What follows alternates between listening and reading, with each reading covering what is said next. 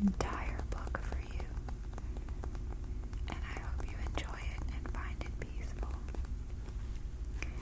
I do want to say that this book may not be particularly popular in the culture we live in today.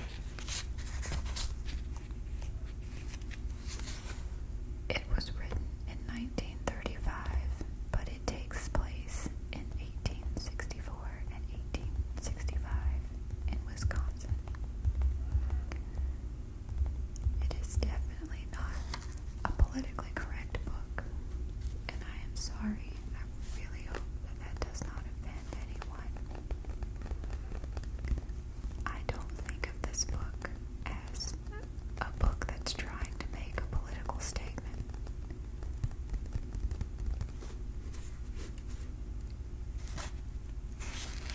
I believe if one listens to the story being told by the young girl Caddie, you will see that while she is the product of an environment that she is growing up in, she has a very independent mind of her own, a very kind heart, very loving and open and accepting of others who are different than her. Kind of think of her as ahead of her time, or of a hero. I want to read the author's note in the beginning of the book. 12 miles south of Menomonee, Wisconsin, there is a pretty wayside park named in honor of Caddie Woodlawn. In it you may picnic or rest, or enter a small gray house and see exactly where Caddie and Tom and Warren once lived. You may follow a trail out to Chimney Bluffs, or go to the river where the little steamer used to dock in the days when the river was higher and when Dunville was a promising town. Now the town has almost disappeared. While Caddie and Tom and Warren were living there, they would have been much surprised to learn that 100 years later, thousands of visitors from 37 states and 6 foreign countries would sign the guest book in the Caddie Woodlawn house in 1 year. They would not have believed a word of that. Caddie Woodlawn was my grandmother. Her real name was Caddie Woodhouse. All of the names in the book, except one, are changed a little bit. The names are partly true, partly made up, just as the facts of the book are mostly true, but have sometimes been slightly changed to make them fit better into the story. The one name that remains unchanged is that of Robert Ireton. I liked the name, and I thought that since hired men often moved from place to place for seasonal work, no one was likely to remember him. But even Robert is remembered today in this part of Wisconsin, and you may go and visit his grave. There was a strong bond of love between my grandmother and me. As soon as I could walk, I used to run away to see her. She was fun to be with, and she always had something interesting to tell me. By the time I was 8, I had lost both of my parents, and I went to live with my grandmother and an unmarried aunt. I had no brothers or sisters. Graham, an aunt, and I were the family, and we lived in northern Idaho in an old-fashioned house on a big town lot. It was almost like a tiny farm with a barn for my pony and room for dogs, cats, chickens, and canary birds. There were so many different kinds of fruit trees, and in cherry season I used to climb up to a comfortable branch and sit reading a book and eating cherries. I was happy, but I was often lonely, and I learned to amuse myself by reading, drawing, writing, and telling myself long, continued stories. The storytelling came naturally because Graham and Aunt had told me so many stories that I thought I knew just how the best ones ought to go. I particularly loved to hear about Graham's pioneer childhood in Wisconsin. Being an only child made me want especially to hear about her many brothers and sisters who lived together in such good nature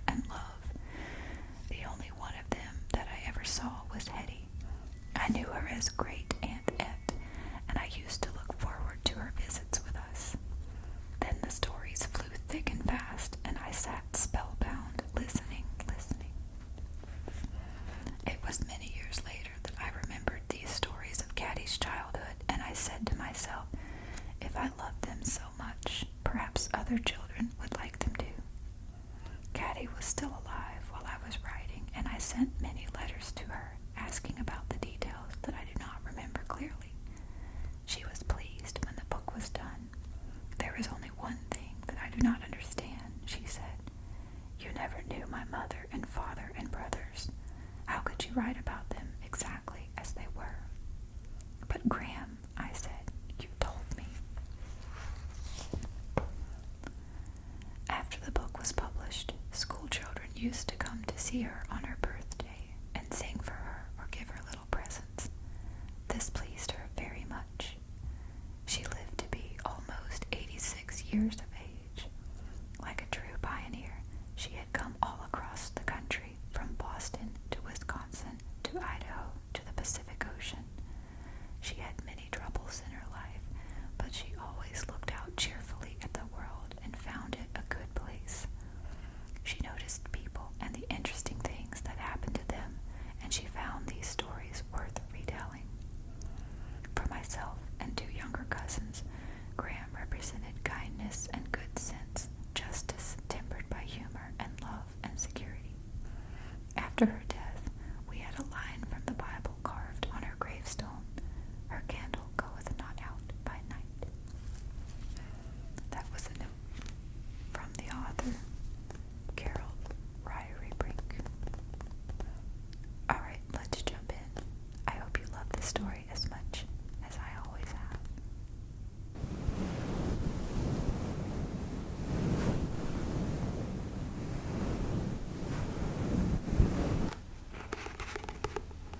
I recently found this book in a little library at my local park, and it's in almost perfect condition. I grew up on books like this, and I really liked to read as a child.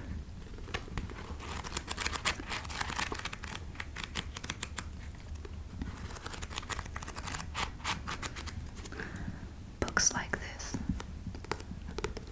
aren't as popular in 2023 as they were when I was growing up, and I understand the reasons behind that. However, I loved to read as a child, and I do credit these types of books with helping me learn to read and expand my imagination. Chapter 1: Three Adventurers. In 1864, Caddie Woodlawn was 11 and as wild a little tomboy as ever ran the woods of western Wisconsin. She was the despair of her mother and of her elder sister, Clara, but her father watched her with a little shine of pride in his eyes, and her brothers accepted her as one of themselves without a question. Indeed, Tom, who was 2 years older, and Warren, who was 2 years younger than Caddie, needed Caddie to link them together into an inseparable trio.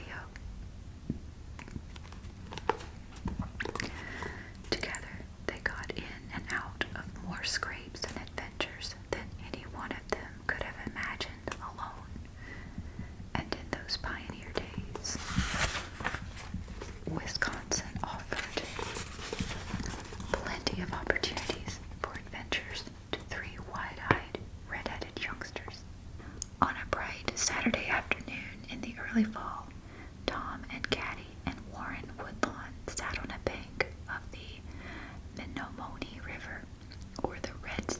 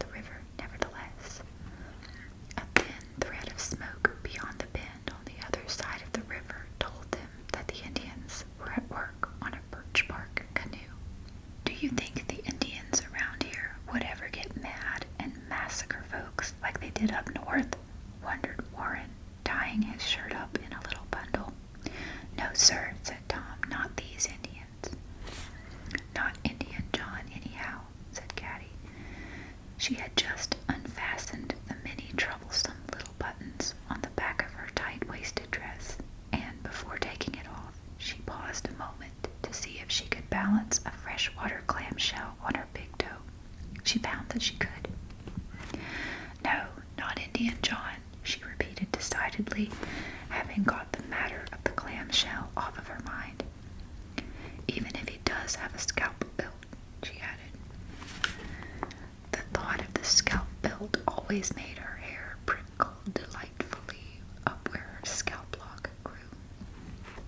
"No," said Tom, "the fellows who spread those massacre stories are just big-mouthed scaredy cats who don't know the Indians, I guess." "Big-mouthed scaredy cats," repeated Warren, admiring Tom's command of language. "Big-mouthed scaredy cats," echoed a piping voice from the bank above. 7-year-old Hetty, who fluttered wistfully on the outer edge of their adventures, filed away Tom's remark in her active brain. It would be useful to tell Mother sometime when Mother was complaining about Tom's language. The three below her paid no attention to Hetty's intrusion. Their red heads, shining in the sunlight, did not even turn in her direction. Hetty's hair was red too, like Father's, but somehow, in spite of her hair, she belonged on the dark-haired side of the family where Mother and Clara and all the safe and tidy virtues were. She poised irresolutely on the bank above the three adventurous ones. If they had only turned around and looked at her, but they were enough in themselves. She could not make up her mind what to do. She wanted to go with them, and yet she wanted just as much to run home and tell Mother and Claire what they were about to do. Hetty was the self-appointed news-bearer of the family. Wild horses could not prevent her from being the first to tell whatever it was that happened. Tom and Caddie and Warren finished undressing, tied their clothes into tight bundles, and stepped out into the river. The water was low after a long, hot summer, but it still looked deep and cold. Hetty shuddered. She had started to undo one shoe, but now she quickly tied it up again. She had made up her mind. She turned around and flew across the fields to tell Mother. Tom knew from experience that he could just keep his chin above the water and touch bottom with his toes across the deep part of the river. It would have been over Caddie's and Warren's heads, but if they held on to Tom and kept their feet paddling, they could just keep their heads above the water. They had done it before. Tom went first with his bundle of clothes balanced on his head. Caddie came next, clutching Tom's shoulder with one hand and holding her bundle of clothes on top of her head with the other. Warren clung to Caddie's shoulder in the same manner, balancing his own clothes with his free hand. They moved slowly and carefully. If Tom lost his footing and fell, they would all go down together and be swept away by the current toward the village below.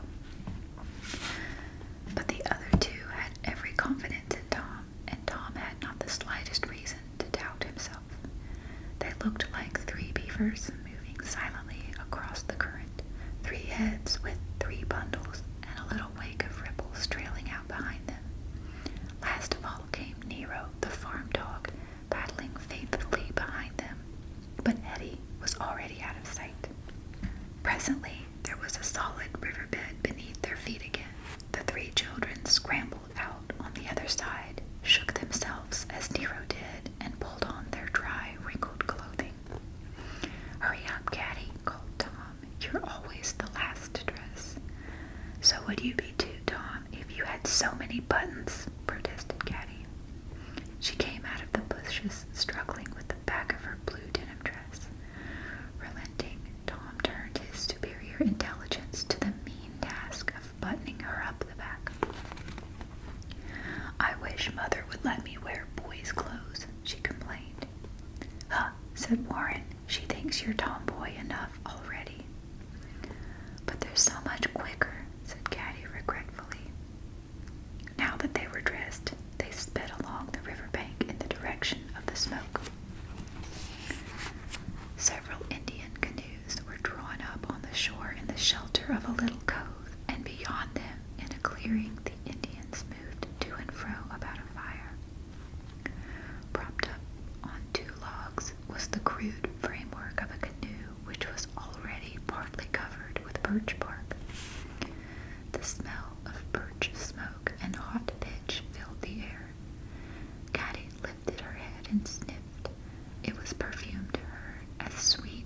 perfume of the clover fields.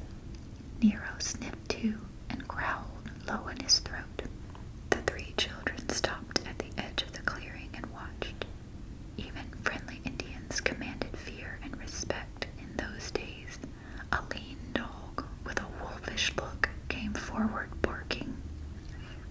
He and Nero circled about each other, little ridges of bristling hair along their spines, their tails wagging suspiciously. Suddenly, the Indian dog left Nero and came toward Caddie. "Look," said Caddie, "it's Indian John's dog."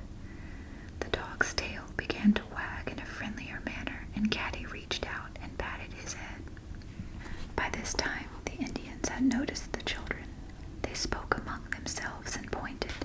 Some of them left their work and came forward.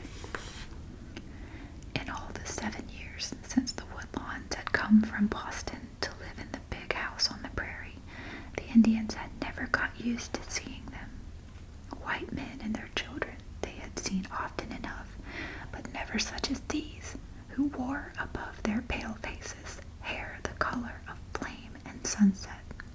During the first year the children spent in Wisconsin, the Indians had come from all the country around to look at them. They had come in groups, crowding into Mrs. Woodlawn's kitchen in their silent moccasins, touching the children's hair and staring. Poor Mrs. Woodlawn, frightened nearly out of her wits, had fed them bread or beans or whatever she had on hand, and they had gone away satisfied. "Johnny, my dear," Mrs. Woodlawn had complained to her husband, "these frightful savages will eat us out of house and home." "Patience, Harriet," said her husband. "We have enough and we have to spare." "But Johnny, the way they look at the children's hair frightens me. They might want a red scalp to hang on their belts." Caddie remembered very vividly the day 3 years before when she had gone unsuspecting into the store in the village. As she went in the door, a big Indian had seized her and held her up in the air while he took a leisurely look at her hair. She had been so frightened that she had not even cried out, but hung there, wriggling in the Indian's firm grasp and gazing desperately about the store for help. The storekeeper had laughed at her, saying in a reassuring voice, "You needn't be afraid, Caddie. He's a good Indian. It's Indian John." That was the strange beginning of a friendship, for a kind of friendship it was that had grown up between Caddie and Indian John. The boys liked Indian John too, but it was at Caddie and her red gold curls that the big Indian looked when he came to the farm, and it was for Caddie that he left bits of oddly carved wood and once a doll, such a funny doll with a tiny head made of a pebble covered with calico, black horsehair braids, calico arms and legs, and a buckskin dress. John's dog knew his master's friends. Caddie had been kind to him, and he accepted her as a friend. He rubbed his head against her now as she patted his rough hair. Indian John left his work on the canoe and came forward. "You like him, dog," he said, greeting. He was flattered when anyone petted his dog. "Yes," said Caddie, "he's a good dog." "Will you let us see how you put the canoe together?" asked Tom eagerly. "You come look," said the Indian. They followed him to the half-finished canoe. Grunting and grinning, the Indians took up their work. They fastened the pliable sheaths of birch bark into place on the light framework, first sewing them together with buckskin thongs, then cementing them with the hot pitch. The children were fascinated. Their own canoe on the lake was an Indian canoe, but it had been hollowed out of a single log. They had seen the birch bark canoes on the river, but had never been so close to the making of one. They were so intent on every detail that time slipped by unheeded. Even the squaws who came up behind them to examine their hair did not take their attention from the building of the canoe. Caddie shook her head impatiently, flicking her curls out of their curious fingers, and went on watching. But after a while, Warren said, "Golly,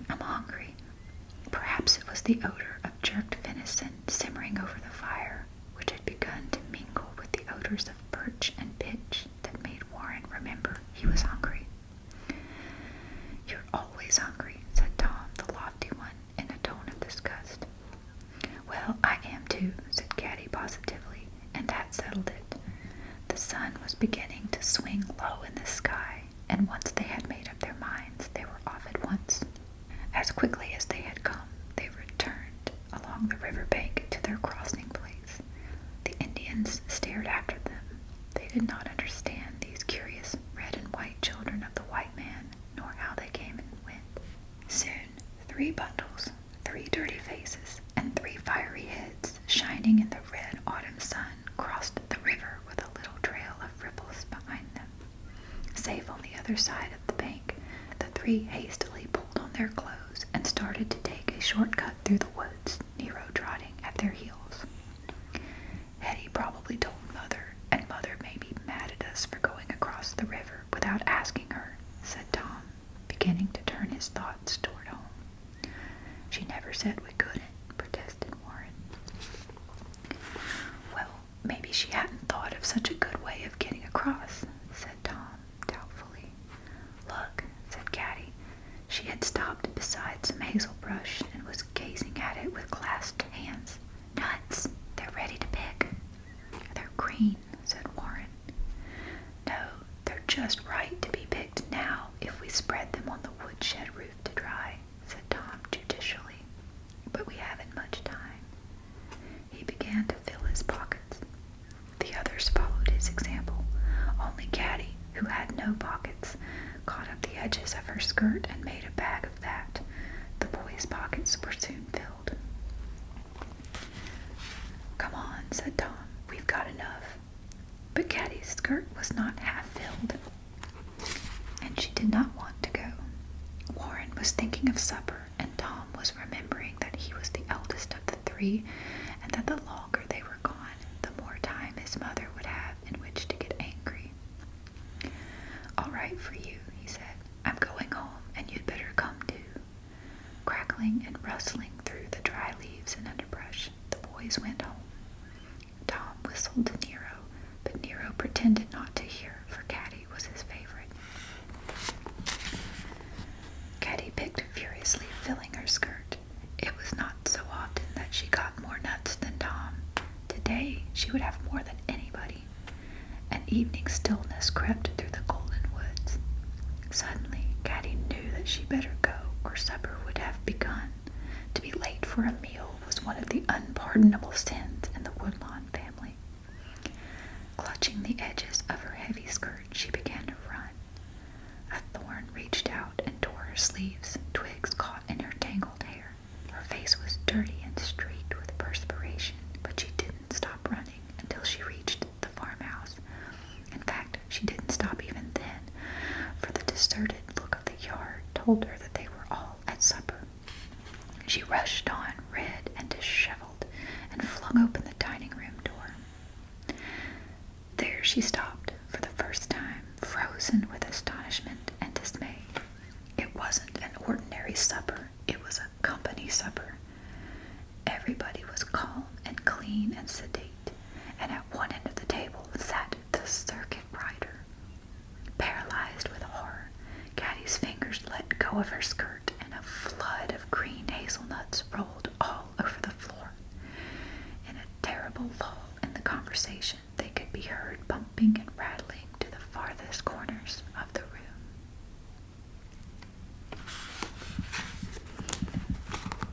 That's the end of Chapter 1. Chapter 2, The Circuit Rider. "How do you do, Caroline Augusta?" said the circuit rider in his deep voice, that voice which filled the schoolhouse with the fervor of his praying.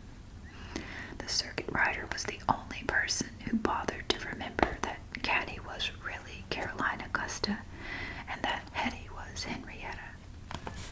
He turned his dark, deep-set eyes on Mrs. Woodlawn, who sat beside him at the end of the long table. "When are you going to begin making a young lady out of this wild Indian, Mrs. Woodlawn?" he inquired. The cameo brooch, which she always wore on Sundays or special occasions, rose and fell on Mrs. Woodlawn's bosom. The cameo earrings trembled in her ears, but she answered in as calm a voice as she could muster. "You must ask my husband that question, Mr. Tanner." "Caddie," said Mr. Woodlawn abruptly, "don't just stand there staring, my child. Get washed up and get to the table." Caddie disappeared in an instant, but as she went, she heard her father saying, "Yes, Mr. Tanner, it is my fault that Caddie is running wild instead of making samplers and dipping candles. I will tell you why." Caddie heard no more, but she knew what father had to say. She loved to hear him say it in his deep, quiet voice. He would be telling how frail she and little Mary had been when they came to Wisconsin from Boston, and how, after little Mary had died, he had begged his wife to let him try an experiment with Caddie. "Harriet," he had said, "I want you to let Caddie run wild with the boys. Don't keep her in the house learning to be a lady. I would rather see her learn to plow than to make samplers, if she can get her health by doing so. I believe it is worth trying. Bring up the other girls as you like, but let me have Caddie." So, for 7 years, Caddie had run the woods with Tom and Warren.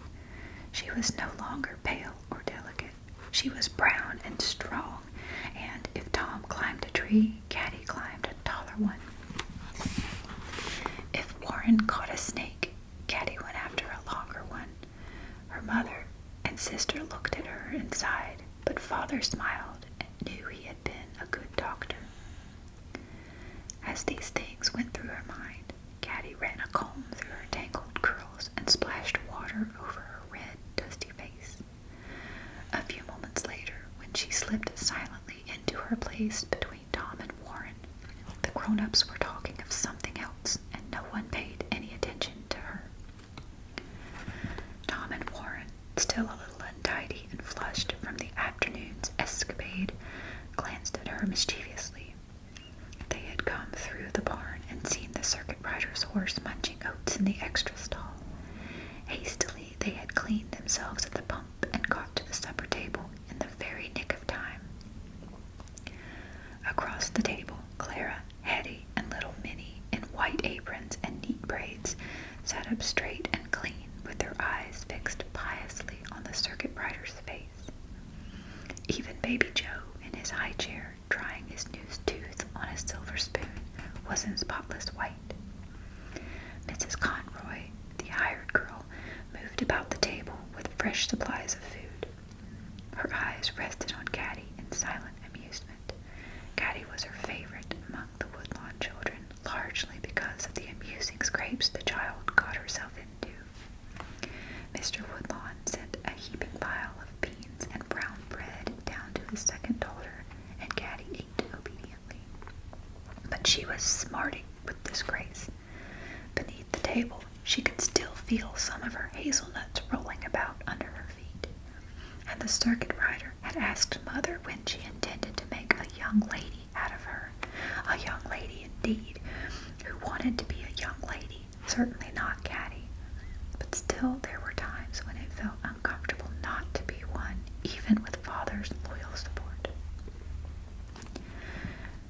They were talking about the Indian massacres now, and, forgetting herself, Caddie began to listen. Nowadays, everyone talked about the Civil War, which seemed far away from Wisconsin, and of the Indian massacres, which seemed uncomfortably near. "It's those Southerners who come north and incite the Indians to rebellion just to make more trouble for the North," said Mrs. Woodlawn decidedly. "Yes," said Mr. Tanner, "I fear that we cannot trust the Indians, even the ones that seem to be friendly." "I don't believe we'll have massacres here, Mr. Tanner," said Father. "I do trust these Indians." "It's true enough that they ought to be loyal to us," cried Mrs. Woodlawn, smiling at her husband. "Goodness knows I've fed them enough victuals, and of course you know how my husband has treated them." "Someone told me you had remodeled the guns of the whole tribe, Woodlawn. Is that possible?" asked the circuit rider.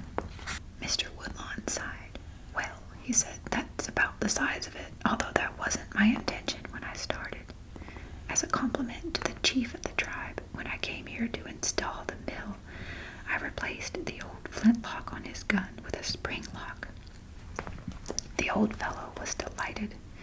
I thought that was the end of the affair, but the next day, when I went to the mill, there was the chief waiting for me with his whole tribe, and every man of them had brought his flintlock gun to have a spring lock put on it. It kept me busy for a week, but the mill company was glad to pay for the locks to ensure the Indians' friendship. We've never regretted it, and I don't think we shall have cause to later. The children loved this familiar story and were sorry when the conversation drifted on to other things. But when Mr. Tanner began to recount his travels and adventures since the last night he had spent under their roof, they were once more enthralled. In those days, the circuit riders, or traveling ministers, served large territories, riding from place to place and holding services in cabins or schoolhouses. Mr. Tanner was one of those. Weathered by sun and rain and snow, he rode from day to day over a parish which covered most of western Wisconsin. Weddings and christenings were put off until his arrival, and sometimes he found newly made graves awaiting his benediction. The settlers always opened their homes to him, and it was a great occasion when they could entertain the circuit rider. Everyone stood in awe of him. He was not only a man of God who could wrestle in a spiritual battle with angels and spirits of evil, but it was once said that there was not a man on his circuit who could show a strength of muscle equal to his. When, in his deep voice, he spoke of punishment for sinners, the little schoolhouse seemed to be filled with the crackling roar of the fires of hell. But when he sat with the Woodlawns at their table, all his sternness fell away. It was perhaps the only place on his circuit where he felt entirely at home. Their home, the largest in the neighborhood, was the one expected to offer him hospitality, but there was another reason why he always stayed there. Mr. Tanner was from Boston, too. He loved the beans and brown bread on Saturday night and the familiar talk of home. For him, as for Mrs. Woodlawn, the real beauty and meaning of life centered in the churches, the bookshops, the lecture rooms of Boston. They shared their bits of news and gossip, and recalled old scenes and events as homesick people love to do. Mr. Woodlawn heard them with quiet amusement. He was entirely happy on the outskirts of civilization. Here he could breathe freely as he had never done in the narrow streets of Boston. His own home had been in England, but he did not speak of the past. The children, all except Clara, who remembered and loved Boston, listened with wide eyes of astonishment, for how could anyone prefer Boston to this enchanting place of adventure, of lake and river and prairie and forest? When the meal was finished, the circuit rider rose and went to his saddlebags, which he had left on the back porch. He dusted them carefully and opened one. He took out first his well-worn Bible for the family prayers which were never forgotten when Mr. Tanner spent the night. Then he took out something else which made Caddie's eyes sparkle with interest. She forgot her embarrassment and came to stand beside him. It was a small clock. "Woodlawn," said the minister, "I've brought you something to repair for me. There is not a soul on the circuit who knows how to tinker a clock like you do." Mr. Woodlawn smiled. His workshop was already full of clocks which people had brought him from miles around. When there was time from his farm and his duties as master mechanic at the mill, he took the neighbors' clocks apart and oiled, mended, or refitted parts to them.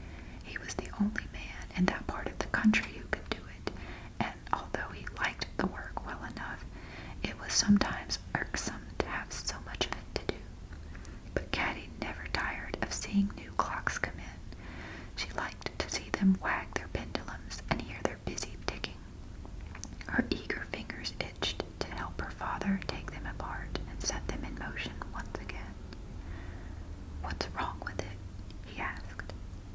The circuit rider hesitated.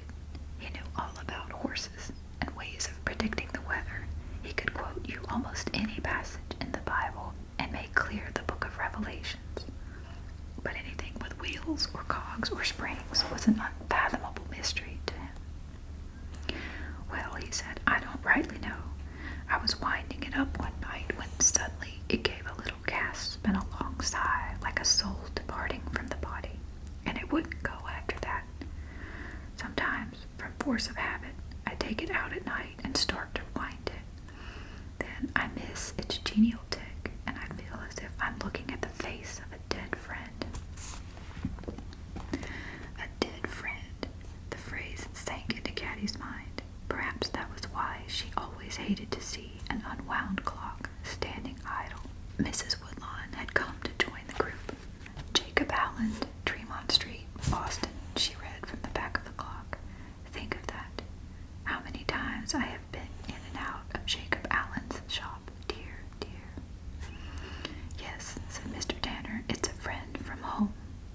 I'll mend it for you tonight, said Mr. Woodlawn. No, no, cried Mr. Tanner hastily. Saturday's sun has gone down. I like to think that the Sabbath has begun.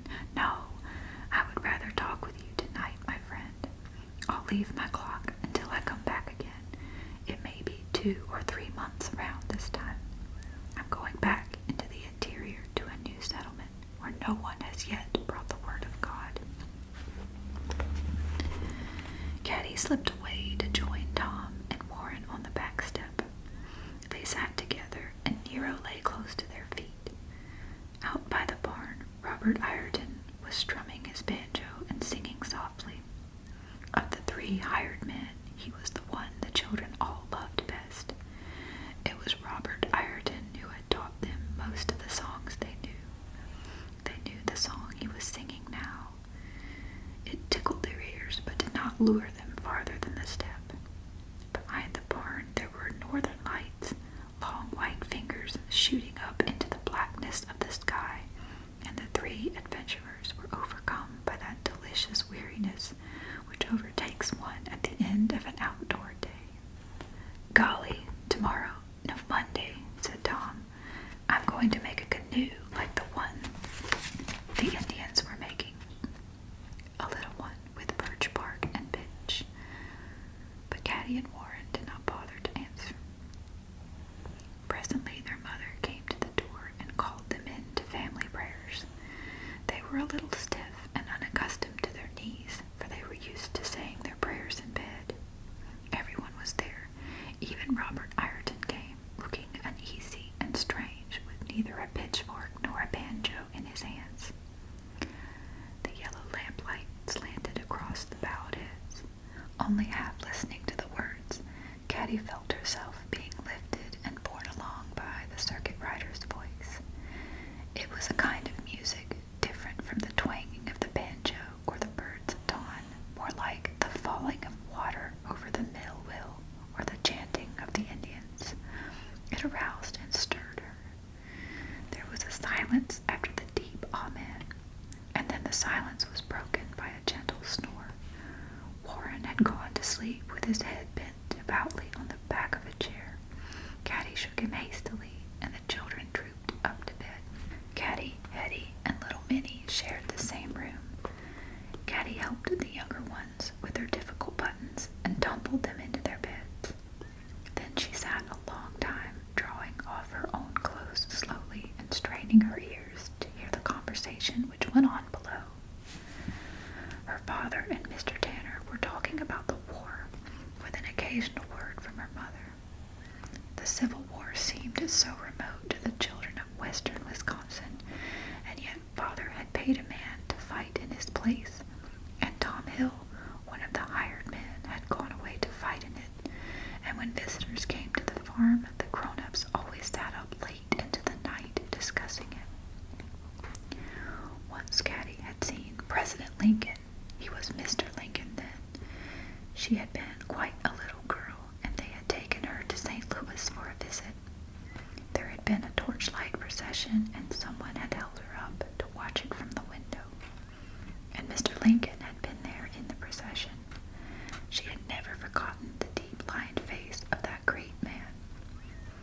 Caddie slipped on her nightgown and crept to the open window where she could hear the voices from below a little more clearly. "If it weren't for my wife and my children," her father was saying, "Englishman and peace lover though I may be, I should be out there fighting for abolition." "That's not the usual English sentiment, Woodlawn," said Mr. Tanner. "The English aristocrats see no wrong in slavery." When he answered, her father's gentle voice was suddenly bitter. "Ah, the English aristocrats," he cried. "I am proud to say that I do not see things from the aristocratic point of view." "Johnny," cried her mother reproachfully, almost warningly, it seemed. His voice fell to a lower key, but it was still vibrant with emotion. "God created all men free and equal," he said, "and men themselves must come to understand that truth at last." Shivering in the chill night air of autumn, Caddie went to bed. She crept in with Hetty, who had made a warm nest for herself and was peacefully asleep. Sometimes Caddie envied Mother and Clara, who were so dark and calm and beautiful, who seemed to find it easy to be clean and good. But tonight her father's words echoed in her ears. She did not quite understand them, nor did she know why Father was so bitter when he spoke about England. She only knew that whatever Father said was true, and that she loved him better than anybody else on earth. She was glad that her hair was rough and red like his. That's the end of chapter 2.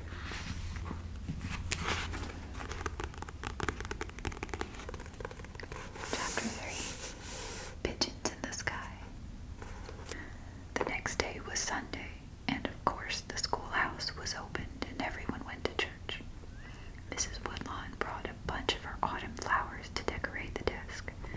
She had driven over early with her husband and Mr. Tanner to open and air the schoolhouse, which had been closed since summer. The children followed on foot. They had a mile to go across a field and along a dusty road.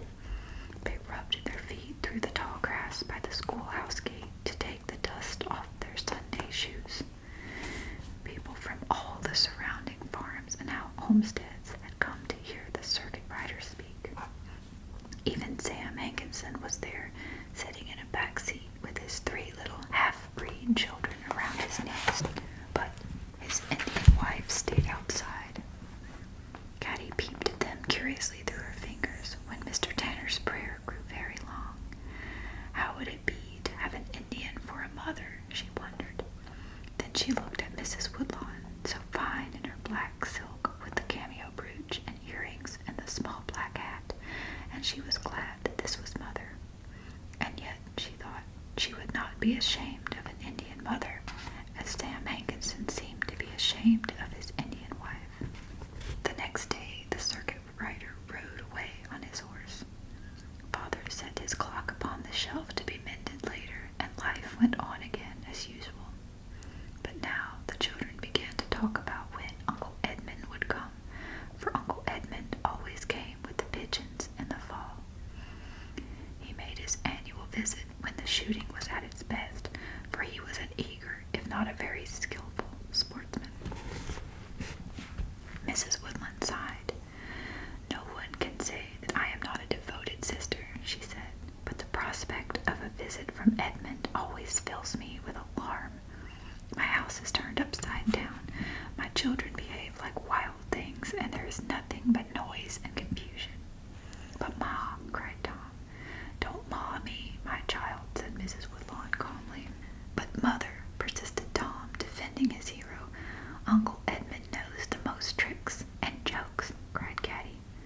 "Remember when he put the hairbrush in Caddie's bed," shouted Warren, "and the time he put a frog in a covered dish on the supper table, and when Mrs. Conroy lifted its cover." "That is enough, Tom," said his mother. "We remember Uncle Edmund's tricks very well, and I've no doubt we'll see more of them."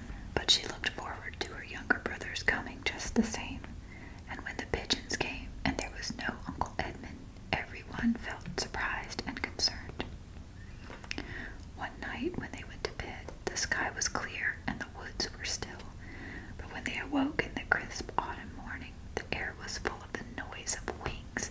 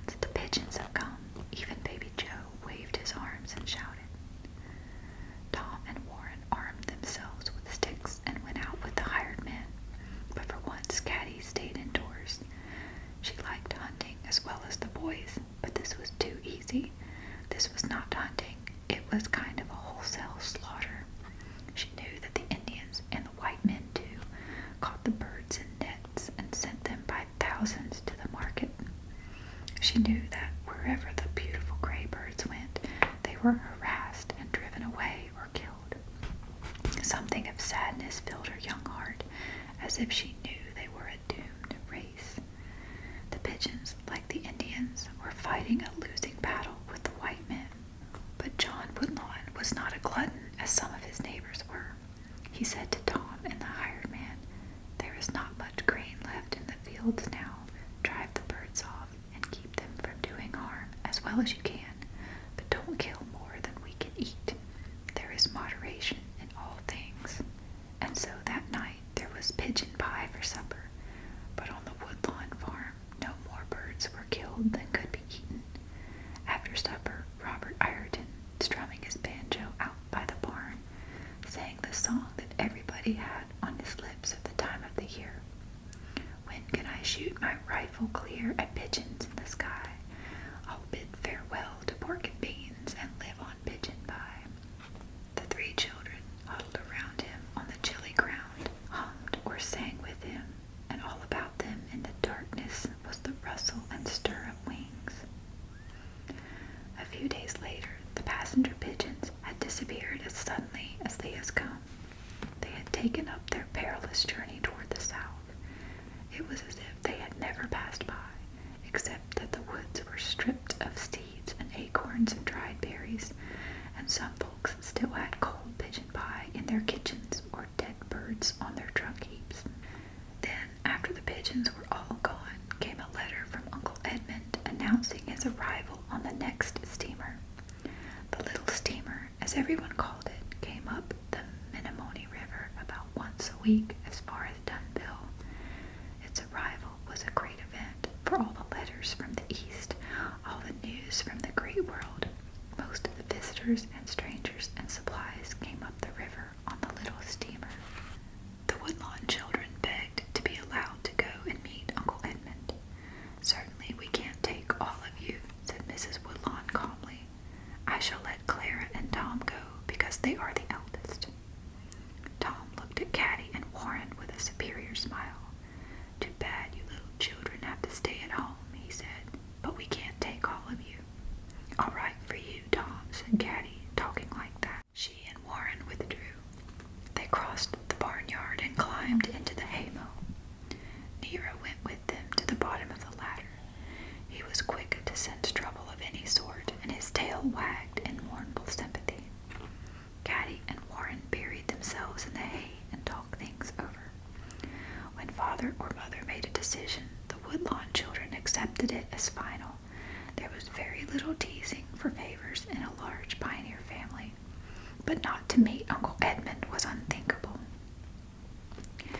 "It's just because they haven't got room for us in the wagon," said Caddie at last. "But if we walked—" "Sure," said Warren, his face brightening, "and let's not tell them we're walking either. Let's save it for a surprise." "Or maybe we could take one of the horses," suggested Caddie. "Pete's the fastest," said Warren. "Better take Betsy. Pete always runs for the low shed behind the barn and scrapes us off." "Sure," said Warren, "we'll take Betsy." When the time came to meet the steamer, Clara and Tom, in their Sunday clothes, climbed into the wagon behind Mr. and Mrs. Woodlawn. Tom was a little sorry for Caddie and Warren, but he couldn't resist a smirk of satisfaction. Only, strangely enough, Caddie and Warren did not seem as depressed over being left behind as they should have been. They stood beside the wagon, grinning like two Cheshire cats. Hetty and little Minnie stood with them, looking properly wistful. The moment the wagon started, Caddie and Warren made a beeline for the barn to get old Betsy and ride across the fields and through the woods. Hetty saw them go, an instant realization of what they were going to do flashed across her mind. Here was something important to tell. "Father, Mother," she shouted, running down the lane behind the wagon. "Stop, stop, Father, Mother." But her voice was lost in the rattle of wheels, and in a cloud of dust, the wagon disappeared. Across the field in the other direction flew Betsy, the black mare, with only a rope and halter, and Caddie and Warren clinging like monkeys to her bareback.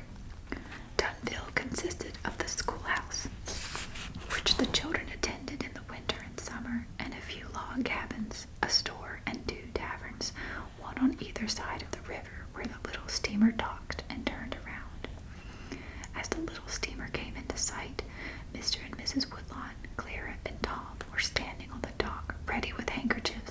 relief at the sight of Uncle Edmund. Yet Uncle Edmund was there. His round face was creased with smiles. His round eyes behind his spectacles twinkled with delight. As soon as his voice could be heard over the sound of churning water, he shouted, "Hello there! Hello, Harriet and John! Hello, Tom and Clara! Hey there, Caddie and Warren! Why don't you come on down?" Caddie and Warren, the Woodlawns on the dock, turned around sharply. There they were, Caddie and Warren, sitting on the bank above, their bare legs dangling, their red heads shining. They grinned sheepishly. "Well, of all things," cried Mrs. Woodlawn, her clear brow darkening ominously. She was going to say a great deal more, but suddenly the little steamer docked with a bump, and she was obliged to catch her husband's arm to keep her balance. Then they were all in Uncle Edmund's large, enthusiastic embrace, even Caddie and Warren. Uncle Edmund was so delighted that they had all come to meet him that nobody could bear to tell him it had not been planned that way. As they were walking up the path from the dock, Uncle Edmund began to fumble in his pocket. "Wait," he said, "I've got a present here for Caddie." Caddie stopped in her tracks, speechless with joy. The others crowded around them. Out of his pocket, Uncle Edmund took a fat little book. Caddie had never felt much need of books, but any sort of present was a rare delight. She took the little book from Uncle Edmund's hands and opened the cover. Whiz! Something long and green flew out at her and fell into the path. Uncle Edmund shouted with laughter, and Caddie laughed too, a little ruefully. She picked up the long green thing which lay in the path. "That's no snake," she said. "It's got a clock spring inside it." "Say, Uncle Edmund," cried Tom, "you ought to know you can't fool Caddie on snakes or clock springs. Try that on Hetty." That's the end of chapter 3. Chapter 4. A Silver Dollar. The next morning, Uncle Edmund got out his gun and oiled and polished it. Then he polished his spectacles, for Uncle Edmund was nearsighted. "Now," he said, "I've missed the pigeons, and that's a great pity, for a nearsighted man can always bring down a nice bag of pigeons. But I must do the best I can. Who will go with me to help me sight my game?" Tom and Warren and Caddie stood beside him in breathless anticipation of this question. Uncle Edmund always asked it, and he always chose one of the three of them to go with him. More than one of them he would never take, for then, he said, they frightened the game away. The three children spoke up with one voice. "I'll go, Uncle Edmund." Uncle Edmund looked them over critically. "Tom, you went last time I was here. You were pretty good, but you let a nice fat squirrel get away, you remember?" "Yeah," said Tom, "but if I'd had the gun, he wouldn't have gotten away." "That's the trouble," said Uncle Edmund regretfully, "and Warren here talks too much. I might as well take a fife and drum corps." "I wouldn't say a word," shouted Warren. "I wouldn't talk a bit. Just listen how quiet I can be." "No," said Uncle Edmund, "I'll always have to fall back on Caddie in the end. I might as well start with her. She's as good as a pointer for showing me the game, and she never tells me how to shoot it or reproaches me when I miss my aim. Come along, Caddie." Caddie opened her mouth to speak. She was going to say, "It's too bad you little children have to stay at home, but of course we can't take all of you." But she closed it again without saying anything. After all, she did hate to see Tom and Warren disappointed, and also she didn't want to find a frog in her bed or a pail of water arranged over her door in such a way as to give her a drenching when she came back. As she trotted along beside Uncle Edmund, she was absolutely happy. It was perfect Indian summer weather. The birch trees were all a-tremble with thinning gold. The oaks and sugar maples were putting on their vivid red and orange hues, and river, lake, and sky were all sublimely blue. Uncle Edmund and Caddie struck across fields and through the woods to the lake. Nero went with them, for although he had not been trained as a hunter, he loved to go hunting, and he had a strong affection for Uncle Edmund. Half drawn up on the shore of the lake were the Woodlawn children's two prized possessions, a homemade raft of small logs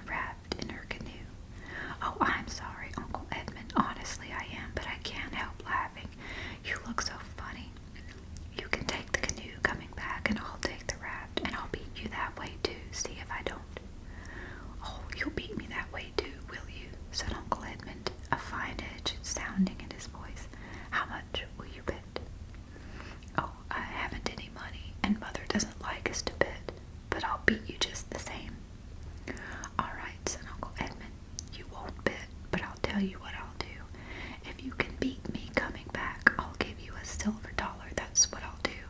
Mind, you take the raft and I take the canoe." "Bully for you," cried Caddie, echoing Tom's favorite expression. She was confident of winning. A silver dollar. The Woodlawn children never had much money to spend, and in those days of wartime greenbacks, a silver dollar was worth nearly 3 times the value of the paper dollar. Caddie was so delighted by Uncle Edmund's generosity that she offered to tow the raft to shore, but Uncle Edmund declined her offer and finally got himself awkwardly to the end of the lake. They beached their craft and started through the woods, but Uncle Edmund had forgotten something. "Wait here a moment, Caddie. I left my game bag back on the raft." "I'll get it, Uncle Edmund." "No, wait here. I'll go myself." Uncle Edmund was gone quite a long time, but at last he returned with the bag. Now they went slowly and quietly, Uncle Edmund peering through his thick glasses at the nearby trees, Caddie's bright eyes searching the more distant places. Nero walked beside them, deeply excited.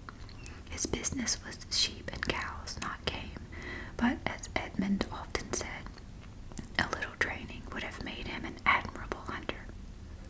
Suddenly Caddie stopped. Her body stiffened. She put a tense hand on Uncle Edmund's arm. "There," she whispered, pointing to the branch of some trees some yards ahead. A squirrel sat there motionless, trying to look the part of the tree. Uncle Edmund followed the direction of her finger with his nearsighted eyes. He raised his gun to his shoulder. Bang! The report reverberated through the trees, shattering the silence into 100 echoes. "I got him!" shouted Uncle Edmund exultantly. "By golly, Caddie, I got him!" Caddie was as delighted as Uncle Edmund. She and Nero raced to retrieve the squirrel for Uncle Edmund's game bag. It was well along in the afternoon when they started back toward the lake. Uncle Edmund was treading on air, for he had 3 squirrels and a brace of partridges, and for a nearsighted man that was a good bag. Caddie's mind returned to the silver dollar she was going to win. "Remember, I'm going to beat you across the lake, Uncle Edmund," she chirped. So you said, agreed Uncle Edmund jovially, chuckling to himself. He sprang into the canoe and pushed off. Caddie thrust the raft into the water and jumped on. Nero sprang on beside her, and Caddie began to pull the raft. She and Tom had handled the raft so often that she knew just how to manage it to the best advantage. A few deft strokes brought her alongside Uncle Edmund, who was hopelessly inefficient even with such a delicate craft as a canoe. But something curious was beginning to happen to the raft. One by one, the logs of which it was built were beginning to float away. Caddie could not believe her eyes. She pulled for dear life, but the faster she pulled, the more quickly the logs fell away from the raft. The space on which she stood grew smaller and smaller. Someone had loosened all the pins which held the raft together. Bit by bit, it was coming apart. "Uncle Edmund!" shouted Caddie, red with surprise and rage. Uncle Edmund lay back in the canoe and laughed. In a flash, Caddie knew why Uncle Edmund had taken so long to fetch his game bag. The logs on which Nero stood came loose, and the old sheepdog plunged into the water and began to swim for shore. There were only 3 or 4 logs left together now, and it took only an instant for them to drift apart. Caddie went down with a great splash, and her shining head disappeared beneath the water like a quenched flame. Presently she came up again, sputtering and blowing, and caught desperately at the nearest log. When she felt its rough surface under her fingers, she stopped struggling and clasped her arms about it. She was used to the feel of water up to her neck, if only she had something to hold on to, but she was angry. It took a good deal to arouse Caddie from her good nature, but every redhead's temper has its limitations, and Caddie's had been reached. Oh, she sputtered, too angry to find any words. Now that Uncle Edmund had had his little joke, he began to be worried. He brought the canoe around and helped Caddie into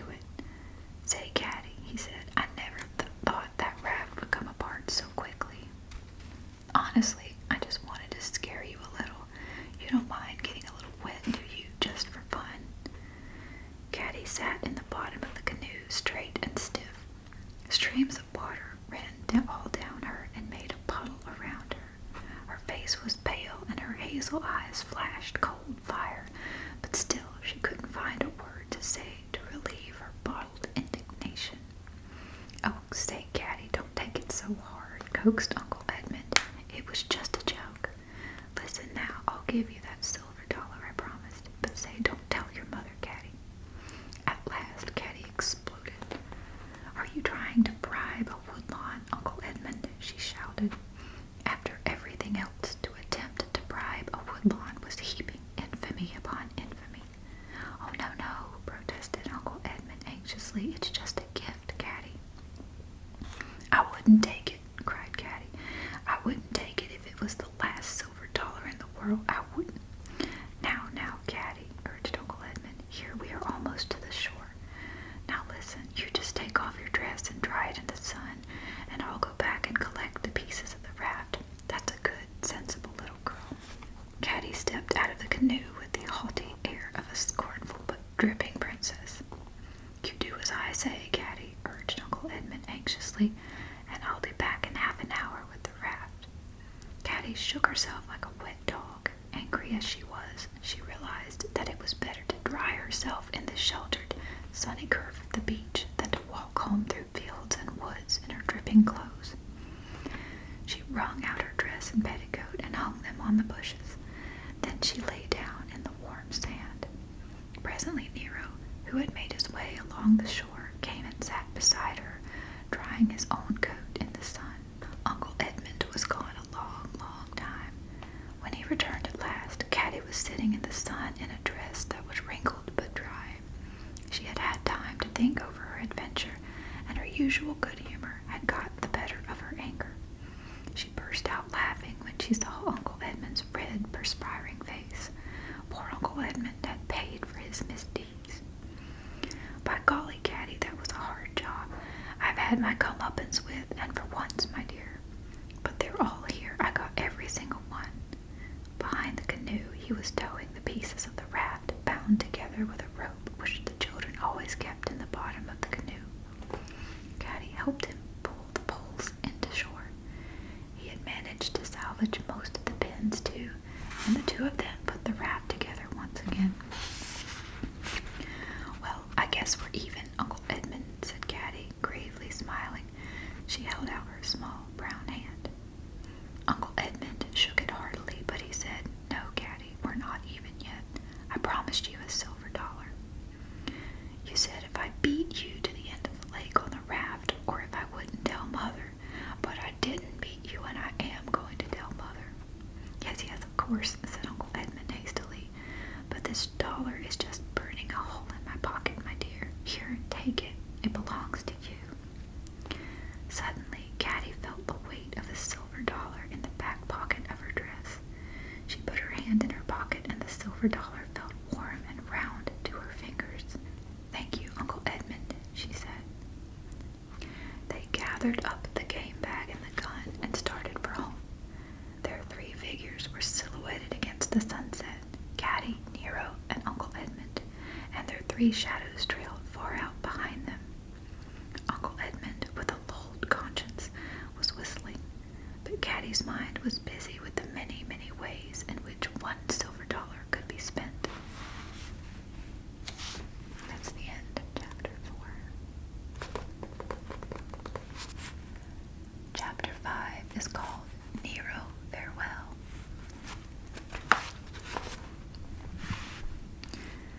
"Say, I'd take a ducking every day in the week and twice on Sunday for a silver dollar," remarked Tom enviously. "Caddie, they've got bully tops in the store at Dunville," added Warren hopefully. Everybody had thought of a splendid way for Caddie to spend her dollar. "You ought to buy yourself some gloves, sister," said Clara. "You've never had proper ones, and your hands look like an Indian's." "Oh, Caddie, get a doll, please do," begged Eddie. "One of those china-headed ones with pink cheeks and blue eyes, and little china boots with high heels." Little Minnie thought that the whole dollar should be spent on striped stick candy, and the boys were all for marbles and tops. "Better keep it until Christmas, my child," advised Mrs. Woodlawn.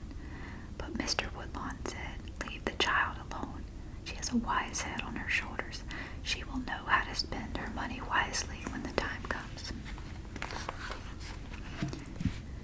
Caddie said nothing, but she put her silver dollar away in the little wooden trinket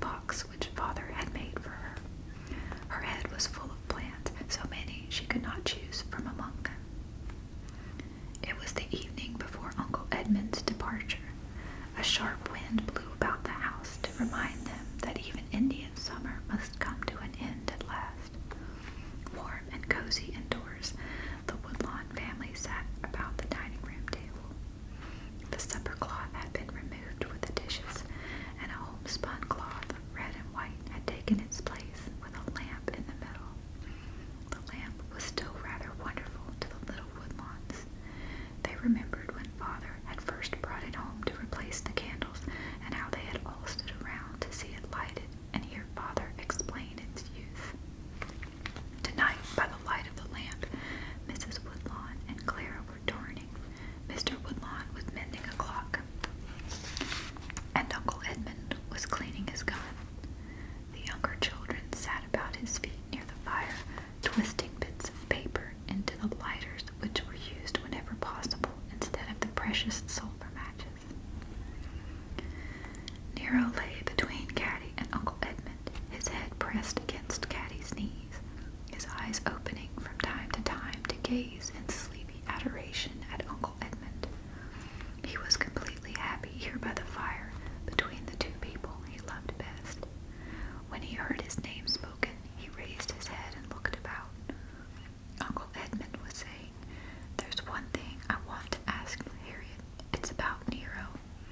Be a good sister and let me take him back to St. Louis with me." Caddie and Tom sat up straight to listen. They stopped twisting lighters, but they said nothing. They knew very well that when a grown-up asked Mother a question, it was not their business to answer it, no matter how much they were interested. "Why, Edmund," said Mother calmly, "whatever would you do with a sheepdog in St. Louis?" "The point is, Nero's too good a dog for sheep. A little training and he'd be a fine bird dog. I know a chap who makes a business of training dogs. Nero would help make me a splendid hunter, and you could easily get a new sheepdog."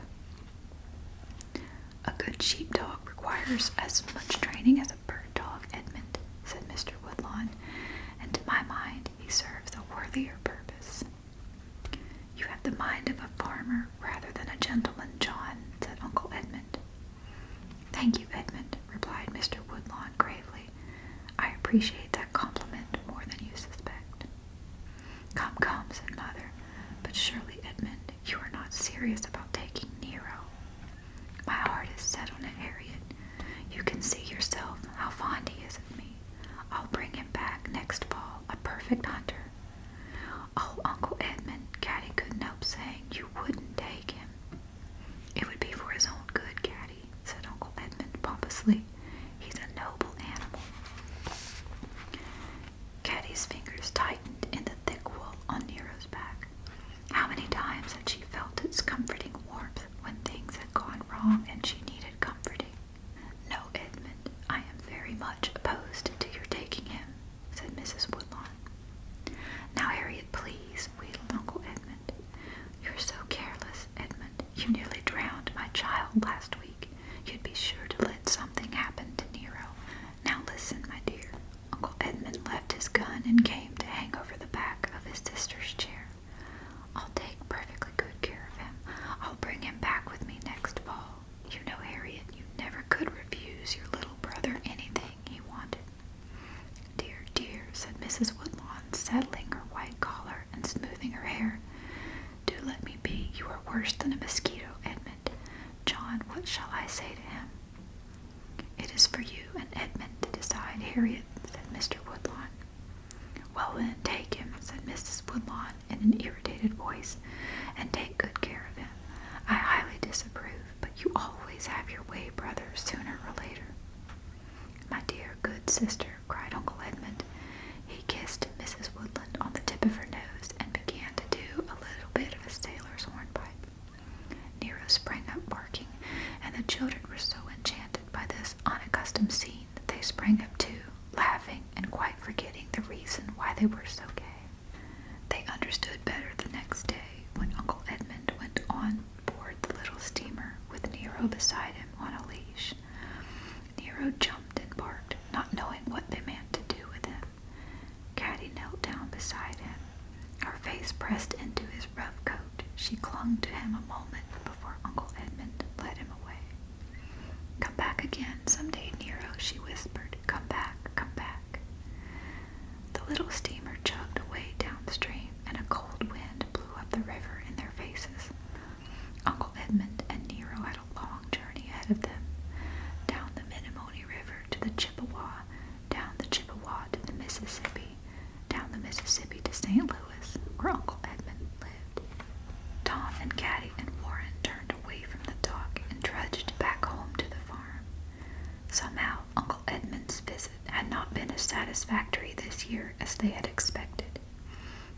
reached home, there was no welcoming bark, no Nero to greet them. But it was too busy a time now to nurse regrets. There were the last wild grapes to pick, and butternuts and hazelnuts to gather. Tom, Caddie, and Warren were the field workers of the family.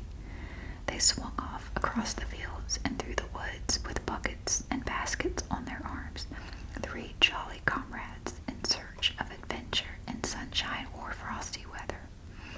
Except for a few nutting expeditions, Clara and Hetty preferred to stay at home and help Mother with the sewing or quilting or jelly making. As the autumn advanced, the cranberries began to ripen in the marshes. Sometimes with a canoe, sometimes on foot, the 3 children pushed into the marshes to fill their buckets. It was dangerous going, for sometimes there was quicksand or quagmire in the marshes, and one must be quick and light of foot to leap from hammock to hammock, choosing the ground which would bear their weight.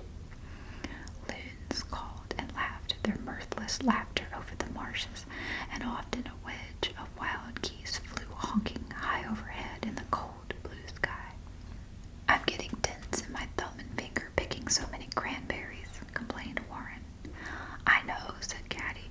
"Every time I close my eyes, I see millions of red berries swimming around." "It's a good year for cranberries and for turkeys, too," said Tom. "I guess Mother will make a lot on her turkeys in market this year." "Father says not. He said folks are too poor this year on account of the war to pay much for Thanksgiving turkeys."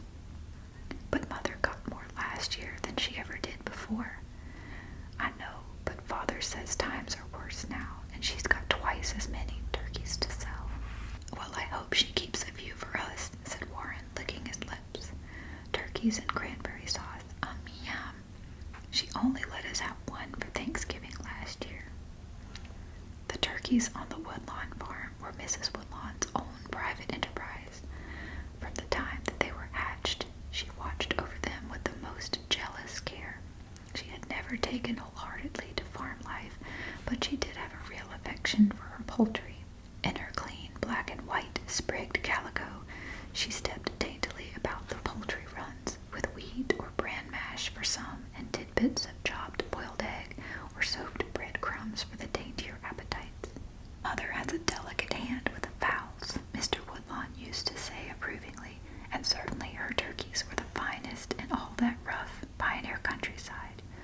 It was always a personal grief to her when a foolish young turkey swallowed a bee and died of a stung throat, and she swelled with a pride almost as great as his own when a fine cock with spread tail feathers strutted by.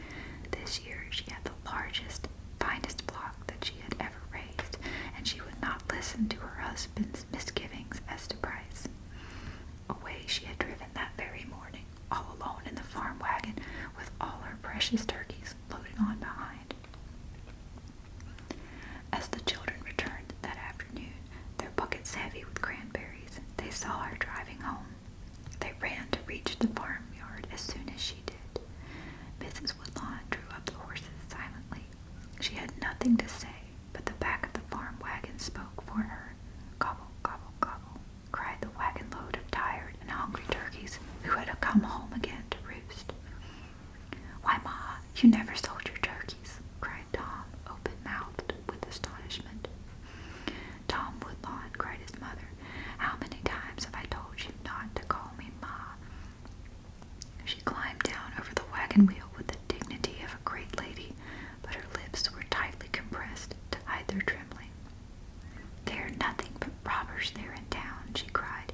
"They wouldn't give me enough for my beautiful birds to pay for rearing them. They said there was no market for them, no market for my birds. Ah, if I had those fine plump fowls in Boston, wouldn't I make a fortune? But out in this barbarous country, all folks want to eat is salt pork. Poor trash, poor trash." She was trembling with anger and excitement. Mr. Woodlawn stood in the barn door smiling quietly. Now he came out and put his arm around his wife. "Better luck next time, Harriet," he said. "Oh, Johnny," she cried and buried her head against his shoulder. "But Mother, what are you going to do with the turkeys if you can't sell them?" persisted Tom. "We are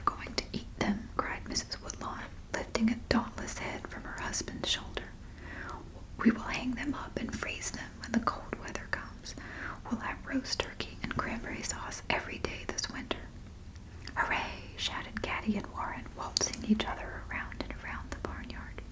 "Hooray!" shouted Tom, imitating Uncle Edmund's hornpipe. "Hooray, hooray!" piped Hetty and little Minnie, running out of the house to hear what all the commotion was about. Mrs. Conroy, who had come out at the first gobble of the returning turkeys, leaned her elbows on the fence and wagged her head. "Faith, then you'll be not so pleased before the winter's over," she said. "Hush, Katie Conroy," cried her mistress.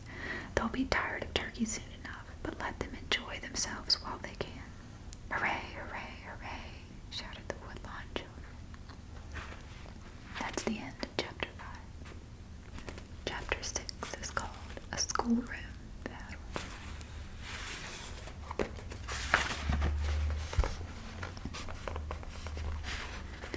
These autumn days were busy ones indoors as well as out. School would soon be starting for the winter, and everyone must have the proper clothing. New dresses and suits must be made, and old ones mended, cleaned, and refitted to the younger children. Katie Hyman's mother came out from the village to make the dresses. She was a clever seamstress, and had only Katie's clothes to make, so she was glad of the extra work which the Woodlawns could give her. Sometimes yellow-haired Katie came with her. Sitting sedately among the billows of brown and blue denim and dotted chalice, and stitching neat seams like her mother's, she looked shyly at the Woodlawn children from under her long lashes. They looked at her with equal embarrassment, such as a quiet, shy little girl who didn't ride horseback and was afraid of boys and cows. They were not scornful of her. They simply could not think of a thing to say to her. Only Tom, to Caddie's great astonishment, once gave her an apple and his best Indian arrowhead. Whoever would have suspected Tom of that? There were always blue and brown denim dresses and suits for everybody. The Sunday clothes were more exciting. They were made of nice, dark woolens, and the girls had ruffly white aprons to wear over them. What fun it was to try things on and turn about before the mirror, while Mrs. Hyman, with her mouth full of pins, begged you to stand still. The boys did not enjoy the trying on so much. In fact, Tom got all red and cross when he had to be tried on with Katie Hyman sitting by. She scarcely looked up at all, but went on stitching with her yellow curls falling down in front of her face. But Tom would stumble over the footstool that held the dish of pins. His hands hung out of the short, tight sleeves of the short, tight jacket like helpless sausages. That year there were wonderful winter coats for the girls. They were made of red and black checked woolen cloth, which had been woven from the wool of their own sheep. To make them even finer, Father laid on the trimming braid himself. By the evening lamplight, when he was not mending clocks, he stitched the braid in place in neat and beautiful designs. So the autumn slipped by, and it was winter. They were glad of the warm winter clothes on the first day of school, for snow had fallen in the night and covered the ground with a thick white blanket. "Why do we have to go to school in the coldest weather?" complained Hetty.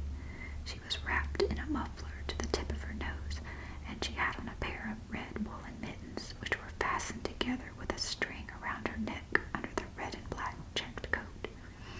She and Caddie and the two boys were walking across the snowy fields together. Clara had finished school last year, and little Minnie would not start until next. "It's because we're too poor to have a teacher to ourselves all the year round," replied Caddie. "The children of Durand have a teacher for spring and fall, and we get her the rest of the time." "And we're lucky too," said Tom. "If I've got to go to school, I'd rather go in the winter when there isn't so much fun outdoors." "How about summer?" chimed Warren. "Well, that's bad," admitted Tom. "But still, I like spring and fall the best for fun." "Anyway," said Caddie, "it's only 2 months in the summer and 3 in winter, and I like school." "I'd like it too if it wasn't for Obadiah Jones," said Eddie. "If I was teacher, I'd make those Joneses boys behave," said Caddie. "Teacher's scared of Obadiah Jones," said Warren. "He's as big as she is, and she doesn't lick him." "I could lick him for her if she'd let me," said Tom. "He needs it." "I'll tell voice. "We'll wash your face in snow if you go bearing tales on Tom," countered Warren and Caddie. Other muffled figures were coming across the field toward the little schoolhouse at Dunville. "Look," shouted Caddie. "There's Maggie and Silas Bunn. Hey, Maggie, wait." And she dashed off to catch her best friend, whom she had only seen once or twice since summer. A column of blue smoke poured out of the schoolhouse chimney. Miss Parker, the teacher, with a shawl over her head and shoulders, stood in the doorway, ringing a bell to hasten the feet of the stragglers. There was a great stamping of snowy feet in the woodshed and all, and a clatter of lunch buckets and voices as the children took off their wraps and hung them on the hooks. The one small room of the schoolhouse was often cold, but today it was hot and filled with smoke from the newly started fire. The boys sat on one side and the girls on the other, about 20 children in all, and often varying in age from 6 to 21. Some were well clothed and mannered, others were almost as wild as the creatures that roamed the woods. Quiet and shy in a corner by themselves were Sam Hankinson's little half-breed children. They watched all that went on with bright black eyes. Caddie settled herself contentedly between Maggie Bunn and Lita Silbernagel, with Jane Flusher just beyond. They were the four inseparables while school kept. Across the aisle the boys shuffled and whistled under their breaths. The teacher had her hands full with the boys of the Dunville school. Some of them were as big as she was, or bigger, and they were used to the rough ways and the crude humor of a pioneer life. Asher and Obadiah Jones were the worst. Great hulking boys who could scarcely get their knees beneath the desk. They came to school not to learn, but to see what fun they could have baiting the teacher. Toward the end of the summer term, they had had things pretty much their own way, and they returned now full of vigor and anticipation. Obadiah had worn his bearskin cap into the schoolroom, and now he stretched his long legs across the aisle and put his feet on Maggie Bunn's desk. "Stop that, Obadiah Jones," cried Maggie. Her almost white pigtails quivered with indignation. Her good-natured blue eyes flashed dangerously. "Who says so?" drawled Obadiah, shoving his wet boots further onto the desk. "I'll tell Miss Parker so I will," cried Maggie. "Tattletale, see if I care. I ain't scared of anybody in this school, not me." "Is that so?" cried Caddie. She half rose in the bench beside Maggie and brought a large ruler down with all her strength across Obadiah's shins. He was so taken by surprise that he yelped with pain and brought his feet to the floor with a bang. Instantly the schoolroom was in an uproar. Obadiah lurched forward and caught hold of Caddie's curls, and Tom and Warren, sensing danger to Caddie, began leaping over benches and desks to get at her tormentor. But if the Woodlawns were clannish, so were the Joneses. Asher threw himself in Tom's way, and the two went down together, rolling and kicking under the desks and benches. Clattering slates and the shrieks of frightened little girls mingled with the shouts of the boys. Miss Parker, who had been calmly ringing the last bell, rushed in to behold her schoolroom in complete disorder. "Boys, girls," she cried, stop at once." The noise began to die away. The shrieking girls and shouting boys slipped into their seats. Tom and Asher ceased pommeling each other and crawled out from under the desks, looking a little ashamed of themselves. But in the middle of the room, Caddie and Obadiah still struggled and fought, Obadiah pulling her curls this way and that, and Caddie getting in a kick on his shins whenever she could. The children looked with awed faces from Miss Parker to the struggling pair. What would Miss Parker do? Her mouth had set in a hard, thin line. "Obadiah Jones, Caroline, Woodlawn, stop at once," she cried, and caught each one by the shoulder with a firm hand. Obadiah shook her off, but at the same time he let go of Caddie's hair, and with a well-directed parting kick, Caddie let him go too. "What is the matter here? Who started this?" cried Miss Parker, her face pale and troubled.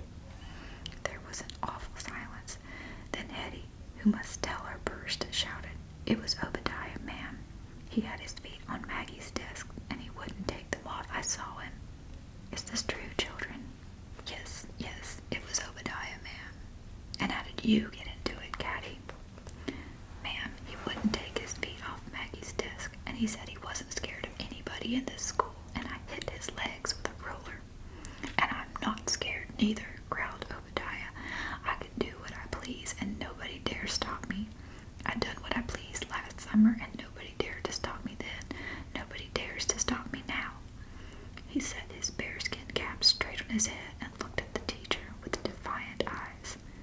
The teacher looked back at Obadiah. She was a small woman, and now she was pale and trembling. It was a breathless moment.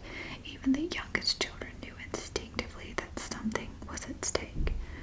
In a moment more, they would find out whether Miss Parker or Obadiah would rule the school this year. Obadiah began to grin, a slow, spreading grin. He pushed back his cap and spat contemptuously on the schoolroom floor. Then something polite and ladylike in Miss Parker snapped. She caught Obadiah by the back of the neck with a suddenness that took him completely off his guard. Down the aisle she marched him to the front of the room. "Obadiah Jones," she cried, "I am going to punish you before the whole school. Stand up and take your medicine." "I'll lick him for you, ma'am," shouted Tom. "No, Tom, keep Asher off and leave the rest to me. It's Obadiah or I now." She whipped out her ruler and laid it sharply across that section of Obadiah's person on which he was accustomed to sitting. For the second time that day he yelped with surprise and pain. He had a slow brain, and he had never really expected to have his authority questioned. When it finally dawned upon him that Teacher dared, he began to struggle, but he was too late. Miss Parker had already tasted the fruits of victory. She dealt him 3 more good smacks, and then with a shake she let him go. "Now, Obadiah," she said, "go to the woodshed. You may either go home and never enter this schoolhouse again, or you may come back in 5 minutes and behave yourself like a gentleman for the rest of the time you are here. Make your choice." "Now, children," said Miss Parker, "start the multiplication tables."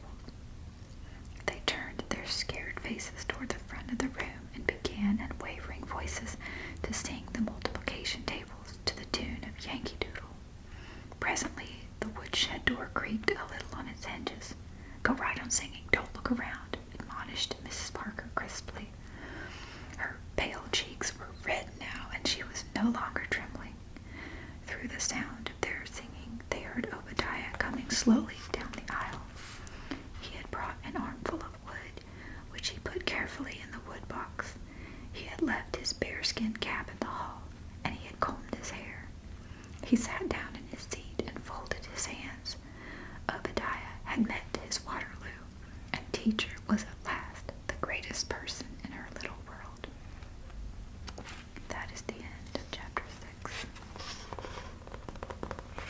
Chapter 7. Attic Magic. The snow continued to fall and drifted high and deep. It was always warm indoors, and there was always turkey to eat. But sometimes out of doors it was too cold, and the drifts were too high for the children to walk to school. Then Robert Ireton hitched old Betsy to the sledge and drove them there, their feet resting on heated stones and wrapped in mufflers to the tips of their noses. The children huddled together to keep warm. The bells on Betsy's harness jingled, the runners creaked and groaned in the dry snow, and sometimes Robert Ireton sang. "Say, Ike, did you ever go into an Irishman's shanty? Sure, it's there where the whiskey is plenty. With his pipe and his gob is Paddy so gay, no king in his palace so happy as he. There's a 3-legged stool and a table to match, and the door of the shanty is hooked with a latch. There's a pig in the sty and a cow in the stable, and sure they are fed of the scraps from the table. The die have confined, but they roam at their ease, and come into the shanty whenever they please. But say, Ike, Paddy's the boy." "Say, Ike, Paddy's the boy," echoed the young Woodlawns at the top of their voices, above the jingle jingling of the bells and the creaking of the runners. Their breath rose in a steamy cloud from their stinging mouths. The people in the village heard them coming and said, "It's them Woodlawn children, bless their souls." After the first tumultuous day, the school had settled into a quiet routine. Obadiah was often sulky, but he was no longer rebellious. Teacher had taught him his lesson, and Asher took his cue from Obadiah. For Caddie, the chief delight of school was the Saturday morning spelling bee. On that day there was a review of the week's worth, and after that they could choose sides for a spell down. Each week the best two spellers who stood out from the rest were allowed to choose their team for the next week. Caddie and Tom both had the sportsman's love of any kind of test of skill, but Caddie was the better speller. She pored over the tattered spelling book with excited concentration, and she was usually the first to toss back her curls and fling up her hand to let teacher know that she was ready to spell. She and Jane Flusher, or Jane's brother Sam, were usually the last one standing at the end of the match, and then it was a fierce struggle to see which of them would go down first. The teacher had to turn to the back of the speller to piccalilli or soliloquize or titillate before either Caddie or the Flushers would be spelled down and have to take a seat in laughing confusion and defeat. As much rivalry entered choosing the teams as in the actual spell downs. The best spellers were promptly snapped up and the worst ones left simmering in their shame until the end of the choosing. Saturday afternoons were free. Sometimes the young Woodlawns went coasting or sleigh riding. Sometimes they all went with Tom to set up traps for muskrats on the ice. Sometimes, and that was the best of all, Father took Tom and Caddie and Warren with him to the mill at Ogal and let them skate on the mill pond. The ice froze there in a smooth sheet over the quiet pond, and only a little clearing of snow was needed to make a good skating. It was one Saturday late in December that Caddie came near drowning for the second time that year. Father had brought them to Ogal for the first skating of the season, and while he was busy in the mill, Caddie and the two boys strapped on their skates and tried the ice. Tom was an expert skater, cutting figure eights and scrolls and spirals in fine profusion over the new ice. Caddie and Warren were ambitious to do as well as Tom, but they could only follow along in awkward imitation of his skill. What they lacked in skill, they tried to make up in daring. "You better be careful of that black ice," called Tom. "It's kind of thin looking." "Who's afraid?" laughed Caddie, and Warren said, "I dare you to see how far you can go, Caddie." "All right," said Caddie, "you can't scare me," and away she went. The black ice began to creak and then to crack, crack, smash. Caddie was in over her head again, but what is only an adventure in a summer lake may be no joke in an ice-covered pond. Warren shrieked his alarm, but there was no time to fetch Father from the mill. Tom saw that only instant action on his part could save Caddie. With cool presence of mind, he made Warren lie down on the ice, and catching hold of Warren's feet, he pushed him out over the thin ice until he could reach Caddie's groping hands. "Hold tight, Warren," he shouted. "I'll pull you both in." And he did. Nobody made much fuss over it. Pioneer children were always having mishaps, but they were expected to know how to use their head in emergencies. But it changed a large part of the winter for Caddie. Father dried her off as best he could in the engine room of the mill, wrapped her in buffalo robes, and drove her home. Mother put her into a steaming wash tub before the kitchen fire, and then to bed with hot stones wrapped in flannel and hot tea made of the dried leaves of wild strawberry plants. But Caddie had caught a bad cold, which kept her in bed for a week and home from school for several weeks after that. Her mother sat on the foot of Caddie's bed the night of the accident with a cup in one hand and a spoon in the other, and shook her head in despair. Exasperation and fond concern struggled on her pretty face. "Caddie, why can't you behave like a young lady?" she sighed. "You'll be the death of me, if not of yourself. Only a few weeks ago Caddie told me about that. And now you've nearly killed yourself skating on thin ice. If it isn't one thing, it's another. I'm sorry, Mother, croaked Caddie hoarsely from the depths of a red flannel bandage. Well, well, sighed Mrs. Woodlawn, it seems to be your nature. What will you have for supper? A little turkey broth? Caddie sighed. Isn't there any bean soup, Mother? No, it's turkey, dear. Well, turkey then. That's a good girl. Go to sleep now. Christmas came and went while Caddie was still recovering. She had intended to spend some of her silver dollar for presents, but it still lay snug and safe in the wooden trinket box because she was not able to take it to the store. They hung their stockings by the fireplace on Christmas Eve, and Santa Claus came down the chimney here in Wisconsin just as he did in Boston and St. Louis. But the apples and nuts which he packed around their toys were strangely like those which they themselves had picked. Mother, said Warren, what are we going to have for Christmas dinner? Mince pie, Warren, said Mrs. Woodlawn brightly. That's good, but I mean, what else? Why, turkeys and cranberries, of course. Folks always have that for Christmas dinner. Warren sighed. I know, but I thought maybe we'd have salt pork or something, just for a change. Now, Warren, you run along and play. There are plenty of folks who would be glad of a good turkey dinner on Christmas. You should count your blessings. After Christmas, Tom and Warren and Hetty went back to school, and the house seemed very empty.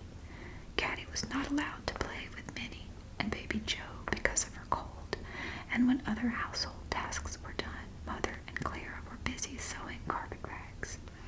Father was at the mill, and Mrs. Conroy did not want to be bothered in her kitchen. Caddie looked at the family Bible and read Tom's dog-eared book of Andersen's fairy tales. She went into the parlor and looked at the Caroline table, which had really belonged to her, although Mother would scarcely let her touch it, for fear she might mar it. It had been made by one of Mother's ancestors for his wife, Caroline, and ever since that time it had come down to the Carolines of the family. Over it hung the silhouette of Great Aunt Kitty, who had been the last Caroline before Caddie. But even a nice little mahogany table, which really belongs to you, isn't much company, and grows tiresome after you've looked at it for a while. Caddie's wandering feet took her upstairs to the attic. Here were old boxes from Boston and a beautiful round-topped trunk lined with colored paper, with pictures of smiling children decorating the various compartments. And on a low shelf was a row of clocks waiting for Father's expert hand to mend them. The attic was drafty, but near the head of the stairs a big brick chimney came up from the kitchen, and there it was warm. Caddie drew some of the boxes over to the chimney and sat with her back against it while she looked through them. Most of the things she had seen often enough. There were too many people in the family to allow old things to accumulate unused. Only two things which she found puzzled and surprised Caddie. She found them in the bottom of one of the boxes, and she knew that she had never seen them before. They were a pair of little red breeches and a pair of small wooden-soled clogs. Surely they had never belonged to Warren or to Tom. For some time they puzzled and excited her. Then she put them away neatly in the box, resolved to ask Mother about them as soon as she went downstairs. Now she turned her attention to the clocks. They had been at the back of her mind all the time. She had been reserving them as a sort of final treat, as she often did with the things she liked the best. She picked them up one by one and shook them to see if they would start ticking. Among the others stood the circuit rider's clock. Caddie remembered what he had said. It was the face of a dead friend. Surely it would soon be time for the circuit rider to return, and Father had not yet started to work upon the clock. How dreadful it would be if the circuit rider should return to find his clock unmended. Caddie turned the clock thoughtfully in her hands. She had seen Father mend so many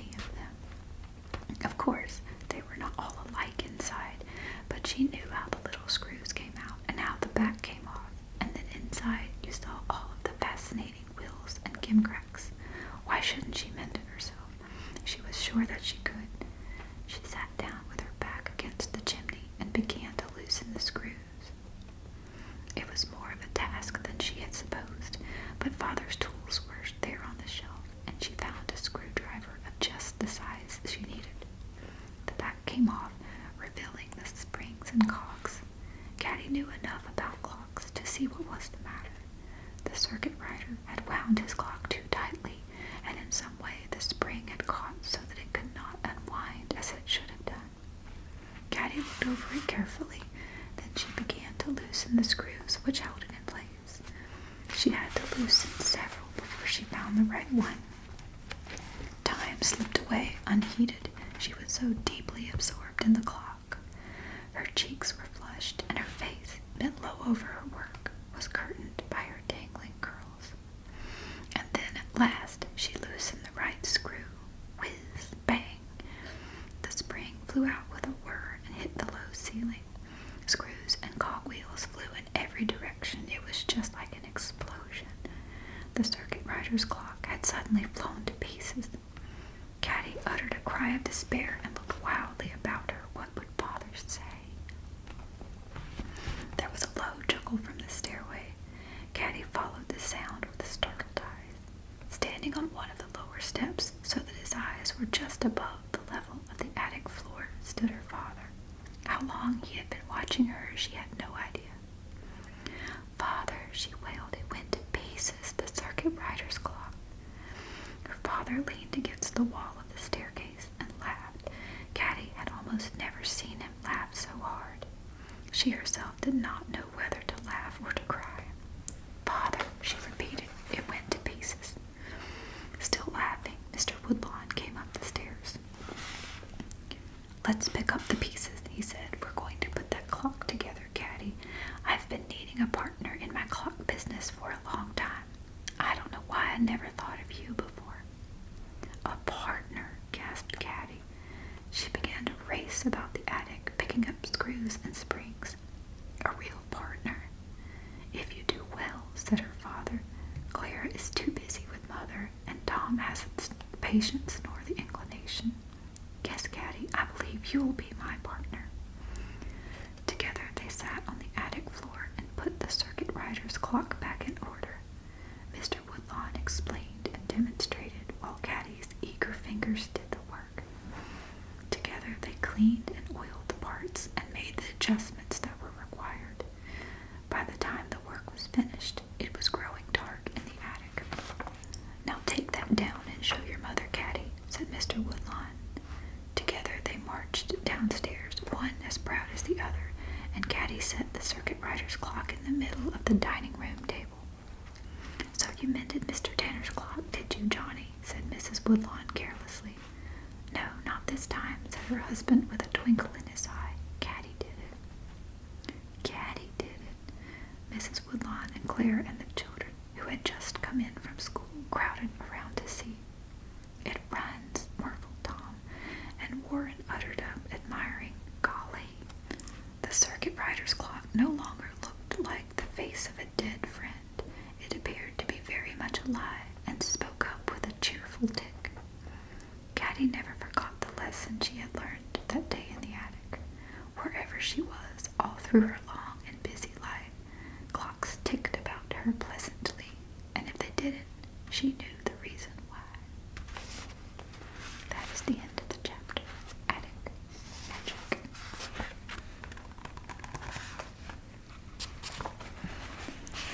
Chapter 8 is called Breeches and Clogs.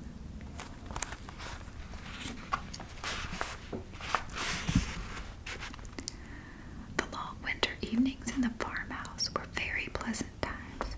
Grouped about the fire and the lamp, the Woodlawns made their own society, nor wanted any better. One evening soon after Caddie's adventure in the attic, they were all gathered together thus. Everyone who belonged was there, except Nero. Caddie missed the faithful head resting against her knee. They were recalling old adventures that they had had, and now Clara was speaking in her gentle voice. "Yes," she said, "it was the first winter we were out here.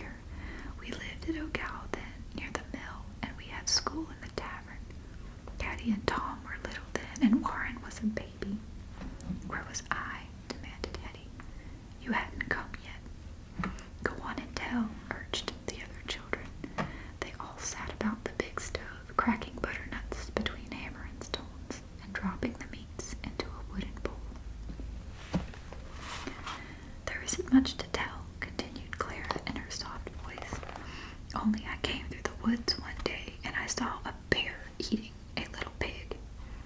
Where did he get it? Asked Warren. From one of the farms, I guess. Were you scared? Asked Teddy. Oh, said Clara, putting her slim hand against her heart. I was so scared. It makes my heart thump just to think of it. I wouldn't have been so scared, boasted Tom. Remember CADDIE when we saw the wolves? Uh-huh, said CADDIE, her mouth full of butternuts. Tell about that, said Warren. I wish I'd been there. Well, one time the cows got into the swamp, and CADDIE and I went after them to bring them home, and right in the swamp we met a wolf. Did he bite you? Asked little Minnie breathlessly. No, he just stood and looked at us, and we looked at him. I'd have shot him or hit him with a rock, said Warren. You hold your tongue, Warren, said Tom. I guess you'd have done the same as us if you'd been there. I don't know what would have happened next if two big hounds hadn't come along and chased him away. Oh, you're making that up, said Warren, who was always skeptical of any adventures which Tom and CADDIE had without him. No, honest, said Tom. CADDIE will tell you the same thing. The hounds were after him, and that's why he acted so funny. They belonged to a man down the river. Robert Ireton can tell a better one than that, said Warren. He said there was a fiddler coming home through the woods late one night from a dance, and a pack of wolves took after him. He knew he couldn't get away from them, so he stopped and played his fiddle to them, and they all went away and let him go home in peace. I know, said Tom. It's true, too. Robert had it from a man who married the fiddler's sister. Mr. Woodlawn smiled at his wife and said, Ireton knows how to tell a good story as well as sing a good song, I see. CADDIE had been listening to the stories in silence. Now she suddenly jumped up, shaking the nutshells from her apron into the wood basket. Without a word, she caught up one of the candles which burned on a side table and ran upstairs to the attic.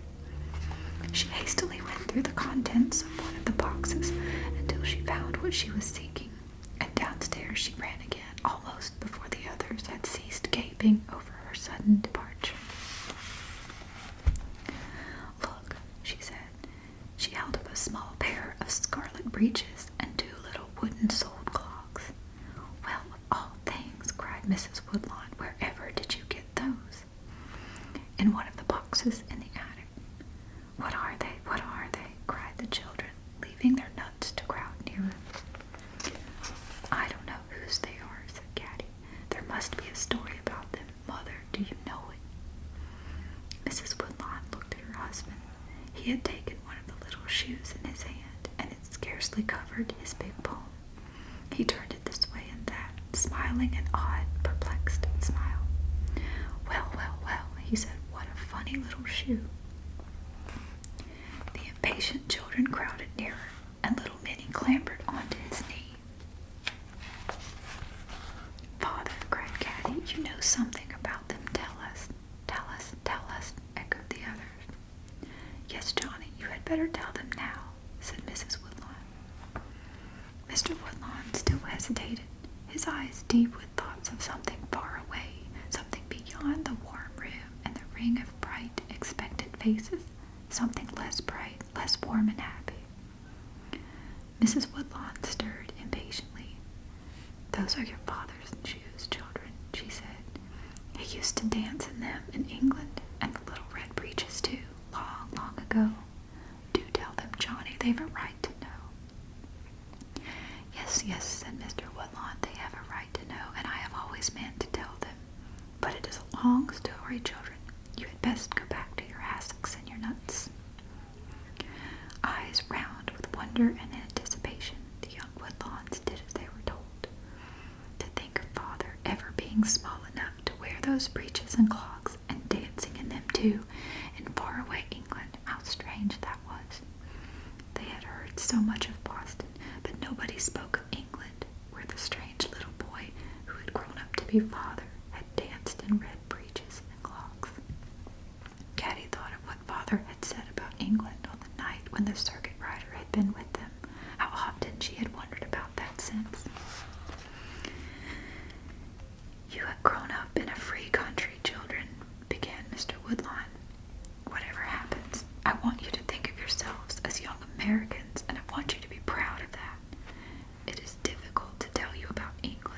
because there all men are not free to pursue their own lives in their own ways. Some men live like princes, while other men must beg for the very crusts that keep them alive. And your father's father was one of those who live like princes, children, cried Mrs. Woodlawn proudly. My father was the second son in a proud old family, said Mr. Woodlawn. He set the clock he was mending beside him on the table, and his hands, unaccustomed to idleness, rested awkwardly on his knees. My father's father was a lord of England, and the lands he owned rolled over hills and valleys and through woods. Bigger than ours? Wondered Hetty. Many times, yes, many, many times. There was a great stone house with towers and turrets and a moat with swans, and there were peacocks on the lawn. Peacocks, cried Clara, clasping her hands. Yes, said the father gravely. I saw them once when I was a little boy. My mother held me by the hand, and I stood on tiptoe to look between the bars of the great gate, and there they were, a dozen of them, stepping daintily with arched necks, and spreading or trailing their great tails upon the grass. But father, said Caddie, why were you outside? Well, may you ask that question, Caddie, cried Mrs. Woodlawn. Her ears trembled with her indignation.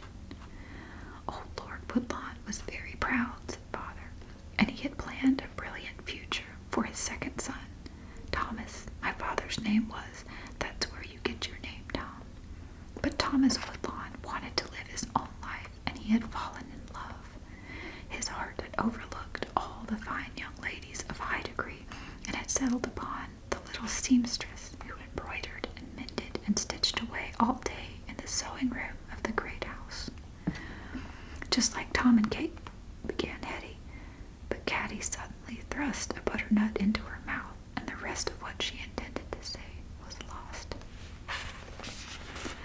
I cannot blame him for falling in love, said father. That little seamstress was very beautiful and sweet. She was my mother. They were married secretly, and then they went to old Lord Woodlawn and told him. They thought he would forgive them after it was done and past repair, but they hadn't reckoned on the old man's stubbornness and wounded pride.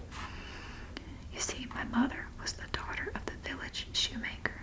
God knows the old shoemaker earned an honest living and lived an upright life, but to my grandfather Woodlawn's notion anything connected with such a trade was low and shameful. How funny, said Caddie, if he was a good shoemaker. The old lord was beside himself with anger. He ordered father to forsake his bride, but that my father would not do, so the old man turned them out together. Never come back, he told my father. You are no longer my son. If my father had been the eldest son, the laws of England would have restored his position to him at the death of the old lord. But a disinherited second son has nothing to look forward to, so now he found himself penniless and with a wife to support. But I don't understand, said Caddie. No, my dear, said her father, it is hard to understand an old man's selfish pride. He had planned his son's life, and he could not endure to have his plans lightly set aside. He might have taken my father back if father had forsaken mother, but that was not my father's way. And so the two young things went out into the world to make a living for themselves. My father had been trained to ride a horse to hounds, to read a little Latin, and to grace a drawing room, but he knew no more about any useful trade than Baby Joe. There was one thing he could do, however. He had always had some skill at drawing and painting, and as a boy, his father had humored him by letting him have lessons in the art. Now he found that he could get occasional work by painting panels and murals in taverns and public houses. It was a sorry come down for the son of a nobleman. Sometimes they paid him only in food and lodging, and he and his wife were obliged to stay there, eating and sleeping out his earnings. Truly, they were glad enough to have a roof over their heads and something in their stomachs, I imagine. I myself remember the long walks and the slim dinners sometimes nights spent under a hammock when we could not find the tavern which wanted decorating. Poor father, cried Caddie. But worse was to come, said Mr. Woodlawn slowly. The tramping about, the worry and hunger and cold were too much for my father, who did not have the peasant hardiness of my mother and me. I was about 10 years old when he died, and I was a little lad who looked scarce half my years. And what did you do then? Breathed the little Woodlawns anxiously. My mother had no money to take us home again. And what could she have expected for us if she had gone? The old lord was not likely to forgive her after his son was dead, and the shoemaker was as annoyed with his daughter for marrying out of her class as the old lord himself. And then my mother had her own amount of pride. In those days, the worst vice in England was pride, I guess, the worst vice of all, because folks thought it was a virtue. But father, what about the clocks and breeches? Asked Caddie. Have patience, said Mrs. Woodlawn. He'll get to them presently. My mother earned what she could as a seamstress, but that was not enough.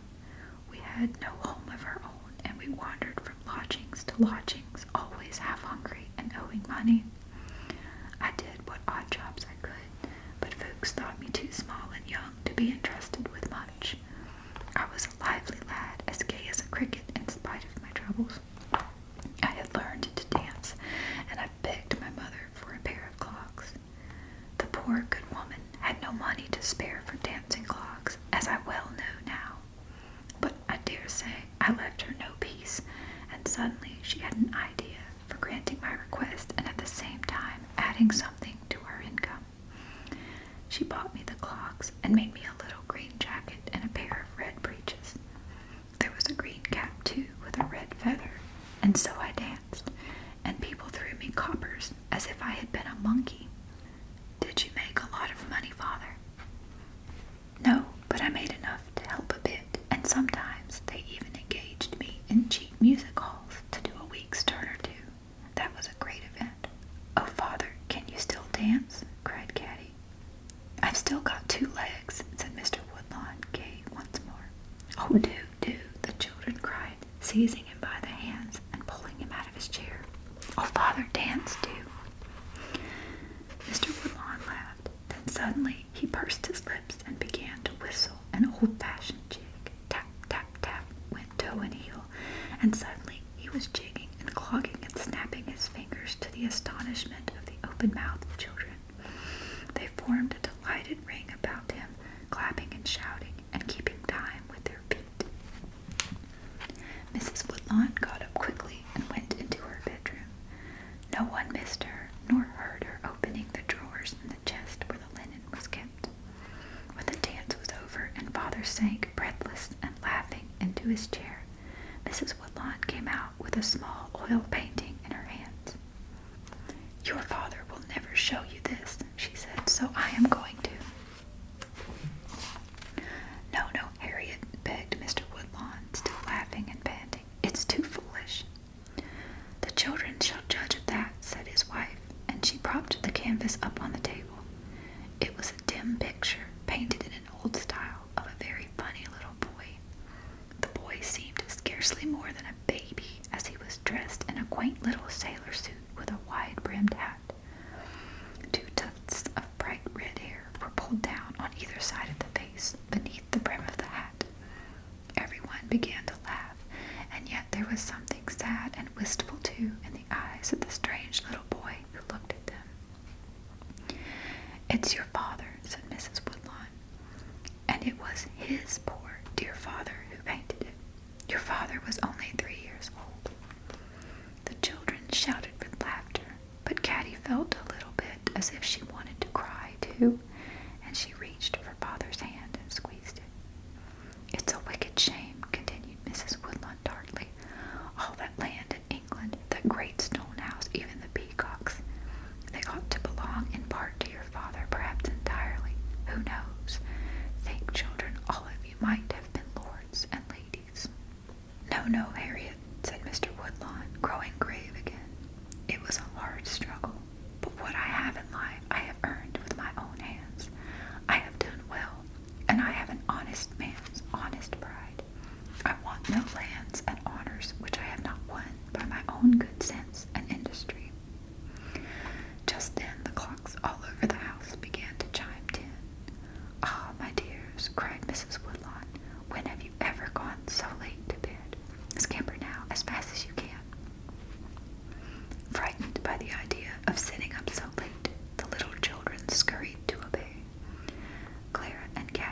more slowly upstairs together.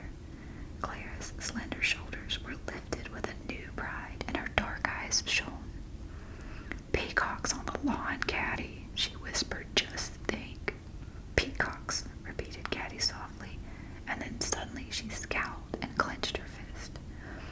For she was seeing the peacocks through a great barred gate, with a funny little boy in a sailor suit and a wide-brimmed hat, whose wistful eyes looked sadly out between his odd tufts of red hair. That's the end of chapter 8.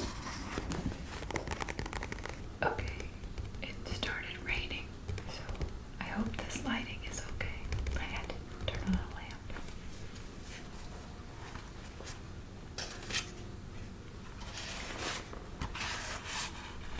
This is chapter 9. The rose is red.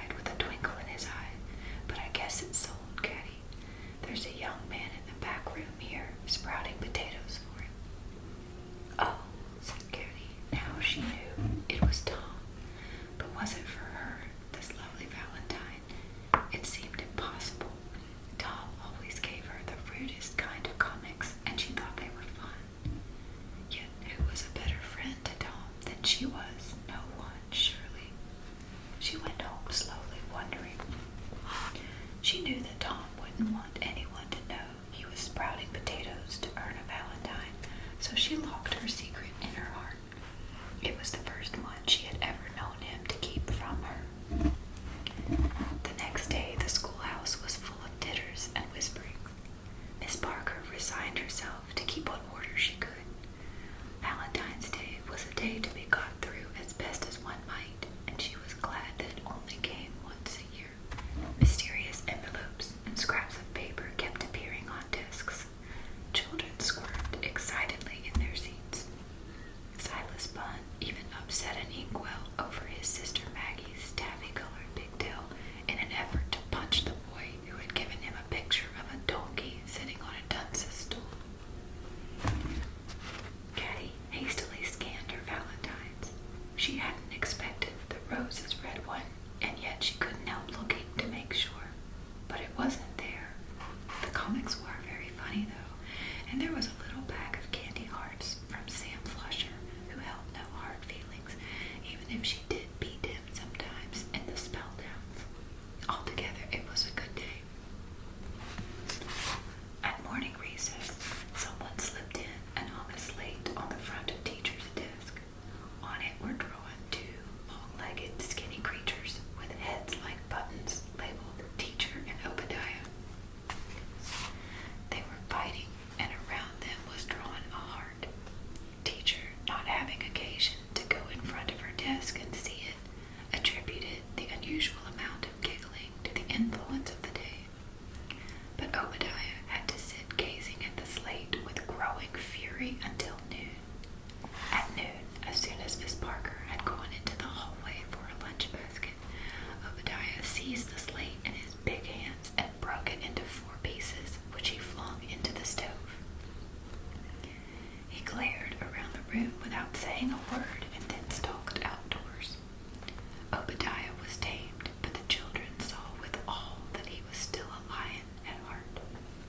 Still, the roses red valentine did not appear, and Caddie began to wonder if Tom had got tired of sprouting potatoes before it was won. Then, when they came in from afternoon recess, she saw it, lying in a square white envelope on Katie Hyman's desk. Surely she had known it would be there all this time. Katie saw it too, and blushed and shook her curls over her face.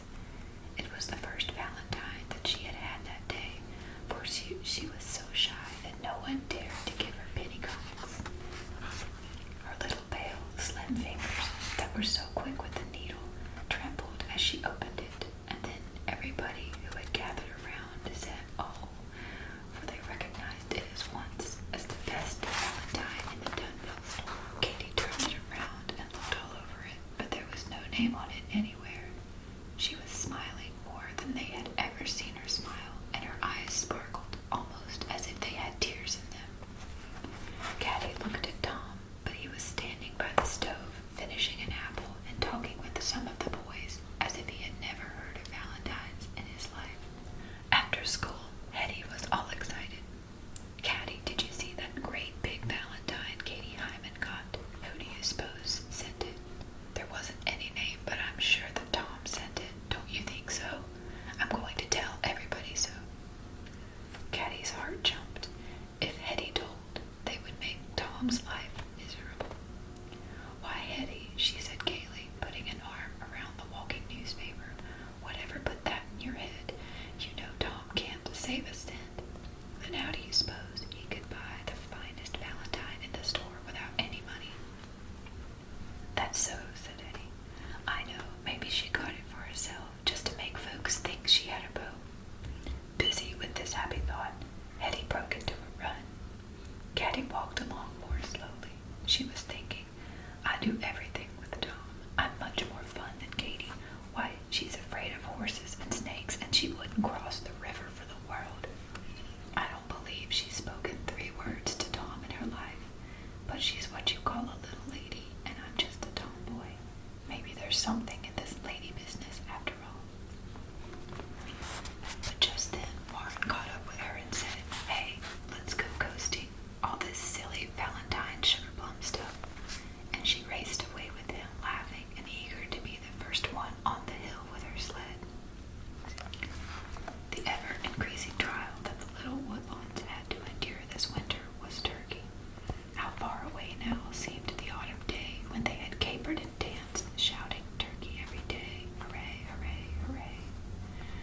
when the school lunches were being packed, one of the boys was sure to appear and say, Mother, what are we going to have in our bread today? Sometimes Mrs. Woodlawn said brown sugar or jelly, but usually the answer was cold turkey, dear. Oh, that. There's nothing nicer than turkey on bread, my child. Think of all the poor children who would be glad of a nice turkey sandwich. Tom and Caddie and Warren had often thought of those poor children who had no turkey. Secretly, they envied them. One can endure beef every day, or even salt pork. One eats it mechanically without thinking, but not turkey. No matter how disguised with onions or cabbage or sage dressing, turkey is always turkey. One day, Tom made a valuable discovery. The little half-breed Hankinsons brought buckets of parched corn to school for lunch. Now that they were tired of turkey, there was nothing the Woodlawns liked better than parched corn. Undoubtedly, Tom said, the Hankinsons were the poor children Mother meant, who would be glad of a nice turkey sandwich. The little Hankinsons looked hungrily at the beautiful slices of white bread, which were the pride of Mother and Mrs. Conroy. They sniffed at the delicate aroma of roast turkey. Upon Tom's advice, Caddie made the first advances. How would you like a piece of white bread and some turkey, Gussie? She said to the eldest boy, holding out a sandwich temptingly. Gussie's black eyes sparkled in his brown face. In all his 9 years, he had never been offered a piece of white bread with turkey in it. Jerked venison they had at home, and salt pork, but his mother cooked as the Indians did, and his father was too indolent to try to teach her the white man's way of preparing food. The two little brothers crowded close to Gussie, and the youngest one held out his hand. You give us parched corn, said Caddie. We give you turkey bread. We do, said Gussie, and the 3 little Hankinsons ran to get their pails of parched corn. After that, it was easily arranged. Whenever the Woodlawns had turkey in their lunch, they traded buckets with the Hankinsons, and everyone was happy.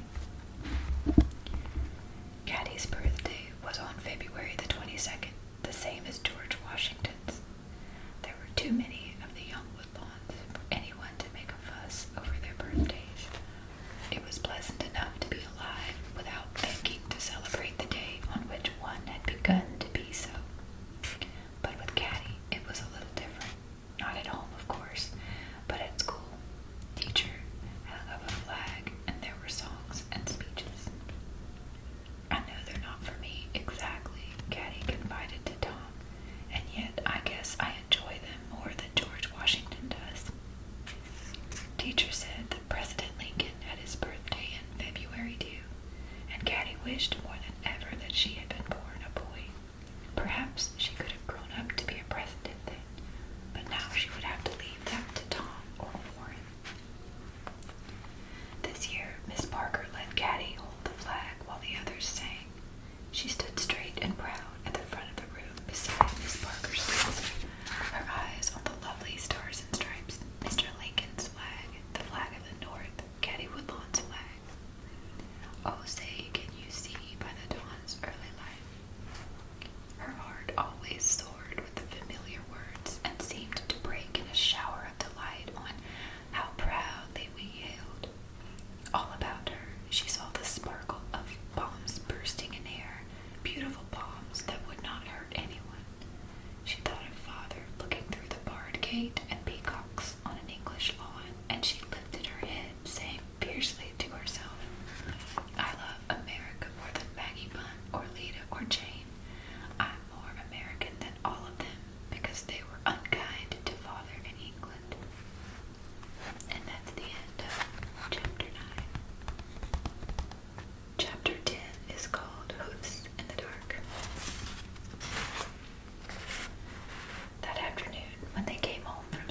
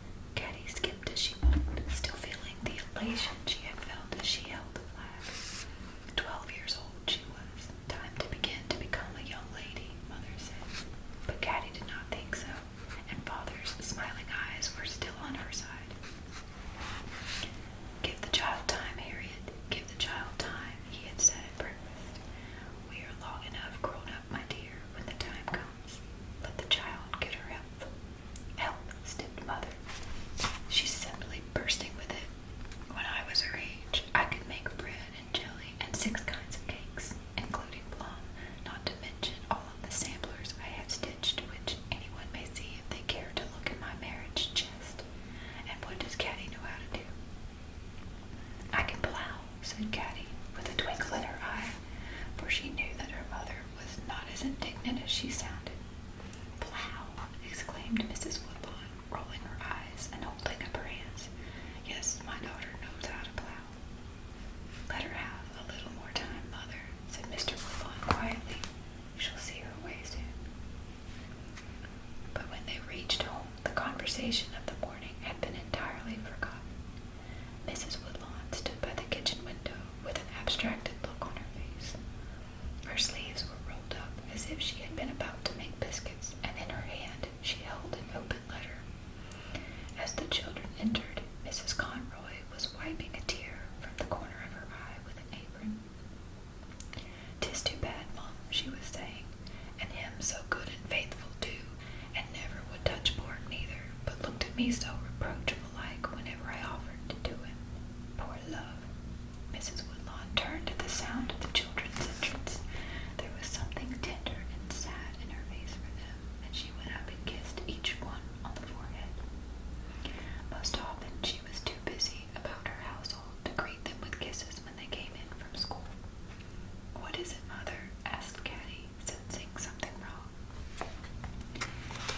"It's a letter from Uncle Edmund, Caddie," replied her mother slowly. "I must tell you, children, that I was wrong to let Edmund take Nero. I knew it at the time, but I let him persuade me. Mother, Uncle Edmund says that Nero is lost, that he was very unhappy in the city, and that he has run away." There was a little catch in her usually calm, crisp voice. She held out the letter. "Nero won't come back next fall with Uncle Edmund," cried Tom, unable to accept this news. "No, Tom, Nero is lost," repeated Mother. Caddie snatched the letter and read. It was all as Mother said. "Terribly sorry, Harriet," the letter said.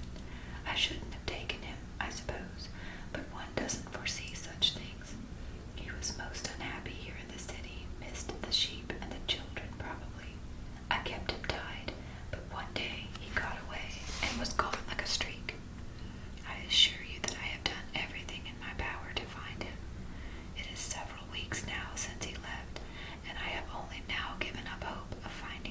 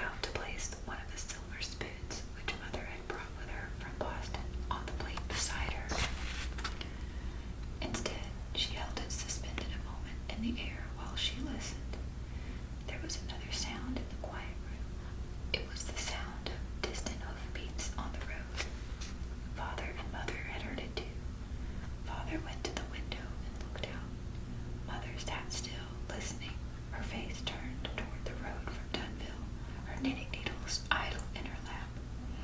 People did not ride around at night in February without some good reason in those days. The sound of hoofs came more distinctly now. Someone was riding rapidly in spite of the darkness. "They're coming here," said Mrs. Woodlawn, jumping up. "One of the neighbors is sick, perhaps. I must get my shawl and bonnet." The hoofs sounded to the very door, then stopped. When someone was knocking loudly and urgently on the door, Father went and opened it. A cold wind blew in, and Caddie could see the pale face of a man beyond Father's shoulder. She brought the lamp to light them. The man was Melvin Kent from the other side of Dunville. "I don't want to alarm you, Woodlawn," he said, "but there's a serious rumor going around the Indians." "Just a moment, Kent," said Father, and he stepped outside and closed the door behind him. Caddie set the lamp again on the table. Mother had come back with her shawl and bonnet. She and Caddie looked at each other silently, their eyes frightened and questioning. They stood together near the table, listening to the rumble of men's voices outside. All the peace and friendly security of the quiet room had flown out into the February darkness when Father had opened the door. It seemed a very long time before Father came back. His face was grave, but outwardly he was as calm as usual. "What is it, Johnny? What is it?" cried Mrs. Woodlawn, unable to bear the suspense any longer. "Nothing serious, I hope," said her husband, laying his hand absently along Caddie's shoulder as he spoke. "A man from the country west of here came into the tavern tonight and told the men that the Indians are gathering for an uprising against us." "Massacre," breathed Mother, laying her hands against her heart. Her face had gone quite white. "No, Harriet, not that word," said Father quietly. "Not yet. I hope that this is only a tavern rumor and nothing more. Many a fool who has had too much to drink will start a rumor. I am willing to stake my farm and a good deal that I hold dear besides on the honor and friendliness of the Indian hereabouts. Still, we must keep clear heads and be ready for emergencies. Whatever happens, the white settlers must stand together. I have told Kent that the neighbors may gather here." Yes, said Mrs. Woodlawn. "We can house them better than anyone. How soon will they come?" "They'll begin to arrive by daybreak, I imagine." The white look left Mrs. Woodlawn's face. Now there was something to be done. "Daybreak," she said. She looked at the clock. It was 10 minutes past 11. "I'll call Katie Conroy and we'll begin to bake," she cried. "No telling how long they'll be here, and they'll be hungry. We can shake down pallet beds in the parlor for the women and children. The men can bunk in the hay if those wicked redskins don't fire it before they have a chance to bunk. Fetch me 6 strings of dried apples from the storeroom, Johnny, and a bucket of water from the spring. I know we can use up some of the turkeys on the neighbors. I'm sure it will be a great treat to them, as are not accustomed to excellent fowls excellently cooked. Besides, if this thaw continues, my beautiful birds will be lost, and heaven knows if the savages come, I wouldn't have them eat my turkeys. What, Caddie, are you still here? Get to bed as fast as you can, child. I'll call you at daybreak." That's the end of chapter 10. Chapter 11 is called Massacre. In those days, the word massacre filled the white settlers with terror. Only 2 years before, the Indians of Minnesota had killed 1,000 white people, burning their houses and destroying their crops. The town of New Ulm had been almost entirely destroyed.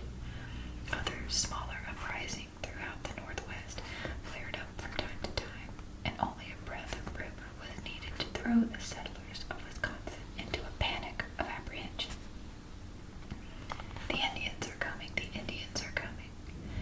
Without waiting to hear more, people packed what belongings they could carry and started the long journey back east.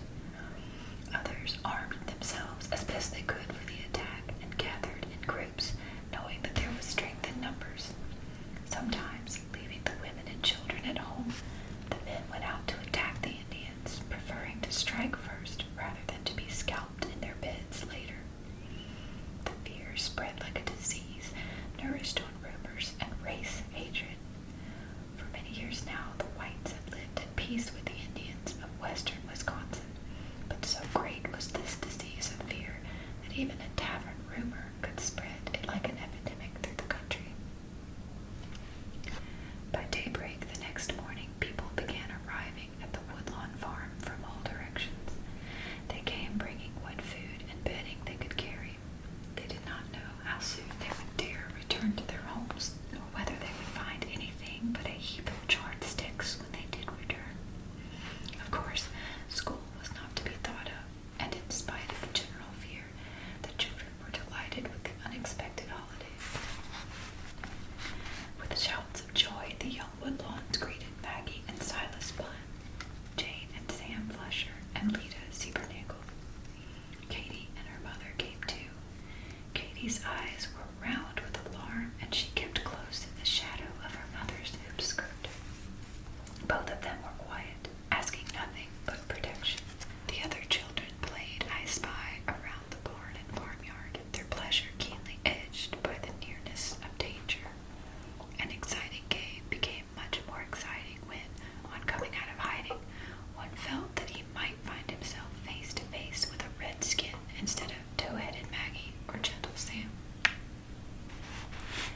Mrs. Woodlawn was in her element. She loved a gathering of people, and one of her great griefs in Wisconsin was that she saw so few outside her own family. Now she had all the neighbors here and could herself serve them beans such as none but she, outside of Boston, knew how to bake, and slices of turkey, which had their proper due of praise at last. Happy in the necessity of the moment, she did not let her mind dwell on the dangers from the Indians. Clara worked beside her mother, her thin cheeks red with excitement, her capable hands doing as much as a woman's. Caddie helped too, but after she had broken a dish and spilled applesauce over the kitchen floor, her mother told her that she had better run and play, and Caddie ran. Flinging her arms over her head, she let out an Indian war whoop that set the whole farm in an uproar for a moment. Women screamed. Men ran for their guns. "Oh, it's only Caddie," said Tom, letting off steam. "Put a clothespin on her mouth," suggested Warren. But Caddie did not need a clothespin now. The men with their guns looked too grim to risk another war whoop on them. The day wore on slowly, and nothing unusual happened. The children tired of their games and sat together in the barn, huddled in the hay for warmth, talking together in low voices. "You remember the time the sun got dark, eclipse, Father called it, and we were so scared. We thought the world had come to an end, and we fell down on our faces. Do you remember?" "Yeah, we saw a bear in a tree that day too, remember?" "Golly, do you think the Indians will come tonight?" "Maybe they will. I don't dare go to sleep." Their voices trailed off lower and lower, almost to whispers. The night came, gray and quiet, slipping uneventfully into darkness. The February air had a hint of spring in it. Would the promise of spring ever be fulfilled for them, or would the Indians come? Mr. Woodlawn's calm voice sounded among the excited people. "I believe that we are safe," he said. "I trust our Indians." Caddie's heart felt warm and secure again when she heard him speak. Tom and Robert Ireton went among the people too, repeating Father's words, but others were not so easily reassured. "It's well enough for you to talk, Robert Ireton," cried one of the women who was holding a baby wrapped in her shawl. "If the Indians come, you young men can get away in a hurry. You haven't any children or stock or goods to hold you back." "Lady," said Robert in his rich Irish voice, "if the Indians come, sure, we young men will not be getting away in a hurry. We'll be here by your sides and fighting to the finish." Caddie heard him say it and straightened her shoulders like his. She could be as proud of Robert Ireton as she was of Father. After dark, sentries were stationed about the farmhouse to keep watch during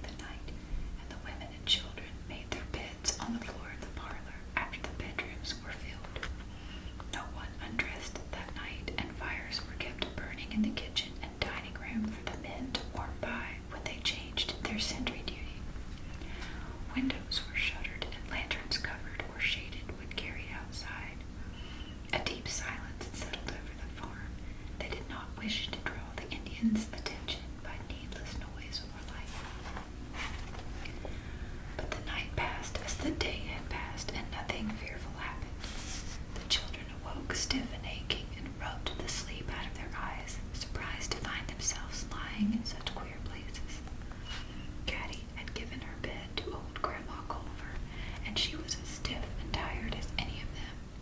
But the good cows had not been frightened out of giving their milk, and Robert Ireton, humming a tune, brought in 2 foaming buckets of it for the children to eat with big bowls of meat mush, which Mother and Mrs. Conroy ladled out of a great iron pot.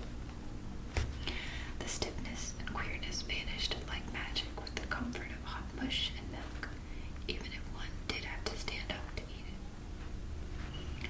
But the second day was worse than the first. People were restless and undecided. Should they go home or should they stay on? The food supplies they had brought with them were giving out. They could not let the Woodlawns exhaust all their supplies in feeding them. And the Redskins might only be waiting the moment when they should scatter again to their homes to begin the attack. It was a gray, dark day, not designed to lift anybody's spirits. A fine mist, almost but not quite like rain, hung in the air and curtained all horizons in obscurity. The women and little children crowded into the farmhouse were restless and tired of confinement. The men paced back and forth in the farmyard or stopped in groups beneath the 4 pine trees that sheltered the front of the house and which Father had named for Clara, Tom, Caddie, and Warren.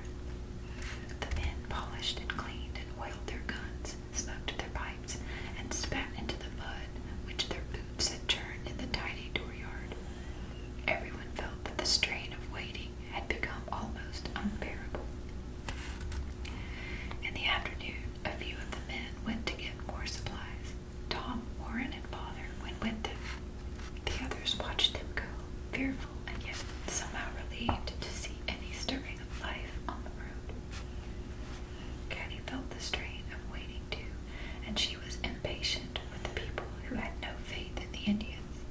The Indians had not yet come to kill. Why should they come at all? Indian John had never been anything but a friend. Why should he turn against them now? Why should his people wish to kill hers? It was against all reason. Good John, who had brought her so many gifts, why should not everyone go home now and forget this ugly rumor which had started in the tavern? Caddie, said Mrs. Woodlawn, go fetch me a basket of turnips from the cellar, please. Caddie slipped on her coat, took up the basket, and went outside where the cellar door sloped back against the ground at the side of the house.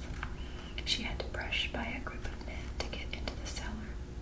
They were talking earnestly now, their faces dark with anger and excitement. It is plagued irksome to wait, one of them was saying as Caddie brushed past. She went into the cellar and filled her basket. Yes, it's irksome to wait, she told herself, but I don't know what they mean to do about it. They'd be sorry enough if the Indians came. But what they meant to do about it was suddenly plain to her as she came up the stairs again with the turnips. The thing to do is to attack the Indians first, one man was saying. It was the man Kent who had ridden out on the first night to spread news of the alarm. Caddie stopped in her tracks, listening unashamed. Yes, said the second man, before they come for us, let us strike hard. I know where John and his Indians are camped up the river. Let's wipe them out. The country would be better off without them, and then we could sleep peacefully in our beds at night. But the rumor came from farther west. Killing John's tribe would not destroy the danger, objected a third man. It would be a beginning. If we kill or drive these Indians out, it will be a warning to the others that we deal hard with Redskins here. Caddie set her basket down upon the stair. It was suddenly too heavy for her to hold. Massacre.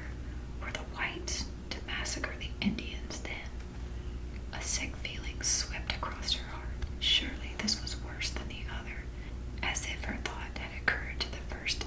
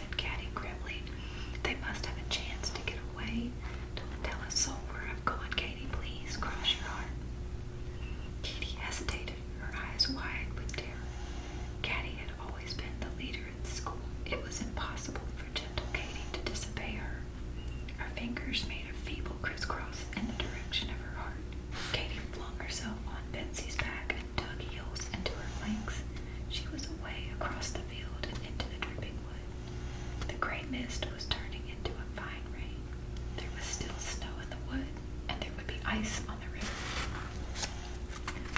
Katie shivered. She closed the small barn door and stood still with both hands pressed against her heart. An old cat who had kittens in the loft came by on noiseless feet, a dead mouse hanging from her mouth. She stared back, her own eyes round with fear. "I crossed my heart," she whispered. That's the end of chapter 11. Chapter 12 is called Ambassador to the Enemy. Clip, clop, clip sounded Betsy's hoofs across the field. There was a treacherous slime of mud on the surface, but underneath it, the clods were still frozen as hard as iron. Then the bare branches of the woods were all around them, and Caddie had to duck and dodge to save her eyes and her hair. Here the February thaw had not succeeded in clearing the snow. It stretched gray and dreary underfoot, treacherously rotted about the roots of big trees. Caddie slowed her mare's pace and guided her carefully now. She did not want to lose precious time in floundering about in melting snow. Straight for the river she went. If the ice still held, she could get across. The going would be easier on the other side. Not a squirrel or a bird stirred in the woods. So silent, so silent. Only the clip, clop, clip of Betsy's hoofs. Then the river stretched out before her, a long expanse of blue-gray ice under the gray sky. Carefully now, Betsy. Take it slowly, old girl. Caddie held a tight rein with one hand and stroked the horse's neck with the other. That's a good girl. Take it slowly. Down the bank they went, delicately onto the ice. Betsy flung up her head, her nostrils distended. Her hind legs slipped on the ice, and for a quivering instant she struggled for her balance. Then she found her pace. Slowly, cautiously, she went daintily forward, picking her way, but with a snort of disapproval for the wisdom of her young mistress. The ice creaked, but it was still sound enough to bear their weight. They reached the other side and scrambled up the bank. Well, so much done, now for more woods. There was no proper sunset that day, only a sudden, lemon-colored rift in the clouds in the west. Then the clouds closed together again, and darkness began to fall. The ride was long, but at last it was over. Blue with cold, Caddie rode into the clearing where the Indians had built their winter huts. Dogs ran at her, barking, and there was a warm smell of smoke in the air. A fire was blazing in the center of the clearing. Dark figures moved about it. Were they in war paint and feathers? Caddie's heart pounded as she drew Betsy to a stop. But no, surely they were only old women bending over cooking pots. The running figures were children coming now to swarm about her. There was no war paint, no feathers. Surely she and Father had been right. Tears began to trickle down Caddie's cold cheeks. Now the men were coming out of the bark huts. More and more Indians kept coming towards her, but they were not angry. They were only full of wonder. "John," said Caddie in a strange little voice which she hardly recognized as her own. "Where is John? I must see John." "John," repeated the Indians, recognizing the name the white men had given to one of their braves. They spoke with strange sounds among themselves. Then one of them went running. Caddie sat on her horse, half dazed, cold to the bone, but happy inside. These Indians were not on the war path. They were not preparing an attack. Whatever the tribes farther west might be plotting, these Indians, whom Father and she trusted, were going about their business peacefully. If they could only get away now, in time, before the white men came to kill them. Or perhaps she could get home again in time to stop the white men from making an attack. Would those men, whom she had heard talking by the cellar door, believe a little girl when she told them that Indian John's tribe was at peace? She did not know. Savages were savages, but what could one expect of civilized men who plotted massacre? Indian John's tall figure came toward her from one of the huts. His step was unhurried, and his eyes were unsurprised.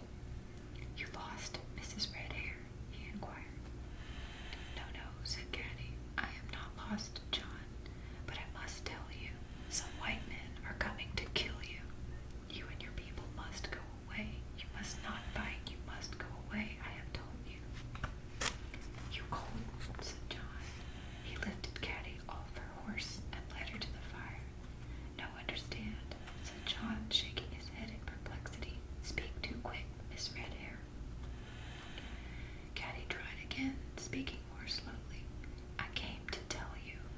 Some bad men wish to kill you and your people. You must go away, John. My father is your friend. I came to warn you. Redbeard, he sent, asked John.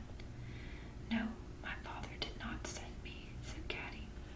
Nobody knows that I have come. You must take your people and go away. You hungry? John asked her, and mutely Caddie nodded her head. Tears were running again, and her teeth were chattering. John spoke to the squaws, standing motionless about the fire. Instantly they moved to do his bidding. One spread a buffalo skin for her to sit on. Another ladled something hot and tasty into a cup without a handle, a cup which had doubtless come from some settler's cabin. Caddie grasped the hot tea between her cold hands and drank. A little trickle of warmth seemed to go all over her body. She stretched her hands to the fire. Her tears stopped running and her teeth stopped chattering. She let the Indian children, who had come up behind her, touch her hair without flicking it away from them. John's dog came and lay down near her, wagging his tail. You tell John again, said John, squatting beside her in the firelight. Caddie began again. She told how the whites had heard that the Indians were coming to kill him. She told how her father and she had not believed it. She told how some of the people had become restless and planned to attack the Indians first. She begged John to go away with his tribe while there was still time. When she had finished, John grunted and continued to look on, looking into the fire. She did not know whether he had yet understood her. All about the fire were row on row of dark faces, looking at her steadily with wonder, but no one understanding. John knew more English than any of them, and yet it seemed he did not understand. Patiently, she began to explain again. But now John shook his head. He rose and stood tall in the firelight above the little white girl. You come, he said.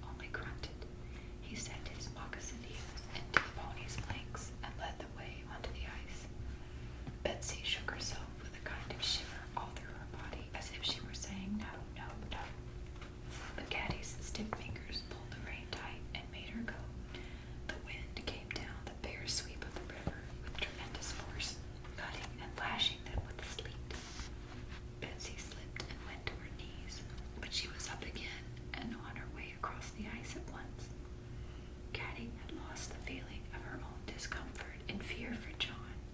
If a white man saw him riding toward the farm tonight, he would probably shoot without a moment's warning. Did John even understand that? Was it courage or ignorance that kept John's figure so straight, riding erect in the blowing weather? John, she cried, but the wind carried her voice away. He did not even turn his head. Up the bank, through the woods, to the edge of the clearing they rode, Indian file. Then the Indian pony stopped. Caddie drew Betsy in beside him. "Thank you," she panted. "Thank you, John, for bringing me home. Go now, and go quickly." Her frightened eyes swept the farmstead. It was not dark and silent as it had been the night before. Lanterns were flashing here and there. People were moving about. Voices were calling. "They're starting out after the Indians," thought Caddie. "Father hasn't been able to stop them. They're going to massacre." She laid her cold hand on the spotted pony's neck. "John," she cried, "John, you must go quickly now." "John, go," said the Indian, turning his horse. But before the Indian could turn back into the woods, a man had sprung out of the darkness and caught his bridle rein. "Stop! Who are you? Where are you going?" The words snapped out like the cracking of a whip, but Caddie knew the voice. "Father," she cried, "Father, it's me, it's Caddie." "You, Caddie, thank God." His voice was full of warm relief. "Hey, Robert, bring the lantern. We found her, Caddie, my little girl." Suddenly, Father was holding her close in his arms, his beard prickling her cheek, and over his shoulder she could see Robert Ireton with a bobbing lantern that threw odd shafts of moving light among the trees. John, too, had dismounted from his pony and stood straight and still, his arms folded across his chest. "Oh, Father," cried Caddie, remembering again her mission in the last uncomfortable hours. "Father, don't let them kill John. Don't let them do anything bad to the Indians. The Indians are our friends. Father, truly they are. I've been to the camp and seen them. They mean us no harm." "You went to the Indian camp, Caroline?" "Yes, Father." "Well, that was a dangerous thing to do, my child." "Yes, Father, but Kent and some of the men meant to go and kill them. I heard them say so. They said they wouldn't tell you they were going, and you weren't there. Oh, Father, what else could I do?" He was silent for a moment, and Caddie stood beside him, shivering and oppressed by the weight of his disapproval. In the swaying lantern light, she searched the faces of the three men. Robert's honest mouth open in astonishment, Father's brows knit in thought, John's dark face impassive and remote, with no one knowing the thoughts passing behind him. Caddie could bear the silence no longer. "Father, the Indians are our friends," she repeated. "Is this true, John?" asked Father. "Yes, it's true, Redbeard," answered John gravely. "My people fear your people, John. Many times I have told them that you are our friends. They do not always believe." "My people foolish sometime too," said John. "Not now. They know Kilwhite. Redbeard is my friend." "He brought me home, Father," said Caddie. "You must not let them kill him." "No, no, Caddie. There shall be no killing tonight, nor any more, I hope, forever." Over her head, the white man and the red man clasped hands.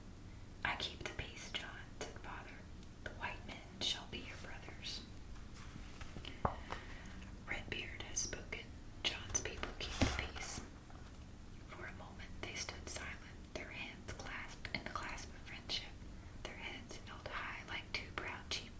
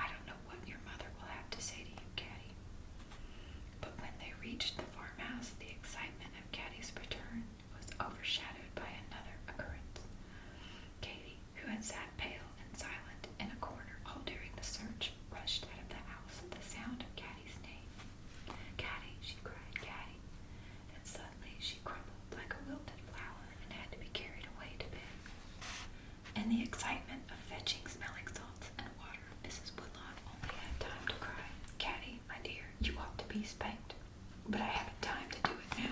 There's a bowl of hot soup for you on the back of the stove. In the kitchen, Tom, Warren, Eddie, Maggie, and Silas, and all the children crowded around Caddie as she ate, gazing at her in silent admiration as at a stranger from a foreign country. Golly, Caddie, didn't they try to scalp you? Did they have on their war paint? Did they wave their tomahawks at you? Caddie shook her head and smiled. She was so warm, so happy to be at home, and so sleepy. That is the end of chapter 12. Chapter 13 is Scout Built. The day after Caddie's ride to the Indian camp, life settled into the old routine. The neighbors went home again. No charred black ruins awaited them. The sturdy wilderness houses were just as they had left them, only dearer than ever before, and in the log barns, hungry cows bawled lustily for food. Everyone recognized now that the massacre scare, which had started in a tavern, had been a false alarm, but the terror which it had inspired was not easily forgotten. Many people left the country for good, making their slow way eastward, and their possessions piled high in wagon or cart, their weary cows walking behind. Tales of bravery or cowardice during the scare were told and retold around the winter fires, and at last people were able to laugh at them instead of trembling. One of the tales the people of Dunville loved best was of the fiery old man upriver who, although past his 60, left his old wife to defend the homestead with the only gun they owned, while he set out empty-handed to fight the Indians. But although it all came to nothing, and folks could laugh at the massacre scare at last, still it left with many people a deeper fear and hatred of the Indians than they had ever felt before. The Indians themselves understood this. Now that the excitement was over, they were safe from even the most cowardly of the white men, but nevertheless they prepared to leave their bark huts and move westward for a time. They felt the stirring of the sap in the trees. A smell of spring in the winter air lured them. The old women made bundles of their furs and blankets and cooking pots and put them on pole and buckskin litters. The ponies pranced, the dogs barked. The Indian men refitted bowstrings, polished knives and guns, and prepared the canoes for a long portage over the ice. One day, soon after the scare, when Caddie came home from school, she saw an Indian pony tied to the rail fence near the kitchen door.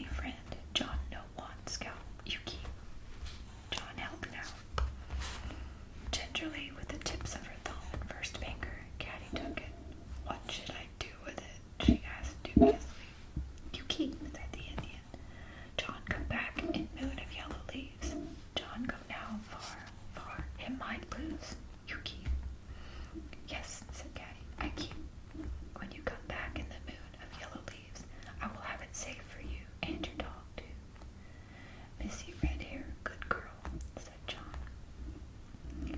He drew his blanket around him and stalked out. From the doorway, Caddie watched him go. His dog limped to the door, and Caddie had to put her arms around his neck to keep him from following. Goodbye, John, she called. Have a good journey. John was already on his pony. He raised an arm in salute and rode quickly out of the farmyard. Well, of all things, cried Mrs. Woodlawn, bustling into the kitchen with a great sigh of relief. You do have a way with the savages, Caroline Augusta Woodlawn. I declare, this kitchen smells to heaven of smoky buckskin. Let's open all the windows and doors for a minute and let it out. And for mercy's sake, Caddie, put that awful scalp belt somewhere in the barn. I couldn't sleep at night if I knew it was hanging in my house. Caddie took the scalp belt and the dog out to the barn. She hid the scalp belt in a safe, dry place where she could easily get it to show the boys. They had gone part way to Ogow to meet Father. Wouldn't they be green within me when they knew what they had missed out on? There was an empty box stall in the barn. In it, Caddie made a nice bed of hay for John's dog. She washed his hurt foot in warm water and brought him a bowl of warm milk. Then she covered him with an old horse blanket and sat beside him, stroking the rough head. He was an ugly dog, without Nero's silky coat and beautiful eyes, but he licked her hand gratefully, and already Caddie loved him. I've got a dog, she whispered to herself. I've got a dog of my very own to keep until John comes back.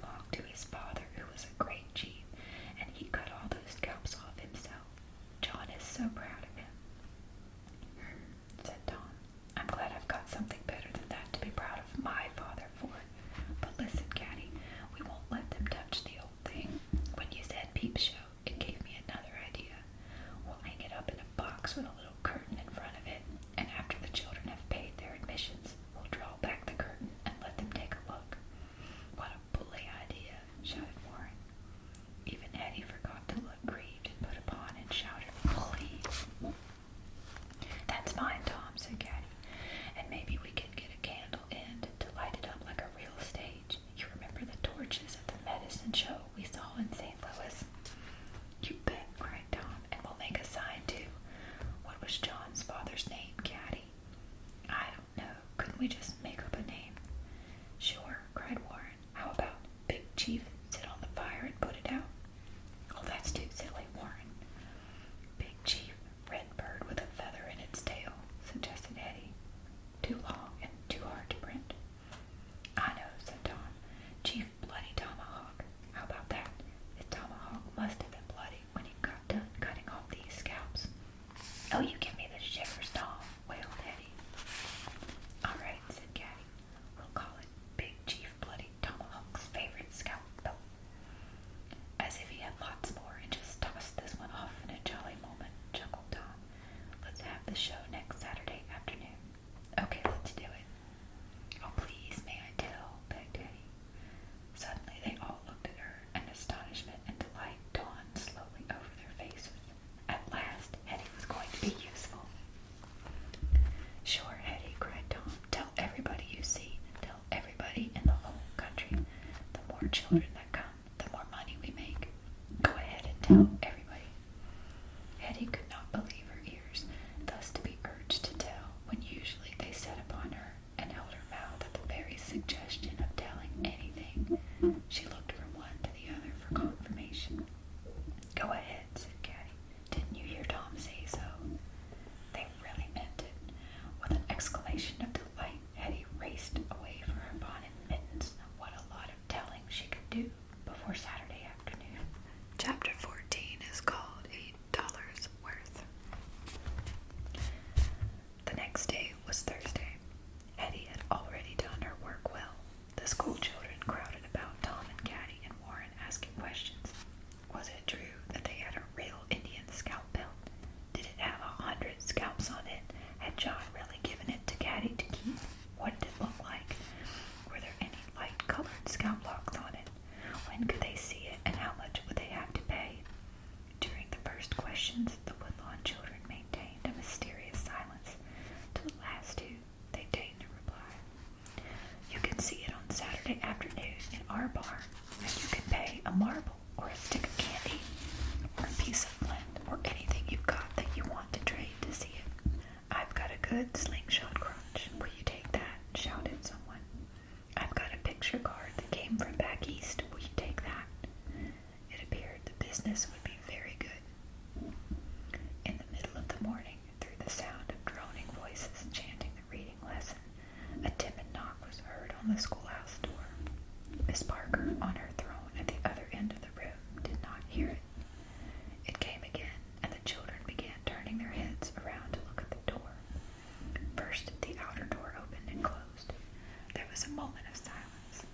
Then the cloakroom door opened ever so softly, and an Indian woman entered the schoolhouse in her silent moccasins.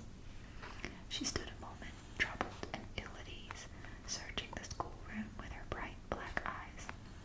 A large bundle which she carried, she rested by the door. Caddie knew who she was. She was Sam Hankinson's wife, the mother of the little half-breed boys who traded lunches with the Woodlawns. Her little boys turned now and saw her, and the youngest one held out his arms and gave a little stifled cry. With a swift movement, like a bird alighting from a low bough, the Indian woman ran to her children and knelt beside them, gathering first one and then another into her arms. She spoke to them in her own language, words guttural, broken, and soft as the chatter of a mother partridge to her brood. The boys answered in the same language, clinging to her and crying. By this time, half of the white children were on their feet, and Miss Parker had come down from her platform. The reading lesson was forgotten in a sudden sense of trouble and unrest. Ma, Ma, cried the three little boys, clinging to the Indian woman and sobbing.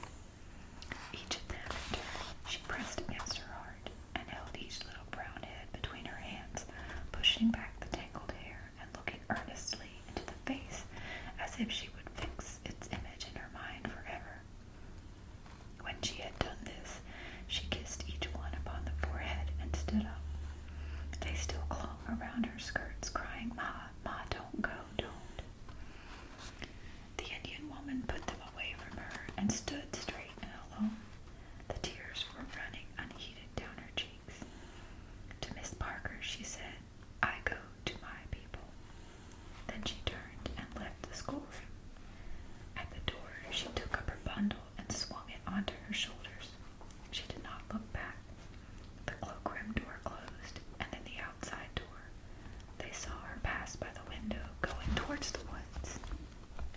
For a moment, the only sound in the schoolroom was the sobbing of the three little boys.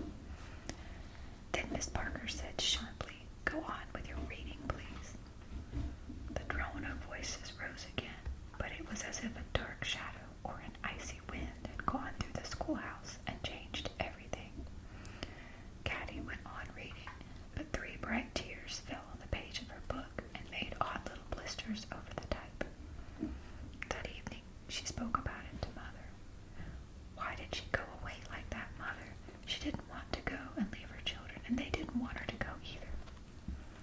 "It is hard to explain to you, Caddie," said Mother. "You see, Mr. Hankinson married her when there were very few white people in this country. He was not ashamed of her then, but now that there are more and more of his own people coming to live here, he is ashamed that his wife should be an Indian. I dare say the massacre scare had something to do with it too. Folks seem to hate the red man more than they ever did before, though why they should I can't say. Goodness knows the massacre was only in their minds. But Sam Hankinson hasn't a very strong character. Now, if your father had married an Indian—" "Father marry an Indian?" cried Tom. "He would never." "Perhaps not," said Mrs. Woodlawn, smiling a little and tossing her head, remembering how pretty she had been as a girl in Boston. "But if he had, you may be sure that he would never send her off because he was ashamed of her. Not a good man like your father." That night, after Caddie went to bed, she lay thinking for a long time. Eddie and Minnie were sound asleep. Presently she got up and lit the candle. On the chest of drawers stood her little trinket box.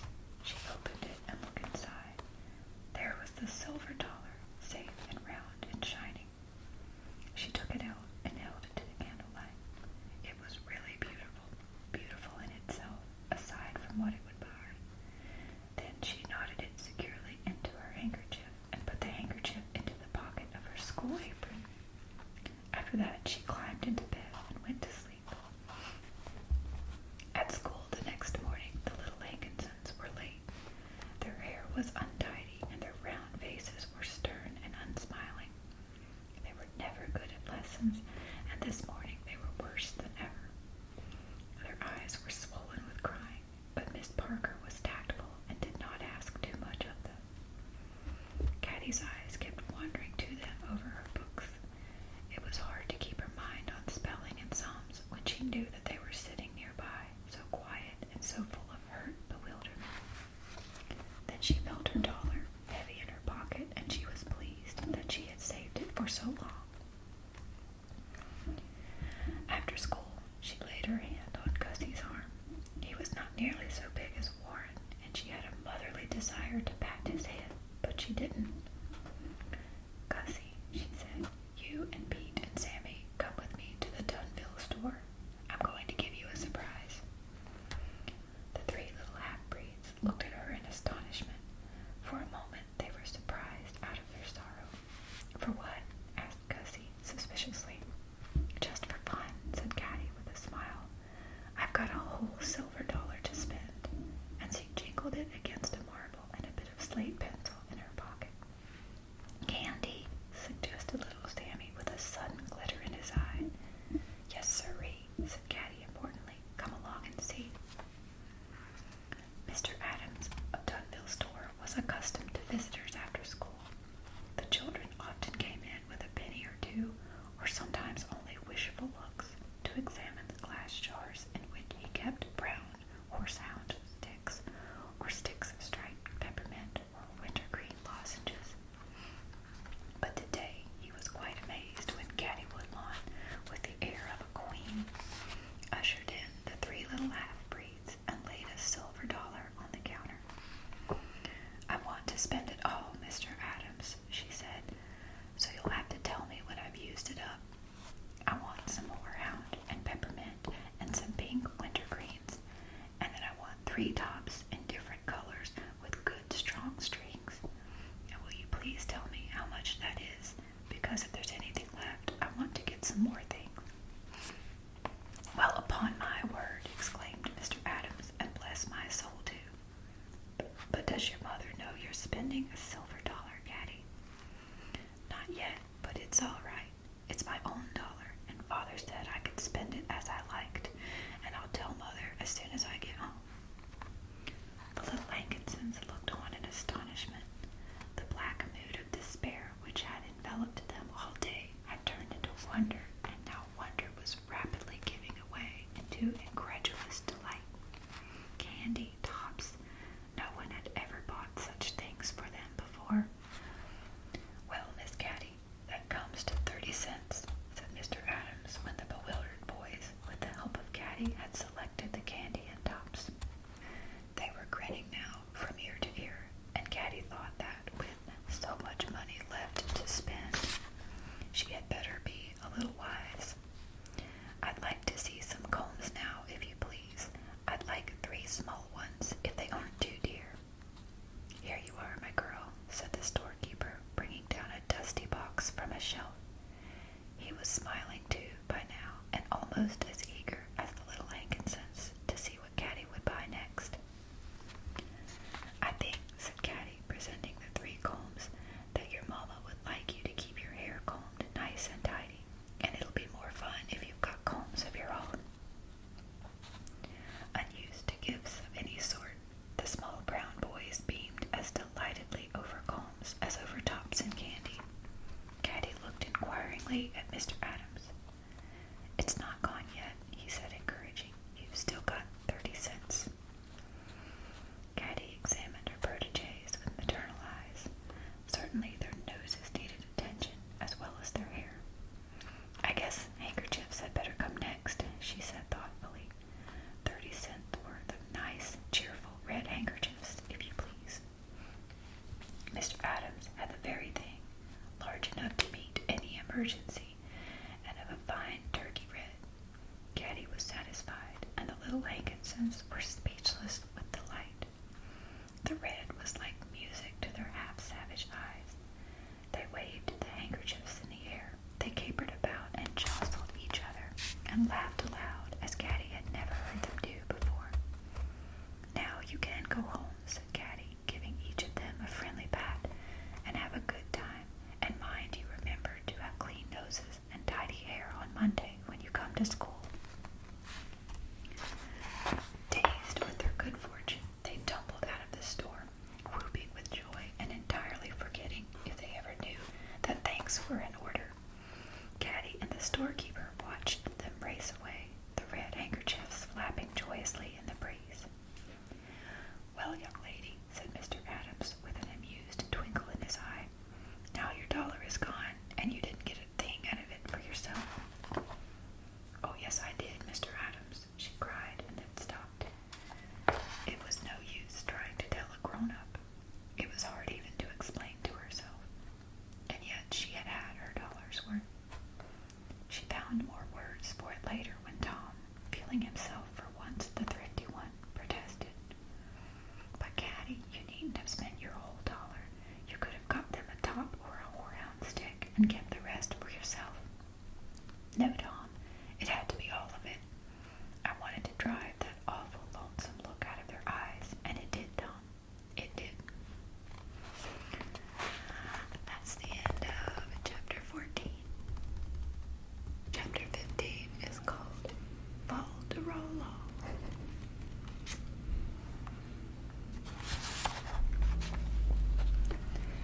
On Saturday afternoon, Mrs. Woodlawn looked out of the window and cried, "Great sakes, whatever has happened? Don't tell me there's another massacre scare." Clara ran to the window and looked out too. A whole procession of children was straggling up the road and into the farmyard. Clara began to laugh. "Oh, Mother," she said, "it's only the Scout belt. Caddie and Tom are exhibiting it this afternoon." Indeed, Tom and Caddie were busy at that very moment taking admissions at the barn door. Inside the barn, Warren and Hetty were seating the guests on barrels and boxes or old wagon seats, and trying to maintain order. Little Minnie stood at one side with her finger in her mouth, too overwhelmed to speak. It was an important occasion. Fastened up against the harness rack was a box with a calico curtain strung across it. Here was the show, and all eyes fixed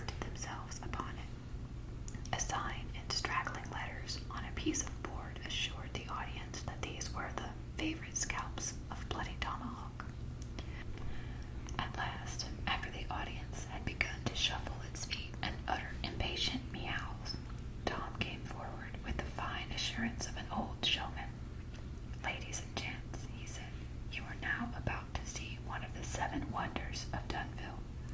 I don't know what the other 6 are, but anyway, I guess you'll agree that this is the best of the lot. Curtain, please. Light, please. Hetty and Warren struggled with the complicated strings of the small curtain. Caddie held up a candle stub and one of Mother's precious sulfur matches. There was a scratch, a spurt of blue flame, a strong odor of sulfur, and then the interior of the box was flooded with candlelight. The audience pressed forward to gaze in awe at the 3 tails of black hair which had once adorned the head of 3 unfortunate savages. The one and only, intoned Tom, who was now in his element, the favorite and best scalp belt of that ferocious chief, Bloody Tomahawk. He scalped Indians, he slew 1,000 buffalo, he burned down white men's houses and barns. Faith, Tom Woodlawn, and you'll do the same, cried an indignant voice. Whirrah, whirrah. Do you not know better than to light a candle in your father's barn? Robert Ireton stood in the barn door, his good-natured face as stormy as a thundercloud.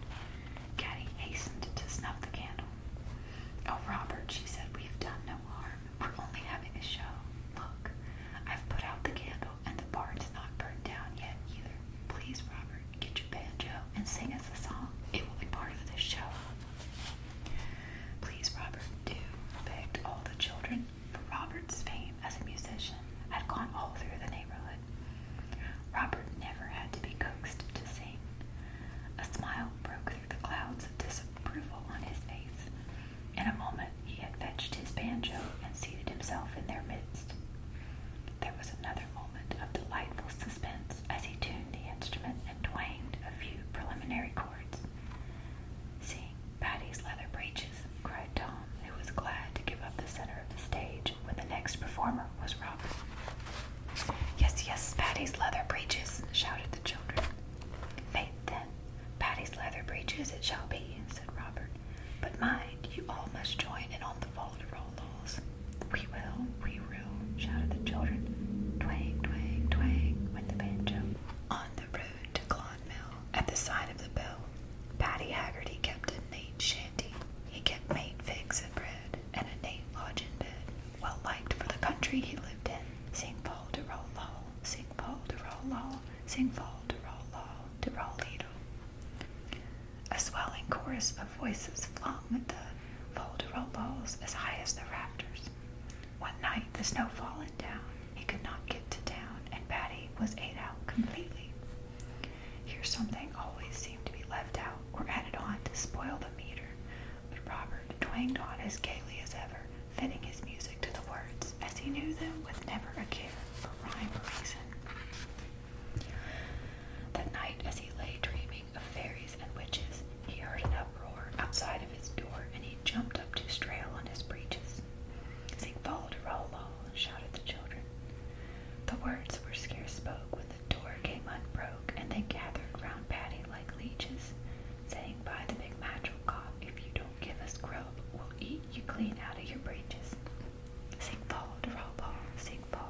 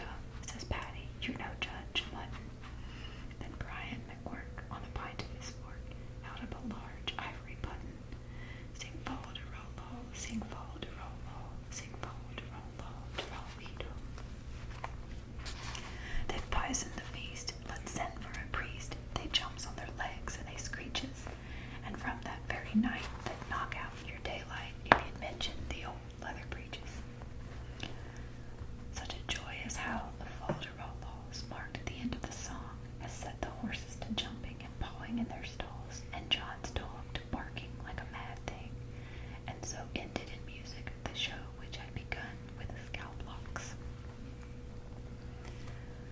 On counting up the gate receipts, the Woodlawn children discovered that they had a tidy collection of marbles, old birds' nests, butternuts, pins with colored heads, slingshot crotches, and various other objects of interest or art. "I guess we did pretty well," said Caddie pleasantly as she divided the spoils.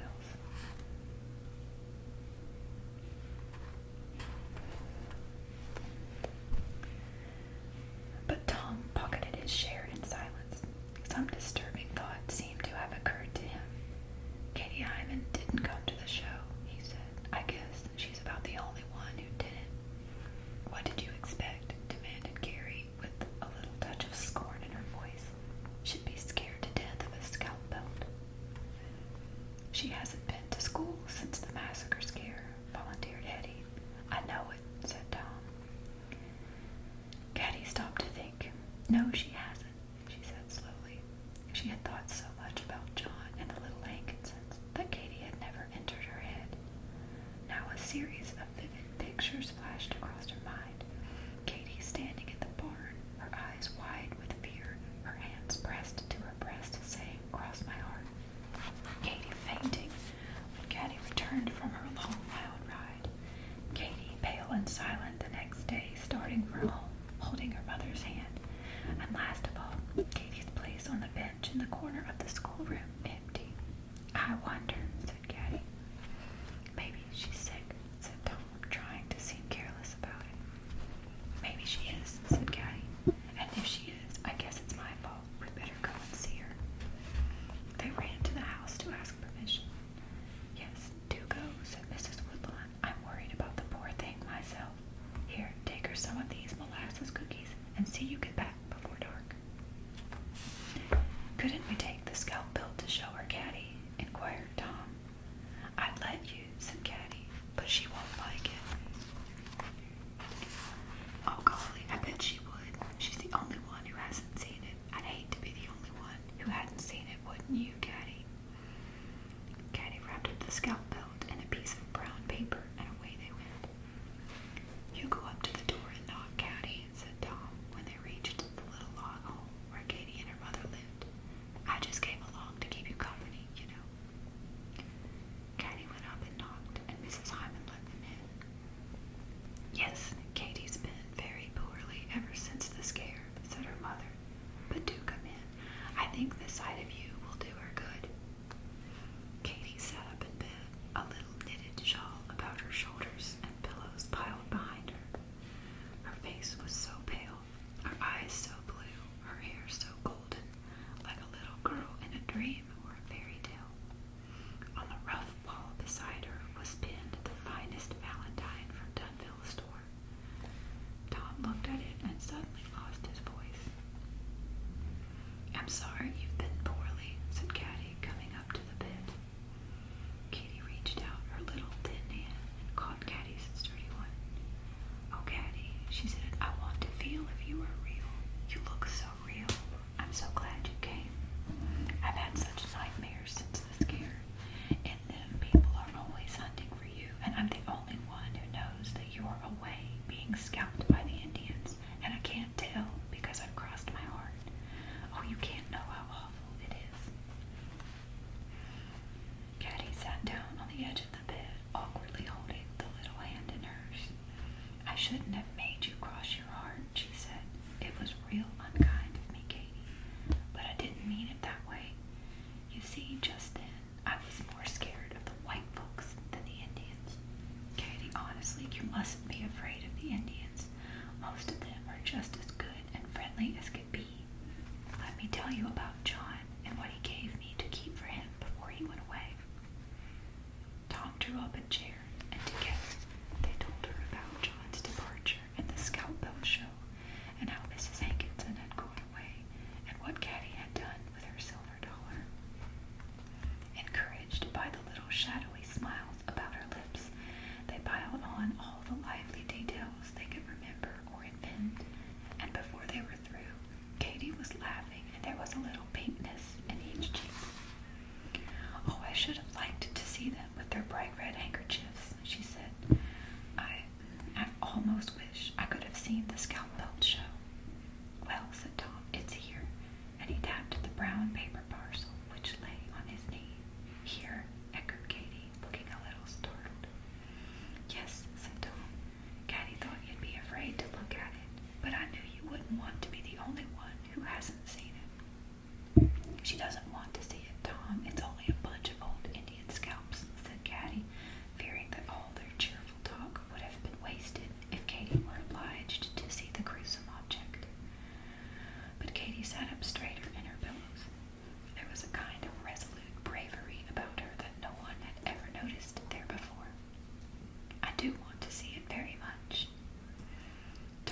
unwrapped the brown paper and held up the belt.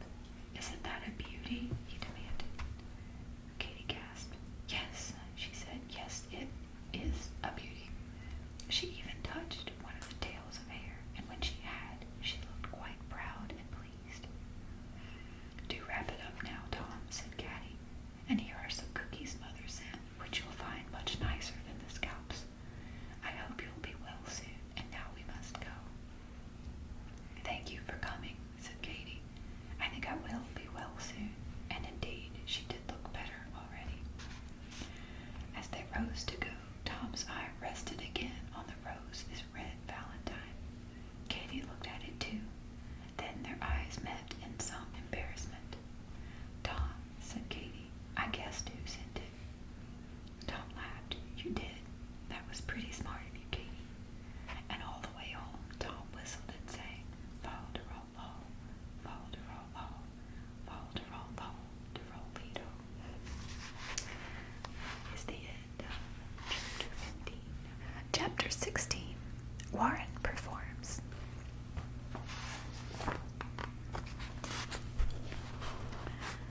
Now the air began to be warm and the sun to shine. One day, when the three adventurers were in the woods hunting for arbutus to take to Teacher, they heard a roaring on the river.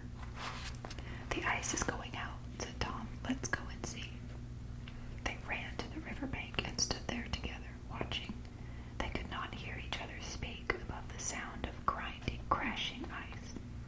By evening, the ice had piled itself in places as high as the tavern at Dunville. The tavern on the other side of the river was cut off from the town entirely. In summer, a ferry plied between the two banks. In winter, folks crossed on the ice. But now the two banks were separated by a great jam of ice that groaned and creaked and made its slow way down to larger rivers. "It won't be long now until the little steamer comes again," said Mrs. Woodlawn with a smile. "Of course, we shouldn't complain now that they bring some of our mail in on sledges, but just the same, I like it better to be in touch with Boston and the rest of the world. Children, what should you think of having your cousin Annabelle from Boston here to visit you this summer? Her parents have been talking of letting her make the journey for some time. She could go by the steam cars to St. Louis, visit Uncle Edmund's folks, and come on here by boat. I think I'll sit down and write them this very day." "What's she like, Mother?"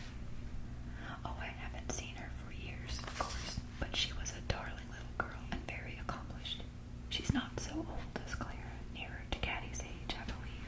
But, well, she's been reared as a lady and will be nicely finished, I am sure." "Oh, that kind of girl," said Tom. Caddie's heart, which had undergone a certain disagreeable chill at Mother's, but, well, she's been reared as a lady, warmed pleasantly again at the deep scorn in Tom's voice. Tom was more than a brother, he was a friend. However, the whole family looked with interest and a sense of expectation at the letter which Mother wrote and directed to Miss Annabelle Gray of Boston. It stood upon a shelf in the parlor for many days, waiting for the little steamer to come and take it. Before the ice went out, Father and Robert Ireton had gone through the woods adjoining the farm and tapped the sugar maple trees. This was a delightful business to Tom, Caddie, and Warren, who made the rounds of the sap buckets in the afternoon after school, and felt that they were chiefly responsible for the maple syrup that was so good on Mrs. Conroy's hot cakes.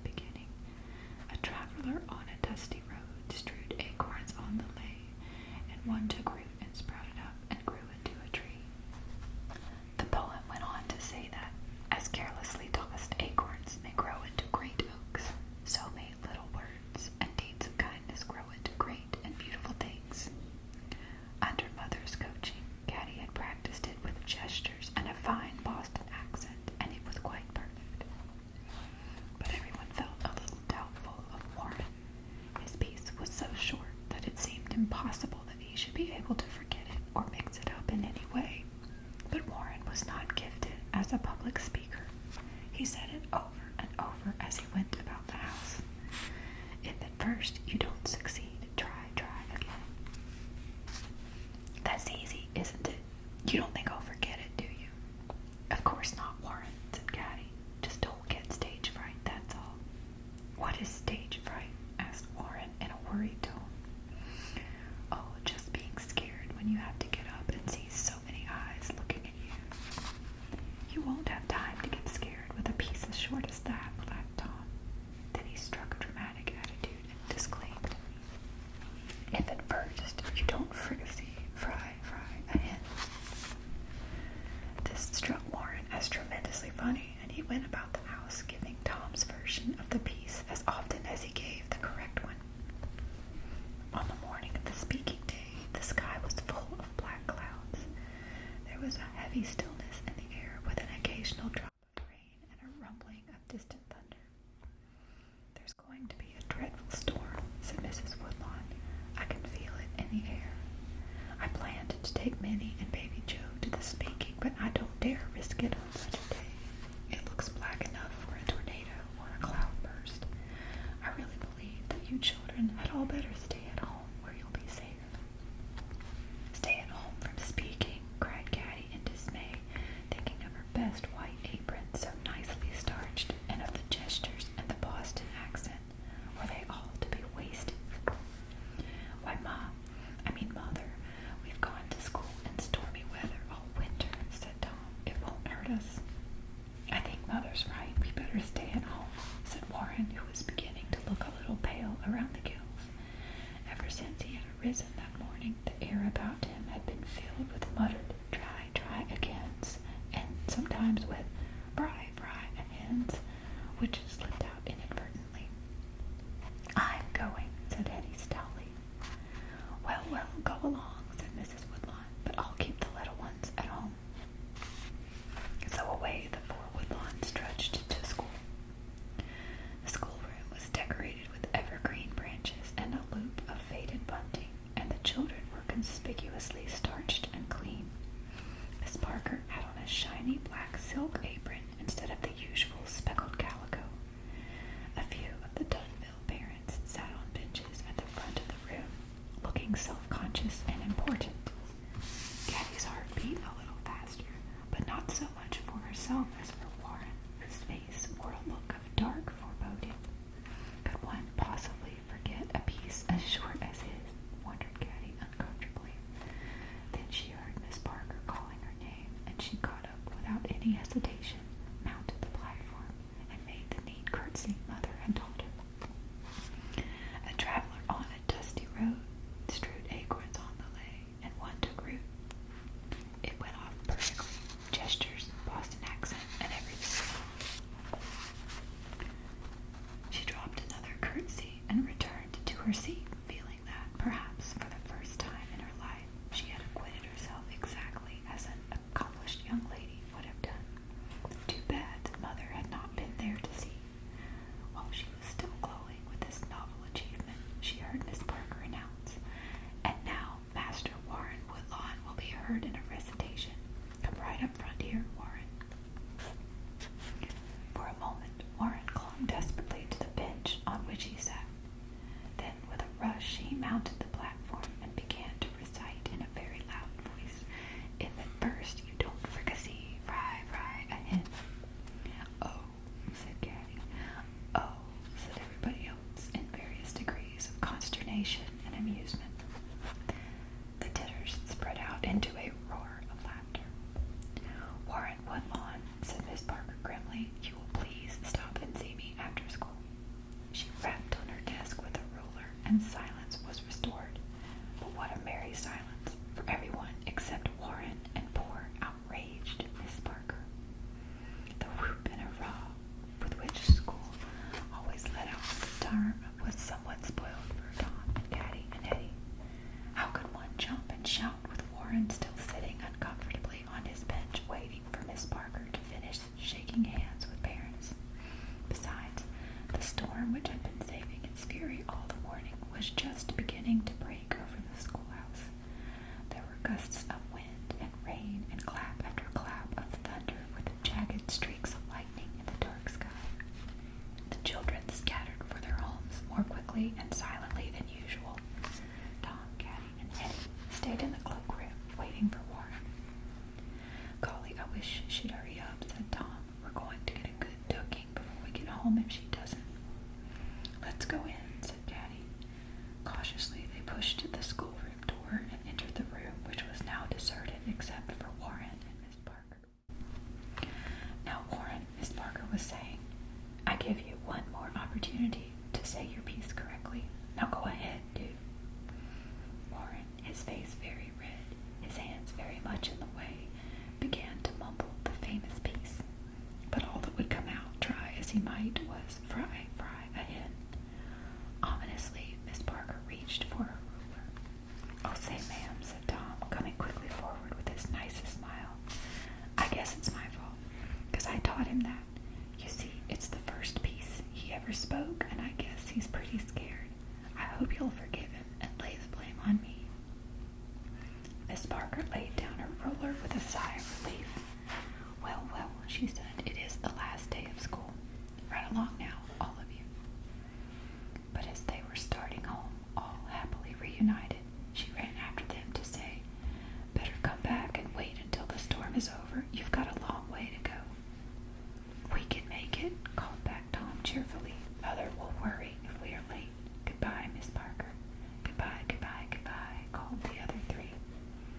"Goodbye," called Miss Parker, "and you're nice children, all of you, even if Warren did disgrace me." Before they had gone half a mile, the storm broke with all its strength. Lightning and thunder crashed and flashed together in a perfect fury. Stunned by the force of it, the children ran for shelter under the great oak tree that marked the halfway point between home and school. Its branches lashed and creaked, but it was something sturdy to cling to. Caddie and Warren and Eddie clung together under the tree, but Tom urged them on. "Let's get home," he shouted. "Let's run for it." "Oh, please, let's wait here," begged the others. "No," said Tom, "we've got to get home. Come along, every one of you." When Tom made up his mind, the others followed him. Shielding their faces, they dashed out of the shelter and along the road. Crash, bang, there was a blinding flash, and something hurled them onto the ground. Dazed and crying, they picked themselves up and looked back. The oak tree had been split in two by lightning. Another moment under its shelter, and all of them might have been killed. How they ran that last half mile! No one had ever run it so quickly before. Even Eddie could not outstrip the others to be the first to tell. Breathless and wild-eyed, with wet and muddy clothes, they rushed into the kitchen. "Mother," they all shouted together, "Mother, listen to what happened to us." And that's the end of chapter 16. Chapter 18 is called News from the Outside. One spring day, a hoarse whistle sounded down the river. "The little steamer," everybody cried. "The little steamer is back again." Father hitched up the wagon, and the children all clambered in behind. Mother came out with her hands full of letters for Boston. On top was the one addressed to Miss Annabelle Gray. "If the sugar and coffee have come in, Johnny, be sure to lay in a supply." "Yes, Harriet. And don't forget the mail." "Oh, no, we won't forget the mail," shouted everybody. Only a few letters and papers got through by sledge during the winter, and the first steamer in the spring was sure to be loaded with news from the outside world. The little steamer was a keelboat belonging to the lumber company, and it was principally used to take men and goods up and down the river to different lumber camps. But for the settlers, it meant something far more than this. It was the one thing that linked them up with the outside world. The riverbank was crowded with people to see the little steamer come in. Father drove up just as it reached the dock, and the children stood up in the back of the wagon and waved and cheered.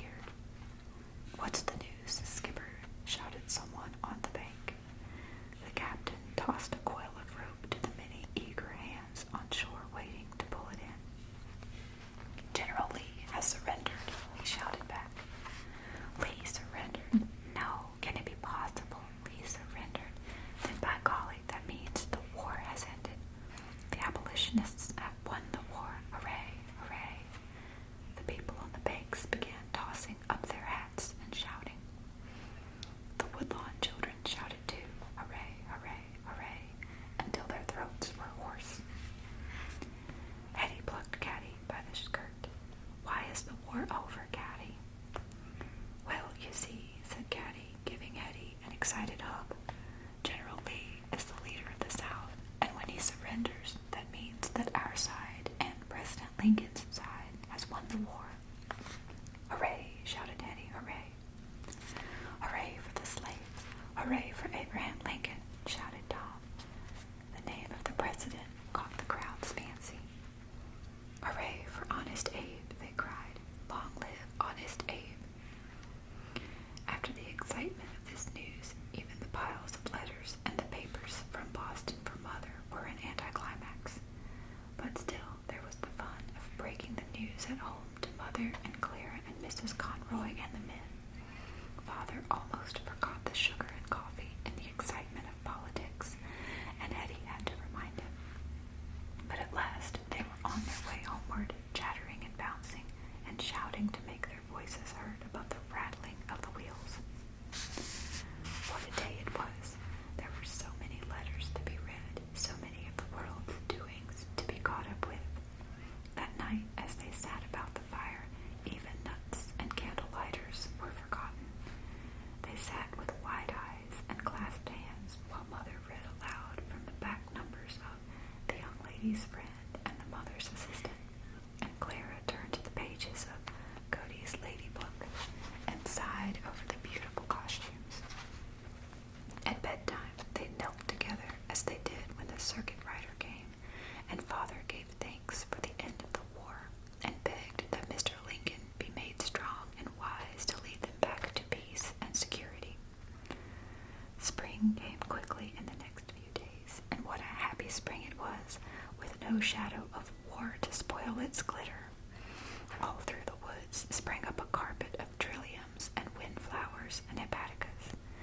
They were delicate pink and blue and white, and there were so many of them that picking them did not spoil them. The wild cherry trees put on dresses of white like brides or young ladies at their first ball. The tender new leaves on the trees were almost as many-colored as in autumn. Some were softly yellow, some pinkish red, some like bronze or copper. Later they would all be green, and they would grow dusty with the summer and look tired and languid in the heat. But now everything was fresh and magic. A magic time of year, Caddie called it to herself. She loved both spring and fall. At the turning of the year, things seemed to stir in her that were lost sight of in the commonplace stretches of winter and summer. One April afternoon, she went by herself to gather flowers in the woods. The mourning doves had come back, and they were making a sad refrain through the singing of the pines. The bucket sung empty on the sugar maple trees, for the syrup season was ended. There were some new pine slashings that filled the air with perfume.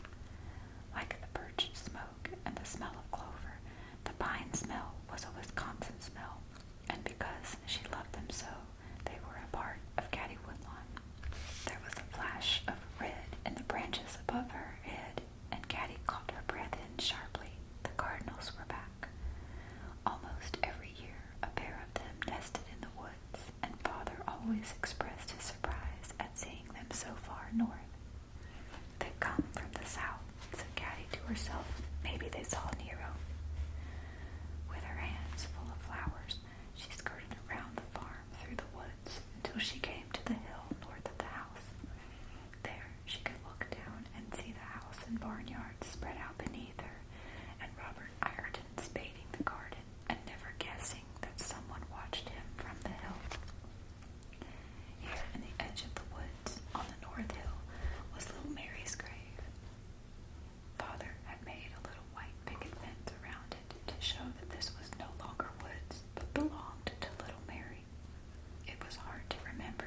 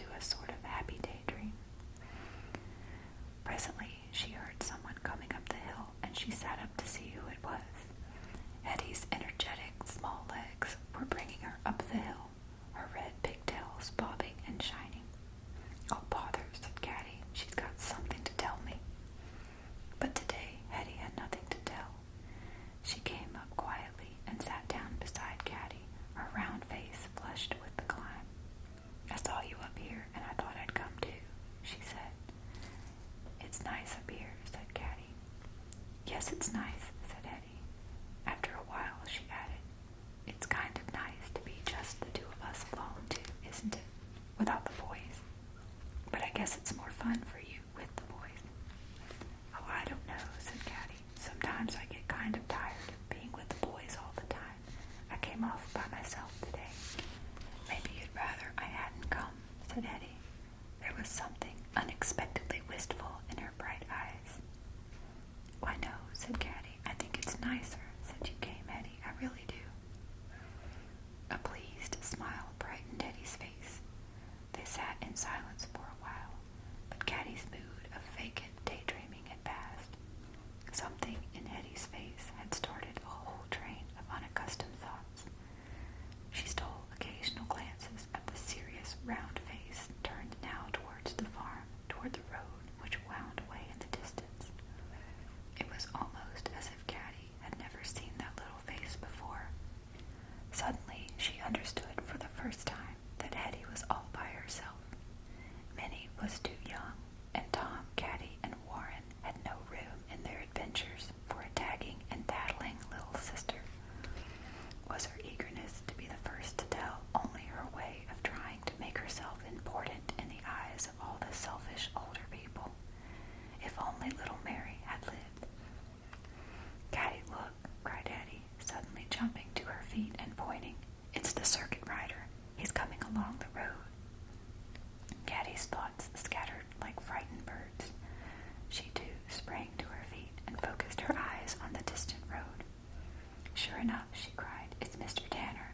How long was he gone this time? Let's run down and meet him. I want to tell him that I was the one who mended his clock. Let's go. Away they ran down the hill, across the newly plowed field, through the barnyard and into the barn to tell Father. Father, the circuit rider's coming. Father, Mr. Tanner is on the road. He'll be here in a minute. Bless my soul, I'll be glad to see him, said Father. It's been a long time, and he's been so far back in the woods. I wonder if he's even heard of Lee's surrender. Mr. Tanner rode slowly up the lane to the barn. His horse looked tired and muddy, but there was something so strange and sad about Mr. Tanner himself that the children stopped halfway in running to meet him. It was as if he carried bad news for them. Hey, Mr. Tanner, cried Father, welcome home again. But you look as if you had not heard the good news. Is it possible that no one has told you the war ended? Mr. Tanner got down slowly and stood a moment with his hand on his horse's neck, his head bowed. When he spoke, his voice was deep and husky. God help us, Mr. Woodlawn, he said at last. I have later news than yours. Abraham Lincoln has been shot. And that is the end of chapter 18. Chapter 19. Two Unexpected Heroes. Spring slipped away, and it was summer again. The children helped Father and Robert cut and store the wild hay. Then the three adventurers took their buckets and went out into the woods to harvest the summer berries for their mother. There were blueberries for pies and puddings, and pin cherries for quivering red jelly. There were June berries and wild strawberries, and later there were raspberries and blackberries and thorn apples. I guess the Woodlawn family wouldn't have had as much to eat if it wasn't for us, boasted Warren. Oh yes, said Caddie with a twinkle in her eye. Mother would give us turkey. One day they crossed the river and went as far as Chimney Bluffs, a high, rocky place overlooking the river.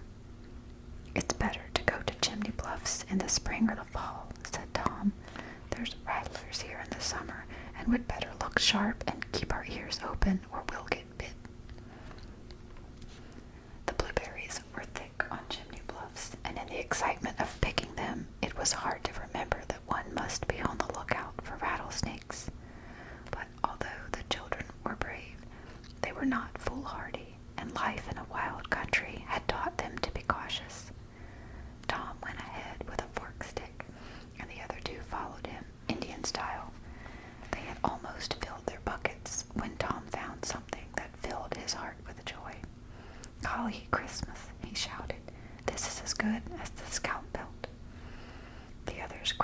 around him and saw, bleaching in the short grass, the skeleton of a huge snake. "What a whopper," yelled Warren. "I'll bet it's 4 feet long," said Tom breathlessly. "Here, you take my berries." With reckless haste, he heaped his berries into their buckets and began gathering the vertebrae of the hapless snake into his pail. I'll string him together, and we'll have another show. Oh, golly, what a beauty. I wonder what Katie will think." "Look at the size of his rattle," marveled Warren as the last pieces went into Tom's bucket. He shook it to hear the little dry, buzzing rattle. Then he dropped it in the bucket, but the little dry, buzzing rattle continued. "Tom, look," said CADDIE in a strange, urgent voice. The boy's eyes followed her pointing finger. Only a few feet away was coiled a brown and yellow snake. Its wicked little eyes glinted at them, and its tail was rattling a warning. With berries flying out of the buckets, they fled down the hill. Over rocks and bushes, helter-skelter, shouting, they ran. If there were other snakes on Chimney Bluffs that day, they too must have fled away in terror. Tom, CADDIE, and Warren did not stop running until they reached the river. There they paused a moment to draw breath, and then they plunged in, clothes and all, with only their buckets balanced on their heads. "Well," said Tom, when they were safely at home, "that's the last time we go to Chimney Bluffs in the summer. But oh, crickety, didn't I get a bully skeleton?" "You should not have wandered that far away from home, children," said Mrs. Woodlawn. "Perhaps for lack of work to do here on the farm. I'll see what I can do to remedy that."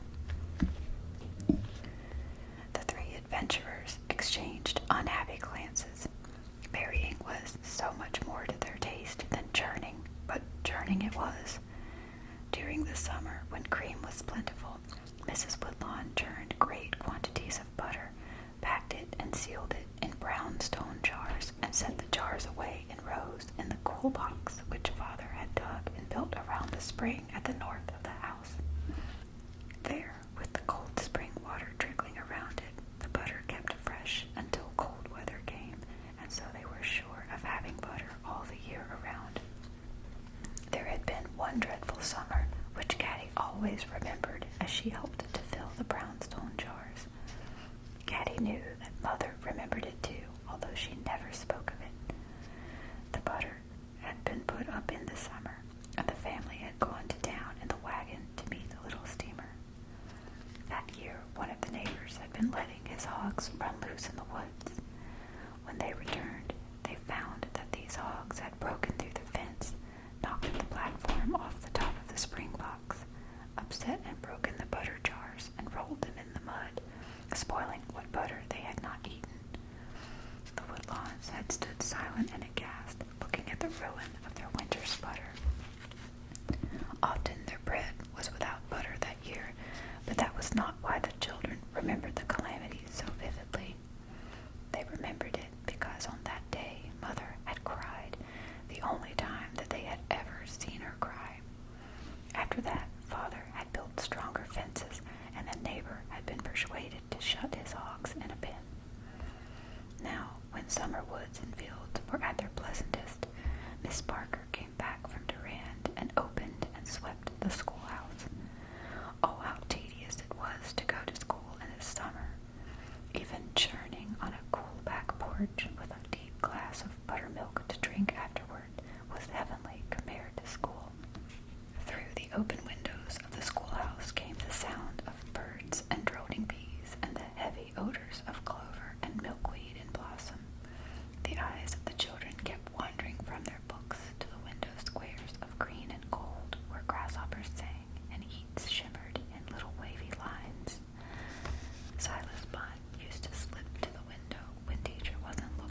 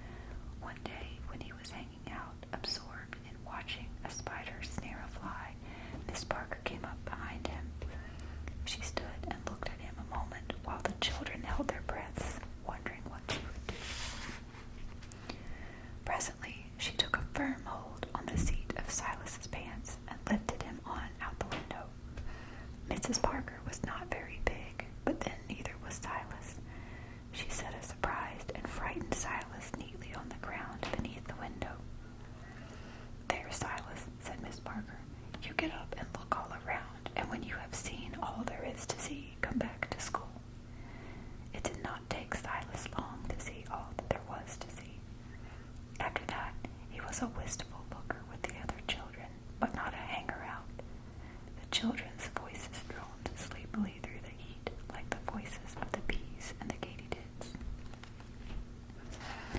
After Tom had sorted and wired together the many little bones of his rattlesnake skeleton, teacher let him bring it to school and hang it over the map of North America. That made a little break in the monotony, and then there was another break, a more exciting one. A letter came from Boston for Mother from cousin Annabelle Gray. I shall be charmed to visit you, dear Auntie Harriet, the letter said. Mama and Papa think that my education will not be complete without a view of the majestic open spaces of my native land. Although I have recently been finished at the Mrs. Blodgett's Seminary for Young Ladies, I myself feel that I may yet be able to acquire some useful information in the vicissitudes of travel. Wow, said Tom when Mother read the letter. Does she always talk like that? I imagine not, said Mrs. Woodlawn, but it's a very pretty letter, isn't it? And what a delicate penmanship. Often over her slate or her reader, Caddie's thoughts wandered to Cousin Annabelle. The pleasure of her anticipation was sometimes marred by a pang of fear. What would a girl be like who could write such a letter? It sounded like a story from The Mother's Assistant or The Young Lady's Friend, those tiresome stories which were so much less interesting than Hans Andersen's or Tom's. Caddie tried to imagine herself writing that letter to an aunt in Boston. No, Caddie Woodlawn would never write a letter like that. Couldn't she, or wouldn't she?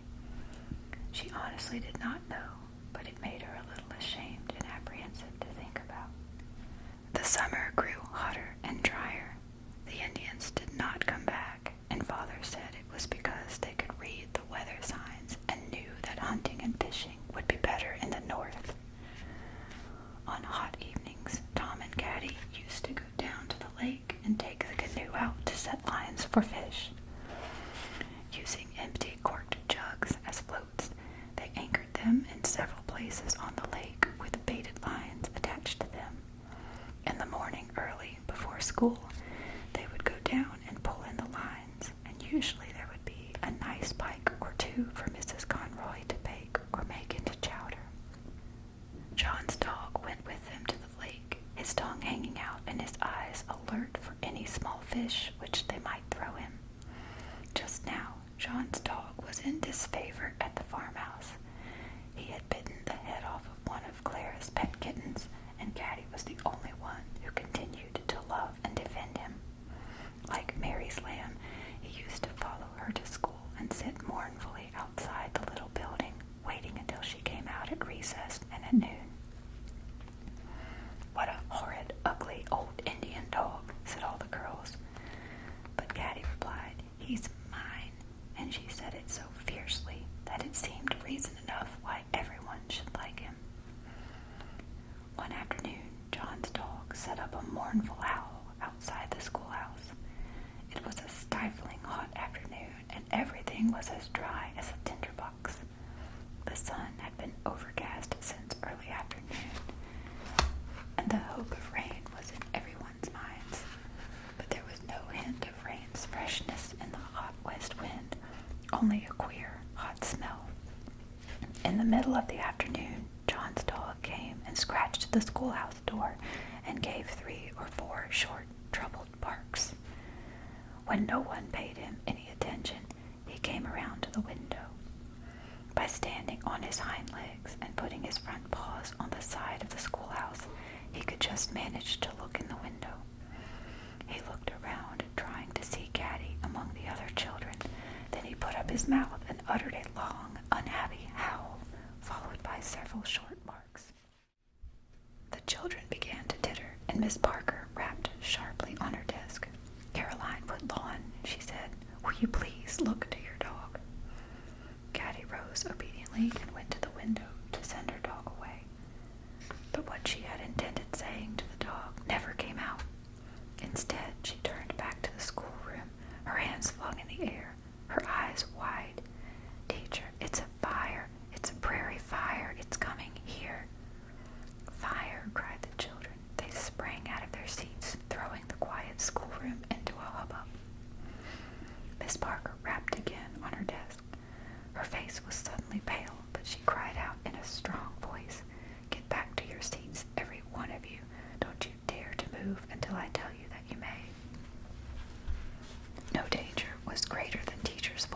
When she spoke like that, every child but one sank back into his seat. That one was Obadiah, who had gone out of the door like a shot at the first word of fire. Miss Parker took a hasty look out of the window. "Now," she said, "gather your things together and get ready to pass out in the usual way. No running or pushing, just the usual. 1, 2, 3, march." When they were outside, they broke ranks and scattered before the little licking red tongues of flame that were running through the dry grass towards the schoolhouse. "Run to Dunville for help," cried Teacher. "We must save the schoolhouse if we can." Caddie caught the command and raced for Dunville, with John's dog racing beside her. Miss Parker took up the bucket of water that stood by the schoolroom door. However, one bucket of water does not go very far in a prairie fire, and the spring was some distance down the road. But a firefighter was already at work. Obadiah, his head down, the smoke swirling all about him, had caught up a flat board and was beating out the fire as best as he could. When his brother Asher saw what he was doing, he caught up a board too and ran to join him. The other boys, forgetting their panic in a common purpose, began to imitate the 2 Jones boys. "Hey you," shouted Obadiah to Tom, "get a shovel or something to dig with." In the schoolhouse, Tom found the shovel they used to make a path through the snow in winter. He knew what Obadiah wanted, and he began to dig and scrape the dry grass away in a trench between the oncoming fire and the schoolhouse. The ground was baked almost as hard as rock, and the shovel was not sharp. It was slow work, and the sweat stood out all over Tom's round face after a few moments of digging. "Here," said Obadiah, and he grasped the shovel and thrust his board into Tom's hands. The board was already charred and smoking, but Tom seized it and fell to beating back the fire, while Obadiah threw his strength into clearing a trench around the schoolhouse before the fire reached it. Obadiah's great hulking frame, which fitted so badly into the school benches and desks, seemed splendid at last. No grown man could have done braver or harder work than Obadiah did that day to save his schoolhouse. When Caddie came panting back with several men from the store and tavern at Dunville following her, Obadiah and the boys had already succeeded in turning the fire aside. The schoolhouse stood safe and sound on a little island surrounded by a trench and a ring of blackened and beaten grass. With the help of the men from Dunville, the rest of the fire was extinguished before it got to town. Then the children came back to school, but there were no more lessons that day.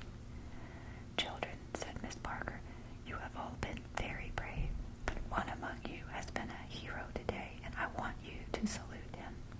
Obadiah Jones, please come up here up front." Grinning a little sheepishly, Obadiah came forward. His face was blackened with smoke, and his hands were cut and burned, but he had lost his old hangdog slouch.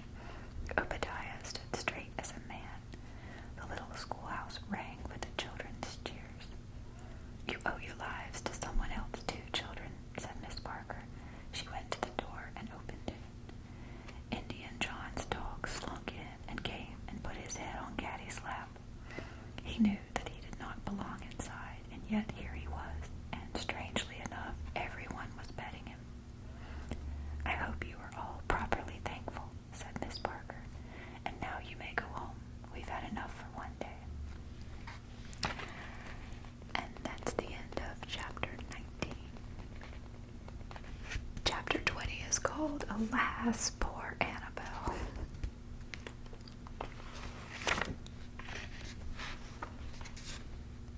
There were rains after that, and things grew green again. And presently it was time for Cousin Annabelle to arrive on the little steamer. Mrs. Hyman and Katie had come out to help make the girls' new summer dresses, and Clara and Mother had been in their element, turning the pages of the Godey's ladies' book and talking of muslin, bodices, buttons, and braids. "Of course," said Clara sadly, "anything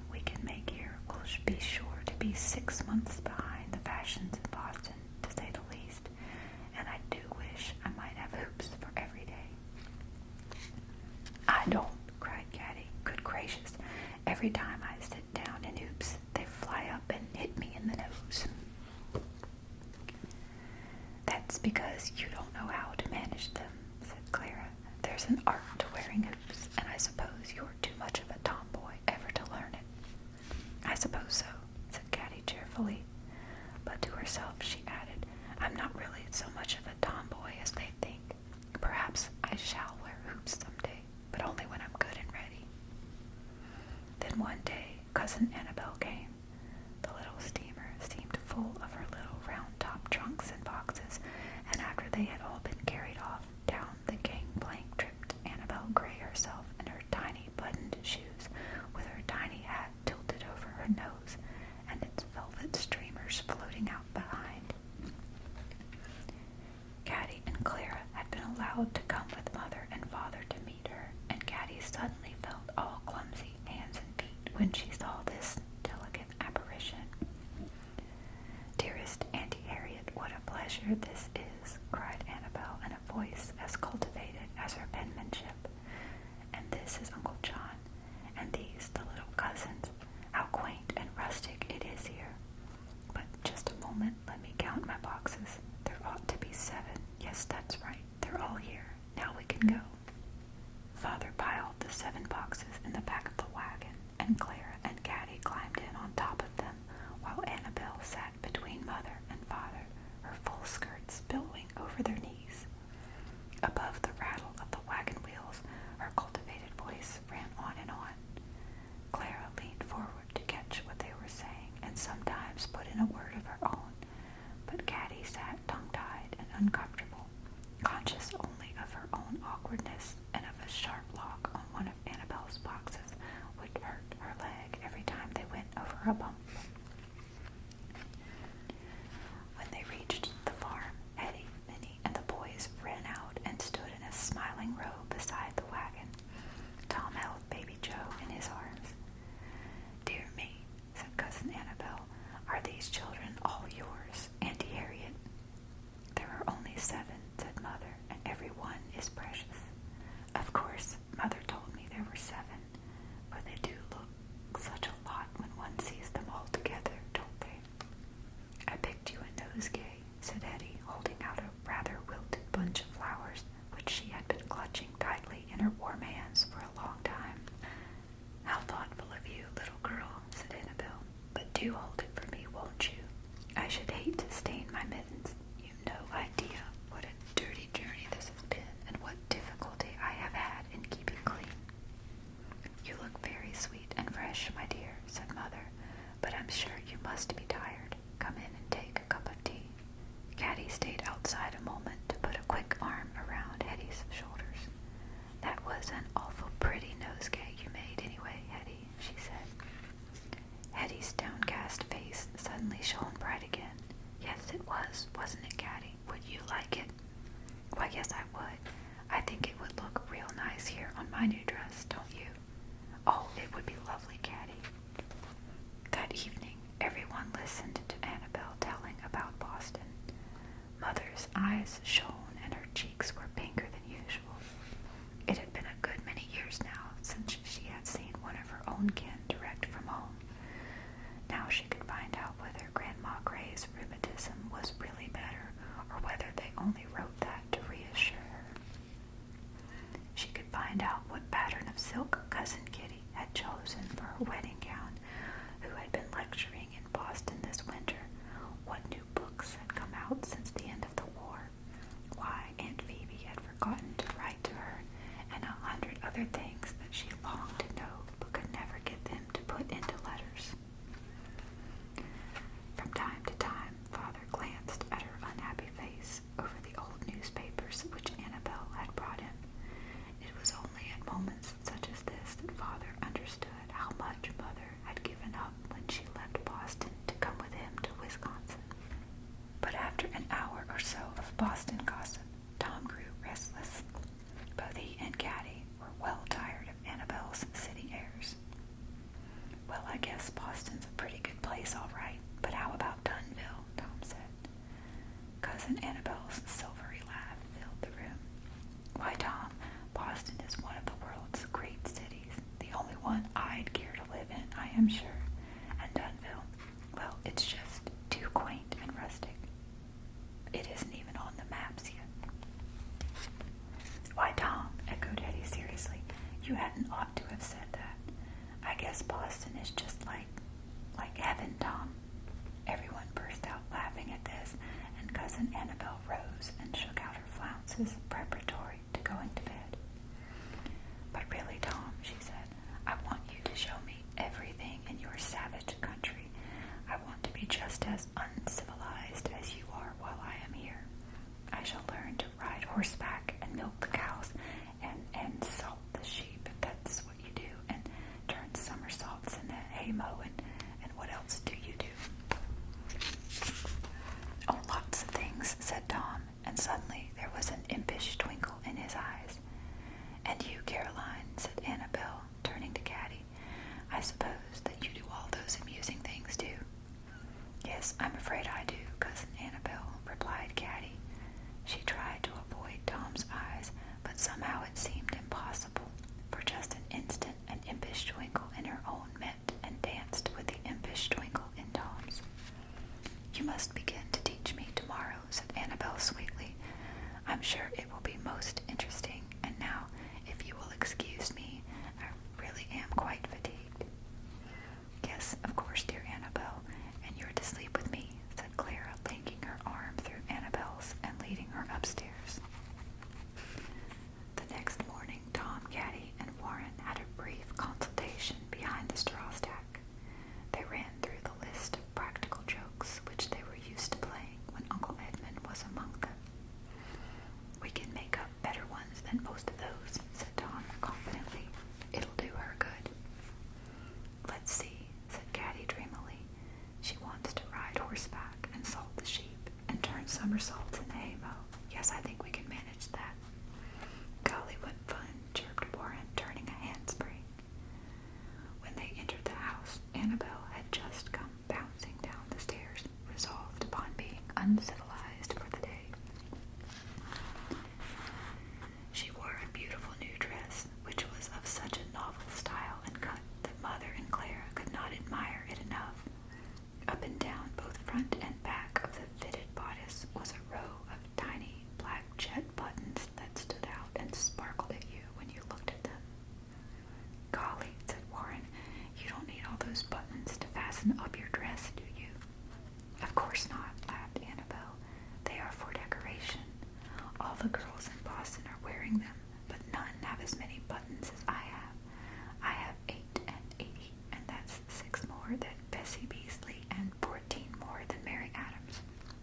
You don't say, said Tom, and once again he and Caddie exchanged a twinkling glance. When shall I have my writing lesson? Asked Annabel after breakfast. Right away, if you like, said Caddie pleasantly.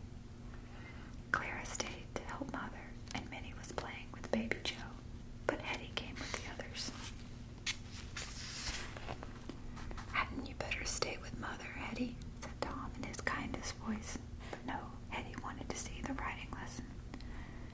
Annabel chatted vivaciously of how much better everything was done in Boston, while Tom went into the barn to bring out the horse. Why, Tom, cried Hetty when he returned, that's not Betsy, that's Pete.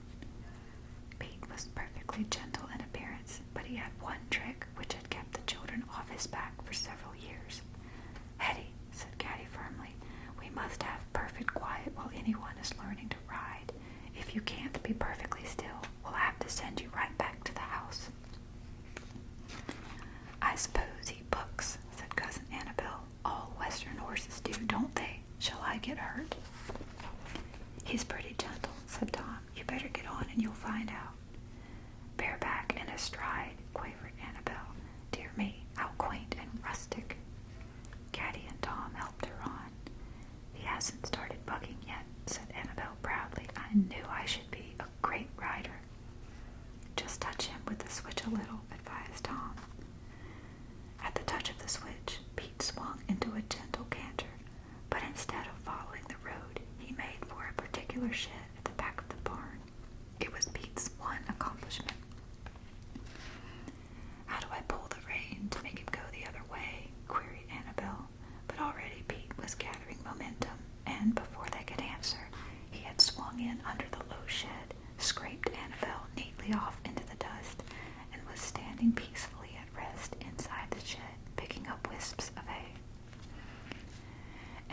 sat up in a daze. The little straw sun hat, which she had insisted on wearing, was over one ear, and she looked very comical indeed. "I don't yet understand what happened," she said politely. "I thought that I was going along so well. In Boston, I'm sure horses never behave like that." "Would you like to try another horse?" said Tom. "Oh no," said Annabelle, "not today at least. Can't we go and salt the sheep now, perhaps?" "Do you think we could, Tom?" asked Caddie doubtfully. "Why, yes, I believe we could," said Tom kindly. "Here, let me help you up, Cousin Annabelle." "I'll get the salt," shouted Warren, racing into the barn.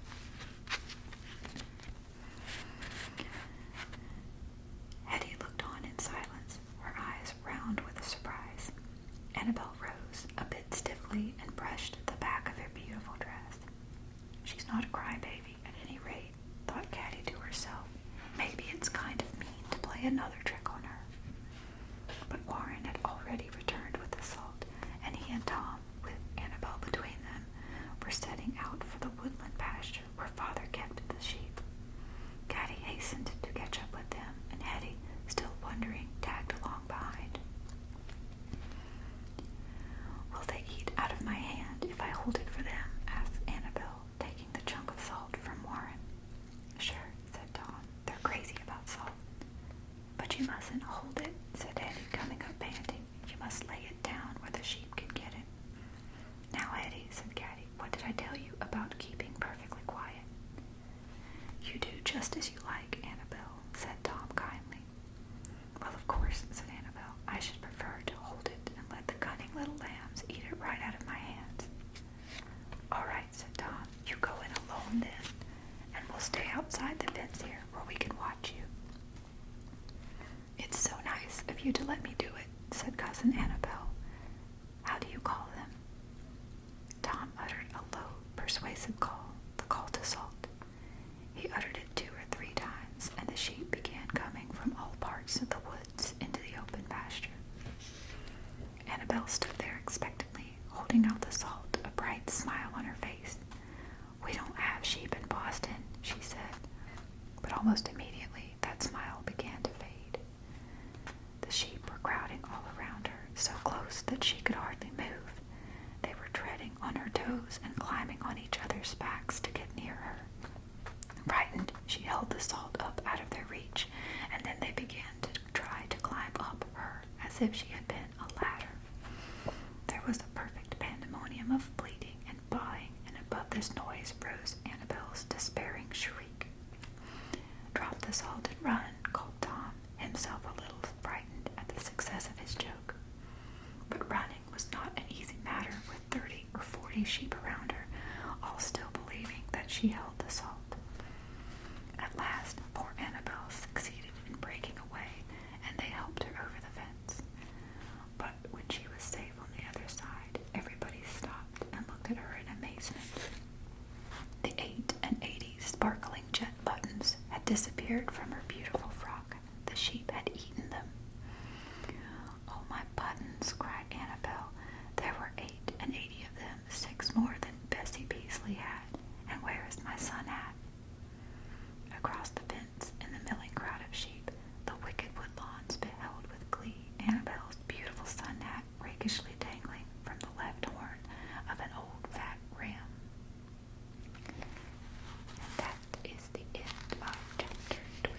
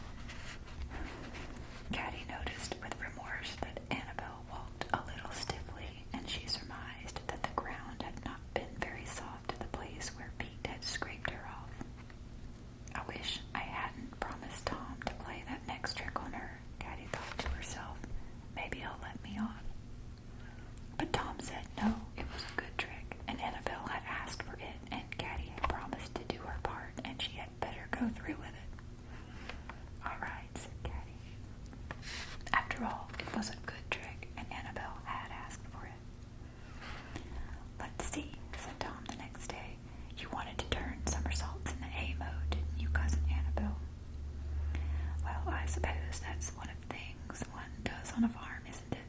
said Cousin Annabel, a trifle less eagerly than she had welcomed their suggestions the day before. The beautiful 8 and 80 buttons dress had not appeared that day. Annabel had on a loose blouse over a neat full skirt. "Of course, I never turned somersaults in Boston, you understand. It's so quaint and rustic."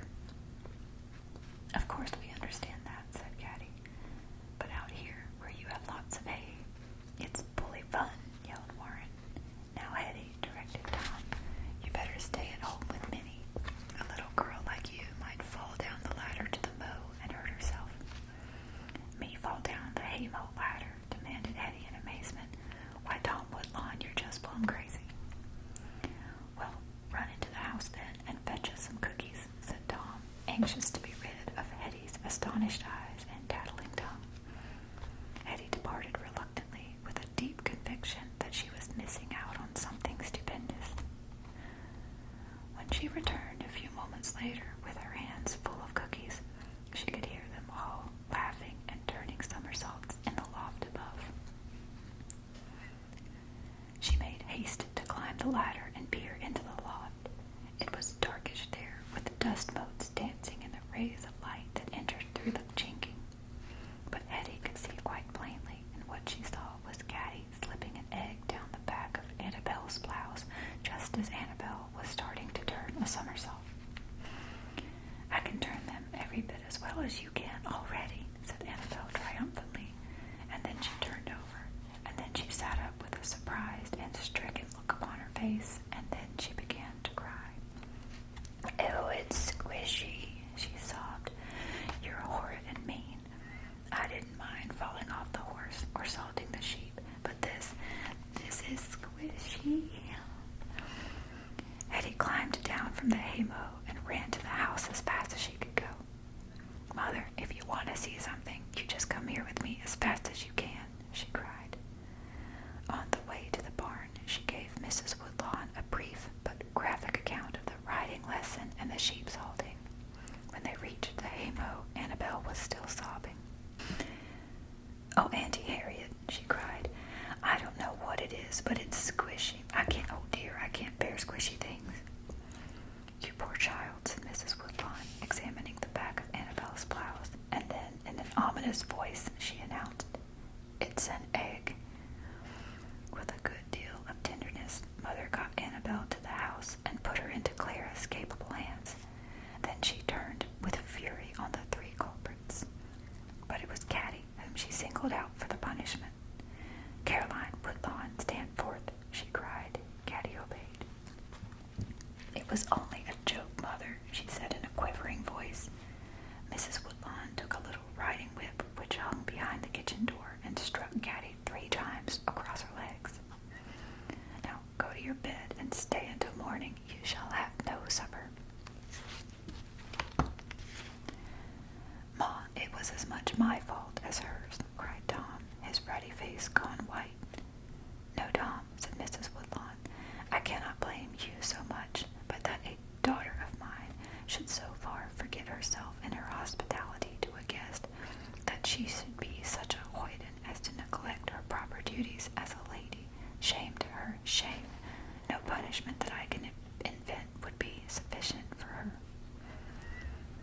As Caddie went upstairs, she saw Father standing in the kitchen door, and she knew that he had witnessed her disgrace. But she knew, too, that he would do nothing to soften the sentence which Mother had spoken, for it was an unwritten family law that one parent never interfered with the justice dealt out by the other. For hours, Caddie tossed about on her bed. The upper room was hot and close, but an even hotter inner fire burned in Caddie. She had some of her mother's quick temper, and she was stung by injustice.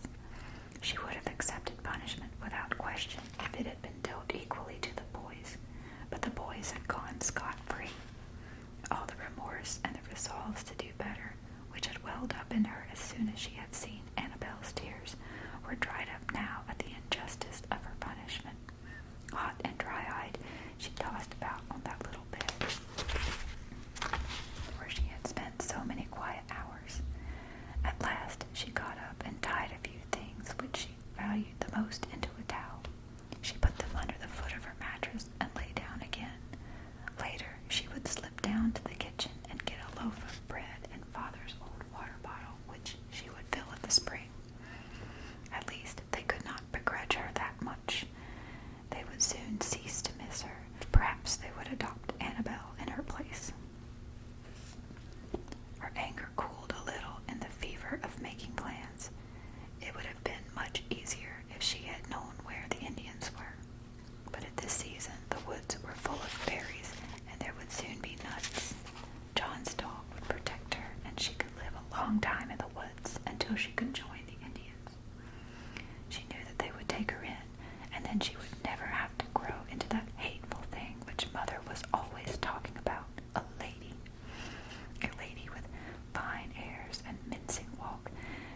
afraid to go out into the sun without a hat or a sunshade.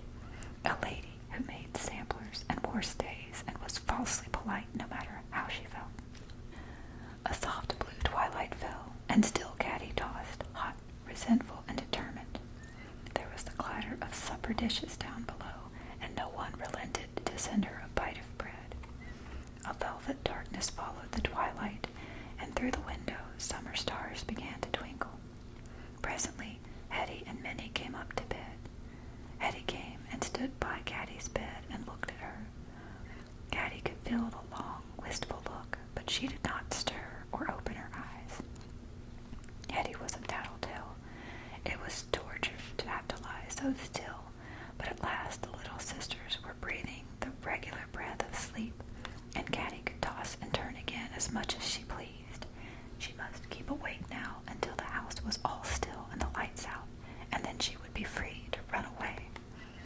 Her heart beat fast, and with every beat something hot and painful seemed to throb in her head. A cooler breeze began to come in at the window. How long it took the house to grow quiet tonight, how tiresome they were. They wouldn't even go to bed and let her run away. Then the door creaked a little on its hinges. There was a glimmer of candlelight, and Father came in. He went first and looked at Minnie and Hetty. He put a lock of hair back from Minnie's forehead and pulled the sheet up over Hetty's shoulder. Then he came and stood by Caddie's bed.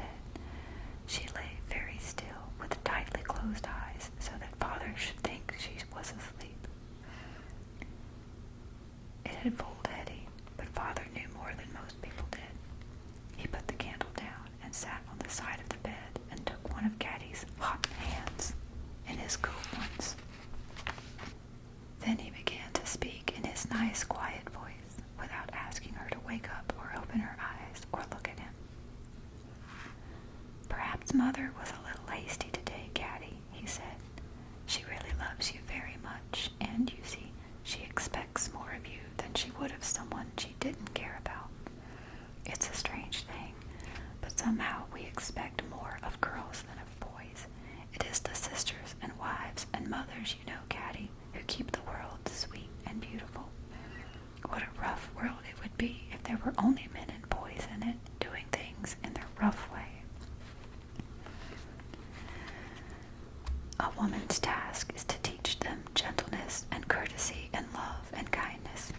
It's a big task too, Caddie, harder than cutting trees or building mills or damming rivers. It takes nerve and courage and patience, but good women have those things. They have them just as much as the men who build bridges and carve roads through the wilderness. A woman's work is something fine and noble to grow up to, and it is just as important as a man's. But no man could ever do it so well. I don't want you to be the silly, affected person with fine clothes and manners whom folks sometimes call a lady. No, that is not what I want for you, my little girl. I want you to be a woman with a wise and understanding heart, healthy in body and honest in mind. Do you think you would like to be growing up into that woman now? How about it, Caddie? Have we run with the colts long enough?" There was a little silence, and the hot tears, which had not wanted to come all day, were suddenly running down Caddie's cheeks, unheeded, into the pillow. "You know, Caddie," added Father gently and half apologetically, "you know I'm sort of responsible for you, honey. I was the one who urged Mother to let you run wild, because I thought it was the finest way to make a splendid woman of you, and I still believe that, Caddie."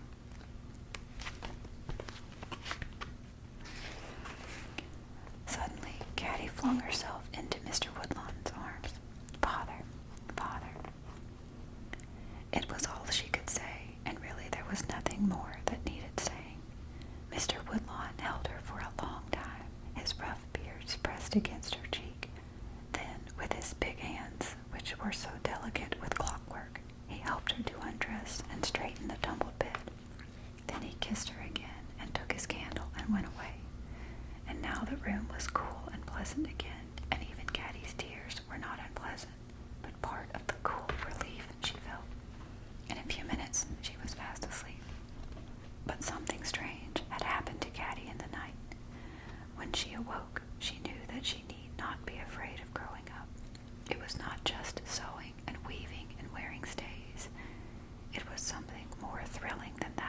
It was a responsibility, but as Father spoke of it, it was a beautiful and precious one, and Caddie was ready to go and meet it. She looked at the yellow sunshine on the floor, and she knew that she had slept much longer than she usually did. Both Hetty's and Minnie's beds were empty, but as soon as Caddie began to stir around, Hetty came in as if she had been waiting outside the door. "Oh, say, Caddie," she said, "I'm awful sorry I went and told on you yesterday. Honest I am. I never thought you'd get it so hard, and I'll tell you what, I'm not going to be a tattler anymore, ever. I'm not. But say, Caddie, I wanted to be the first to tell you Father took Tom and Warren out to the barn yesterday afternoon, and he gave them both a thrashing. He said it wasn't fair that you should have all the punishment when the same law had always governed you all. And Tom said so too, though he yelled good and plenty when he was being thrashed." "It's all right, Hetty," said Caddie. "I guess we won't be playing any more silly jokes on people." "What's this?" asked Hetty, pulling at the corner of a queer bundle that stuck out under the corner of Caddie's mattress. Out came a knotted towel with an odd assortment of Caddie's treasures rattling around. "Oh, that," said Caddie, untying the knots and putting the things away. "Those are just some things I was looking at yesterday when I had to stay up here alone." And that's the end of chapter 21. Chapter 22 is called A Letter with a Foreign Stamp.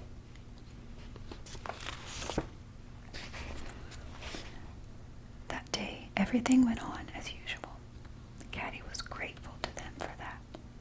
Mother gave her a brief smile and then went on about her morning duties as if nothing had happened. Father had put the boys to work at some useful task in the barn. Under the pine trees, Claire and Annabelle had set up the quilting frame and were busily at work on the quilt which Clara had been piecing all winter. Caddie stood in the doorway and looked out at them. She was not sure how the girl who couldn't bear squishy things would treat her that day. "Oh, Caddie, come and see," cried Clara. "Cousin Annabelle has taught me the loveliest new quilting pattern. It's a rose and a scroll." Caddie came out and looked. She stood with her feet wide apart and her hands in her apron pockets like a boy. But for once, she was not scornful of women's skills. "Do you think I could learn how?" she asked. "Of course you could," said Annabelle with a generous smile. "Look here, I'll give you my needle, and you shall sit beside me and learn." So Caddie's awkward fingers took up the needle, and when Father came by a little later, he smiled at her and nodded his head in approval. "I guess if I can mend clocks, I ought to be able to quilt," said Caddie a little defiantly, and nobody contradicted her because she was quilting very well.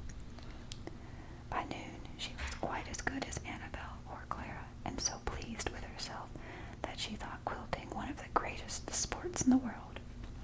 When Tom and Warren came up from the barn, she hailed them enthusiastically and began to exhibit her skill.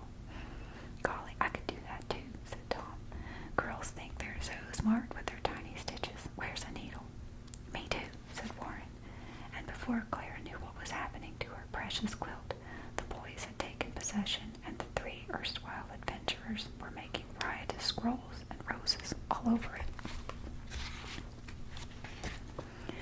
"Mother," she complained, running breathless into the kitchen, "you've got to make them stop. Their hands are all dirty." Let be, Clara," said Mrs. Woodlawn, smiling. "The quilt will wash, the quilt will wash." So it turned out that, when Caddie began to learn to be a housewife, the boys became housewives too. Of course, they wouldn't have admitted it for the world, but after all, the three of them had had their fun together for so long that it was hard to break the habit. The kitchen often rang now with their shouts of laughter, and Mrs. Conroy complained that they were always underfoot, but their mother only smiled and nodded. "Caddie's beginning to take an interest in the house," she said. "That's enough for me. A little housework will not harm the boys." Thus life went on for about a week, and then something happened which was strange and exciting.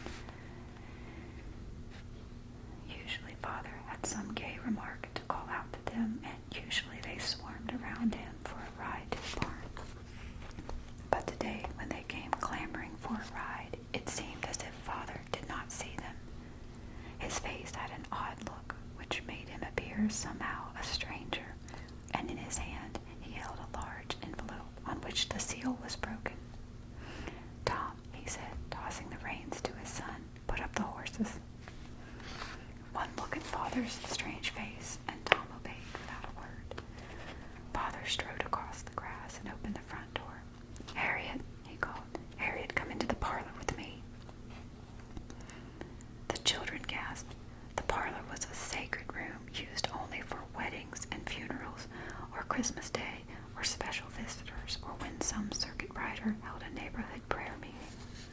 It was a special occasion room, but it had one other use, and that was special too. When Father and Mother wanted to speak together very privately and on important matters, they went into the parlor and closed the door behind them. They did this now, and the young Woodlawns stood outside and wondered. "Did you see the queer big letter he had?" asked Hetty. "I guess that's what they're talking about." "It had foreign stamps on it," said Caddie. "I noticed they weren't United States." "I saw," said Cousin Annabelle, "and I know what they were. They were English. I know because Mama has a cousin who lives in England, and she sends us letters.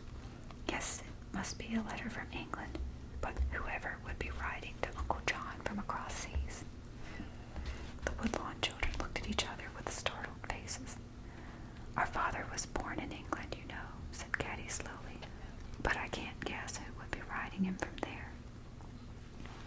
Tom came back from putting up the horses, and they all sat around on the doorstep, unable to take up their play again where they had left it. Only Cousin Annabelle seemed unaffected by Father's strangeness. Having thought of England, her cultivated voice rambled on in praise of Boston and England. According to Annabelle, England was very nearly as well civilized and delightful as Boston, and if she were not fortunate enough to marry a Boston clergyman, she thought that an English lord would perhaps do just as well. "Children," they turned to see Mother standing behind them in the doorway. Her cheeks were flushed and her eyes bright. "Children, your father wishes to speak to you in the parlor. Annabelle, dear, don't you want to run to the spring and get yourself a cool drink? The children will be out again in a moment." "Us in the parlor," whispered Warren. "Golly, he must have something to say." Yes, he had. Father sat behind a little table on which was spread the open letter which had come from across the sea. His face was very grave. "Children," he said, "we have come to a crossroad in our lives. Today I have received a letter from a source which I had thought closed to me. Once this letter could have meant a great deal to me, but now it has come almost too late." "Oh no, Johnny," cried Mother quickly. "Perhaps Mother is right," he went on. "The letter can still do much for us if we wish it. Children, an uncle whom I have never seen has died in England. He was Lord Woodlawn after my grandfather. Since his death, it appears that the family lawyers have spent some time in tracing his successor. At last they have found him. He turns out to be the son of a little seamstress, a boy who used to dance in red breeches and clogs to keep from going hungry. It seems, however, oddly, that I may be the next Lord Woodlawn." "You, Father," the children cried, and Clara clasped her hands and said, "Oh, this big house with the peacocks, Father, will it be yours?" "Yes, the big house with the peacocks, Clara," said Father slowly. Caddie thought of the big house with the peacocks too, and she tried to see in her mind just how it looked. But try as she would to see it clearly, the iron bars of a closed gate were always between, just as they had been when Father had first described it. "There is one condition, however," continued Father, "which I must tell you about. The title and estates in England come to me only if I will give up my American citizenship and all my American connections and return to England to live.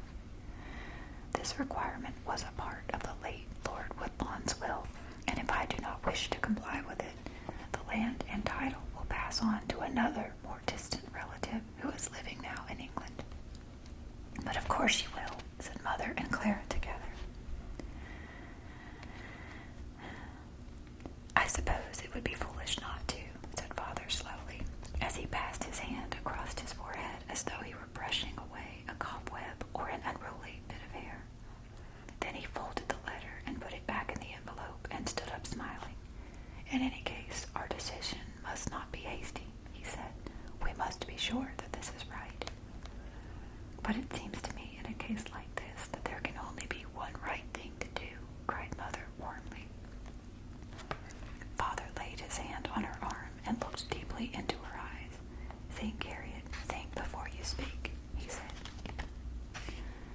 Couldn't we ever come back here to the farm? Asked Tom. No, Tom. Who'd see to the mill at O'Galley? They'd get another man. The machinery is all installed, and anyone else could keep it in order. Would we have to leave Betsy and the animals? Asked Caddie. Yes, Caddie. Probably there would be many fine horses awaiting us in England. Then another thought occurred to Caddie. Father, how soon would we have to go? Would it be before John came back for his dog and his scalp belt? Yes, Caddie, I think it would. If we go, it would be soon. If, cried Clara. Father, how can you say if to such a splendid thing? It is only right to look at all sides of an important question, Clara. When they came out into the sunshine again, they were a little dazzled. The parlor had been dark and cool, and in a few moments they had stood there in the cool darkness. The whole future had suddenly changed for the little Woodlawns. How strange, how unbelievable it was. No wonder they blinked at the sun when they came out. But suddenly Tom saw something which brought him out of a daze. Eddie was setting off across the fields towards Maggie Bunn's. Bring her back, yelled Tom, and Caddie and Warren raced along with him to catch her. They weren't long in overtaking her, and Tom said fiercely, You hold your tongue, Eddie. Don't you go telling anyone we're English until you're good and sure. English, said Eddie, but we aren't English, Tom. We will be if we go back there. Didn't you hear that, you little silly? Eddie stopped struggling to be free and looked earnestly from one face to another. Will we? I thought we would always be Americans. Then I guess I don't want to tell after all, she said. And the four of them went silently back to the house together.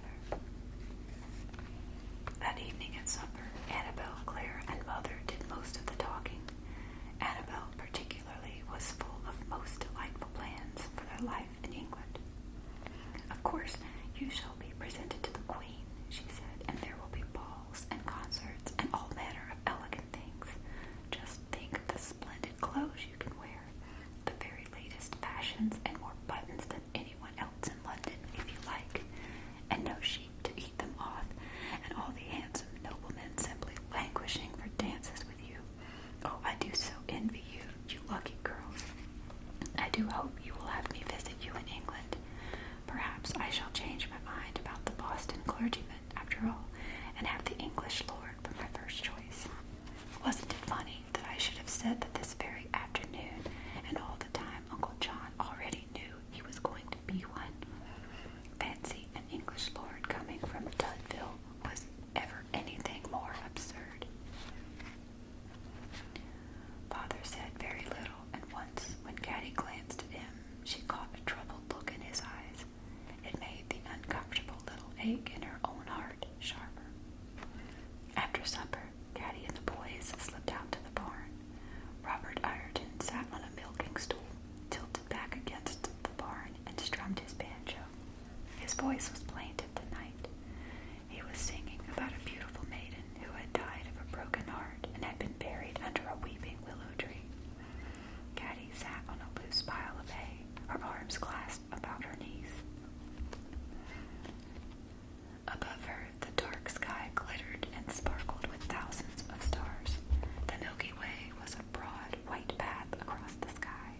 There was the North Star and another star which she loved because it was so bright. She did not know its name, but she had always called it hers. There would be stars in England, but would they be so bright, so beautiful? The smell of clover and new hay tugged at her heart. Would anything in England smell as sweet? And when Indian John came back to find the treasures he had left with her, would he find her gone? Here, under the bright stars, while Robert strummed and sang, Caddie knew that her old, wild past was ended. But suddenly she knew, too, that she wanted the future, whatever it may hold, to be here in the country that she loved, and not among strangers in a strange land. And that's the end of chapter 22. Chapter 23 is called Pigeons or Peacocks.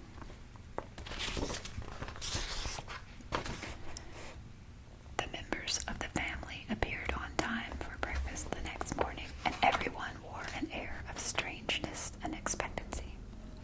They knew that today Father would make his decision about going back to England, and until the decision was made, they felt ill at ease and somehow like a group of strangers sitting together at the familiar breakfast table. Only Annabelle was perfectly at ease.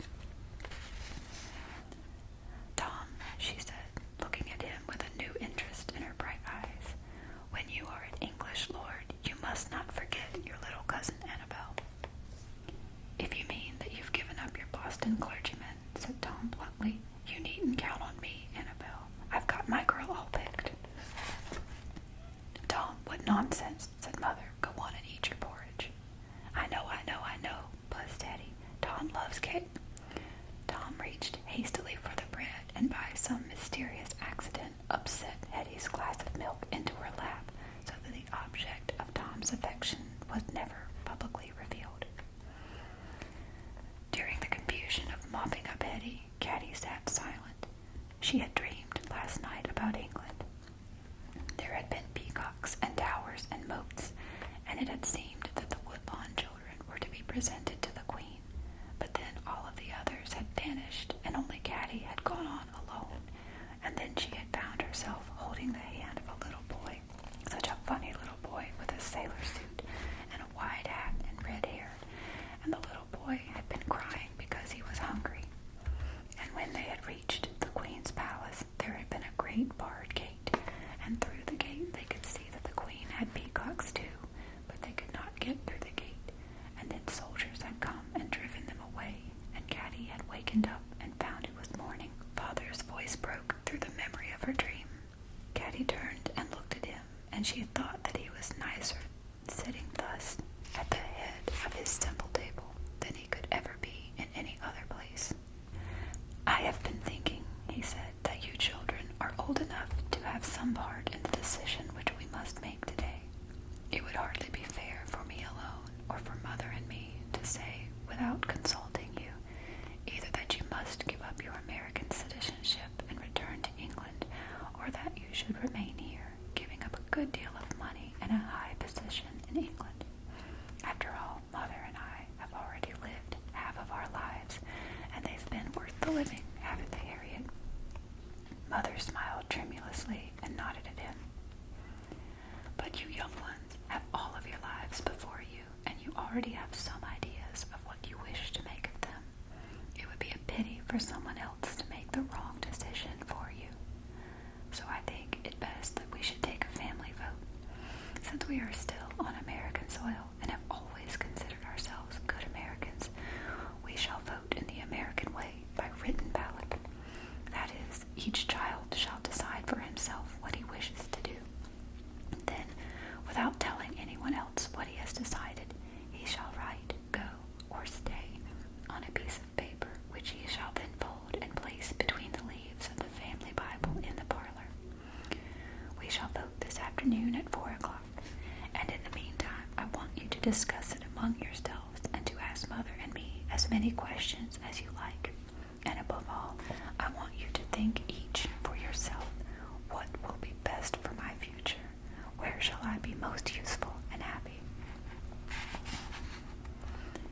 "Shall I vote too, Papa?" asked little Minnie, climbing onto Mr. Woodlawn's knee and looking earnestly at his face. "Yes, you too, little Minnie. Every Woodlawn shall vote except Baby Joe, and his future we others must decide among us." At mention of his name, the baby bounced in his high chair and banged his spoon upon his tray. "You and I shall not be allowed to vote, Baby Joe," said Annabelle, "but never you mind. You'll be a little English gentleman before the day is over, I'll be bound." "Goo, goo," said Baby Joe, and showed his 2 new teeth in a pink smile. Then for a long time Father spoke to them quietly and earnestly, like an impartial judge, setting forth the advantages and the disadvantages of this move. He spoke of England more warmly than they had ever heard him speak before, picturing its beauties and the high place which they would be called to fill there. Then he spoke of America, and he did not say as many fine things of it as he had often said in the past. here in Wisconsin, and he did not wish to let his own preference prejudice his children. But he did speak briefly of the freedom which belonged to them in a new country, and he said that, although they might never be rich or famous in America, they would have the satisfaction of knowing that what they had made for themselves. An inherited fortune is never quite one's own, said Father slowly, and yet I want you to understand that money and power are also great things, and that great good may come of them if they are wisely handled. Then he pushed back his chair from the table and took his hat and went out to see that the horses had a measure of oats. Do you think that Father wants to go back and be a lord? Asked Tom, as he and Caddie and Warren walked away to the lake. I guess he doesn't want us to know what he wants, said Caddie in a low voice. He'd rather we make up our own minds. I can't see Father going back there where they treated him so badly once, said Tom. Father's the kind of man who likes to do things for himself. I don't suppose that English lords mend clocks and feed horses and put locks on guns for Indians, do you? They don't have to, shouted Warren. Well, Father doesn't have to either, but I think he'd miss it if he didn't do it. I think that Father likes to be at the front of things, said Caddie. He likes to be free and help build new places. I think he'd rather go on west than go back to an old country where everything is finished. I would too, said Tom. I'd rather build a new mill in America than live in a castle in England that somebody who died hundreds of years ago had the fun of building. That's how I feel. Me too, said Warren. I guess we three'll vote the same, said Caddie. But Mother and Clara and Hetty and Minnie will all be on the other side, and I don't know about Father. What he wants won't matter so much as what he thinks would be best for us, and you know he likes to make Mother happy. They climbed onto the raft, and Tom pushed off from shore. John's dog rode with them, his head on Caddie's knee. Poor fellow, said Caddie. I don't know what John will think if I can't look after you till he gets back. A cloud of gloom floated along with them as they went down the lake on that bright August morning. It was almost 4 o'clock, and the Woodlawn children had washed their hands and faces and smoothed their hair as if they were getting ready for a party.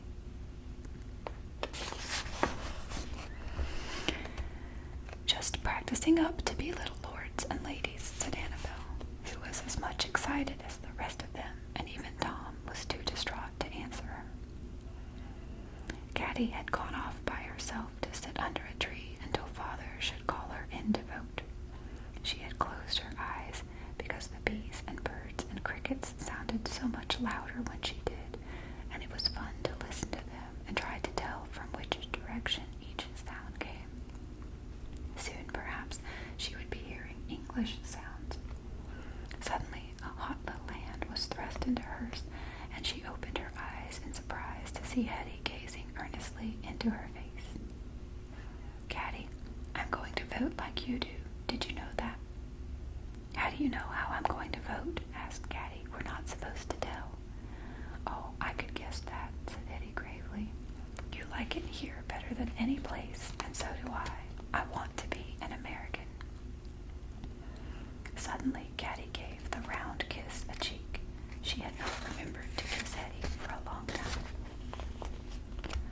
Hetty, she said, no matter whether we go to England or stay in Wisconsin, let's be better chums, shall we? At 4 o'clock, they went into the parlor, and Father gave them all slips of paper exactly alike. There were pen and ink on the table beside the big Bible, and each member of the family wrote something on his or her slip, dried it, folded it, and placed it somewhere in the Bible. Father and Mother had slips of paper like the children, and they did the same. Minnie took the longest because she had only just learned how to print, and it had taken Hetty most of the morning to teach her how to print go and stay. But everyone waited quietly until she had finished. She must be writing stay, whispered Hetty into Caddie's ears. She can't do S and Y very fast. Go would unless she's forgotten now. Caddie's heart began to beat more quickly. What if Minnie did vote stay? Hetty had voted to stay. That would make 5 on their side. Of course, Clara and Mother would be on the other side, and no one knew what Father would vote. Caddie knew that Mother's and Father's and even Clara's votes would count for more than theirs because they were only the young ones. Nevertheless, for the first time today, she began to hope. She found herself shivering with excitement. Father took up the big Bible and looked through it until he had found 8 slips of paper. He unfolded the first paper and in a low, clear voice read, "Stay." One by one, 3 more slips were unfolded, and each one said, "Stay." "Those are ours, I guess," whispered Hetty, but Caddie squeezed her hand and said, "Hush," for Father was unfolding the 5th slip of paper. "Go," read Father in the same steady voice. Tom and Warren shuffled their feet restlessly. Tom seemed to hear Annabelle's sweet voice saying, "Practicing up to be little lords and ladies," and he kicked out viciously at a rag rug which his restless feet had scuffed into a roll. Father unfolded the last 3 papers quickly and looked at them. Then he read out, "Stay, stay, stay." "Hooray!" yelled Warren. But nobody else spoke for a moment. The solemnity of the occasion still held them spellbound. "There is only one vote to go," said Father slowly. "That one's mine," cried Clara. "Give it here and I'll tear it up. I don't want to go to England either." "But Harriet," said Father gravely, taking Mother's hand, "you wanted to go, my dear. Are you doing this for my sake?" "No, Johnny, I did it all for myself. We're all so happy here, and we might be wretched there. I never knew how much I loved it here until I had to choose. Better than England, better than Boston. Home is where you are, Johnny." Suddenly she burst into tears and flung herself into Mr. Woodlawn's arms. "Addie, Addie, my little Addie," cried Father, holding her close and kissing her. The children stood around with gaping eyes and mouths. Stranger even than an inheritance from England it was to see Mother crying and Father kissing her. And that's the end of chapter 23.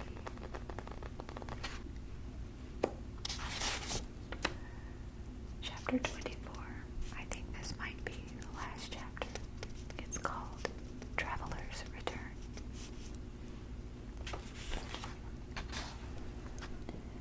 It seemed to Caddie Woodlawn that she had never known a more beautiful autumn than the one which followed. Goldenrod and asters bloomed yellow and purple and lavender along the side of every road and swept in bright waves across the fields to the woods. In the woods, the oaks put on their gayest colors. Every shade of red they flung against the clear blue sky, from a soft pinkish lavender to deepest crimson, and the silver birches trembled and shivered in their thinning gold. Perhaps it was not really a more beautiful autumn than many others have been. Perhaps the difference was in Caddie herself. Certainly she saw things now with wide open eyes, and Wisconsin had never seemed so sweet to her as now, since she had been in danger of losing it. One day the Indians came back, and John rode in at the gate and left his pony in the barnyard. Mother had just baked apple pie again, and John came in and sat at the kitchen table and ate. He had no words to tell them of the strange, far wilderness where he had been, what game he had caught, what leafy trails mottled with sunshine he had traveled, what portages and shining lakes he had seen. All he said was, "John, him back," and ate his pie in silence. But something of the beauty and mystery of far-off places hung about him, and Caddie was glad that she was there to greet him. His dog sniffed curiously about his legs and moved uneasily back and forth between his master and Caddie. To whom did he belong? To the little girl who had nursed his lame foot and fed and petted him, or to the tall brown man who smelled of buckskin and birch smoke and all the strange wild things that crept and scampered in the woods? When John had eaten, he took from his bag a pair of moccasins decorated with the brightly dyed quills of porcupine and held them out to Caddie. They were just her size and very beautiful. "Oh, John," she cried, "thank you, thank you." But John had nothing more to say. He spoke in deeds. He took his scalp belt, grunted to his dog, and mounted his pony. But now John's dog was confronted with a problem. He ran a little way with his master, then he came back and gazed, whining, into Caddie's face. Caddie was irresolute too. If she put her arms around him and petted him, she knew that he would stay. She summoned up her courage. "Go," she cried, pointing to John. "Go with your master." The dog gave her a long, questioning look, and then he turned and trotted away behind the Indian pony. "And so that's that," said Caddie softly to herself, and she was a little sad and a little glad. But there were other travelers making their way through the wilderness to the Woodlawn farm. The circuit rider had turned his horse that way again, and he was thinking baked beans and brown bread on a Saturday night, and news of Boston again. Soon I'll be at the Woodlawns. Still another traveler had been on his way for months now. He had no steamboat tickets. He could not ask nor understand directions. He only knew that his nose and his heart were keeping him headed in the right direction. He was footsore and muddy and full of burrs. Sometimes he was hungry and heartsick and filled with despair, but he knew that he must get home. Sometimes he begged rides on boats similar to the boat which had carried him away. Sometimes people fed him and he licked their hands, but he would never stay. Sometimes he caught rabbits or game birds for his food and trotted through a tangled wilderness, lying at night beneath the stars to lick his weary feet and sleep. One day he trotted into the farmyard, so thin, so dirty, so footsore, and covered with burrs. But Caddie Woodlawn knew him. "Nero," she cried. "Nero, our own dog." And she sat right down where she was and took him in her arms and rocked him back and forth, her bright head pressed against the dog's rough coat. Nero yelped with joy and cried and licked her hands. Everybody ran out to see them, and it was the 8th wonder of the world that Nero had come home. They fed and washed and combed him, and in a week or so he looked very much like the dog which Uncle Edmund had taken away with him so long ago. To the end of his days, Nero was a sheepdog, for never again did anyone try to educate him. When the circuit rider came again, Caddie saw him far down the road as she had seen him in the spring, and she and Nero went to meet him. They stood at the gate and waited for him to come up, and a great many things went quickly through Caddie's mind.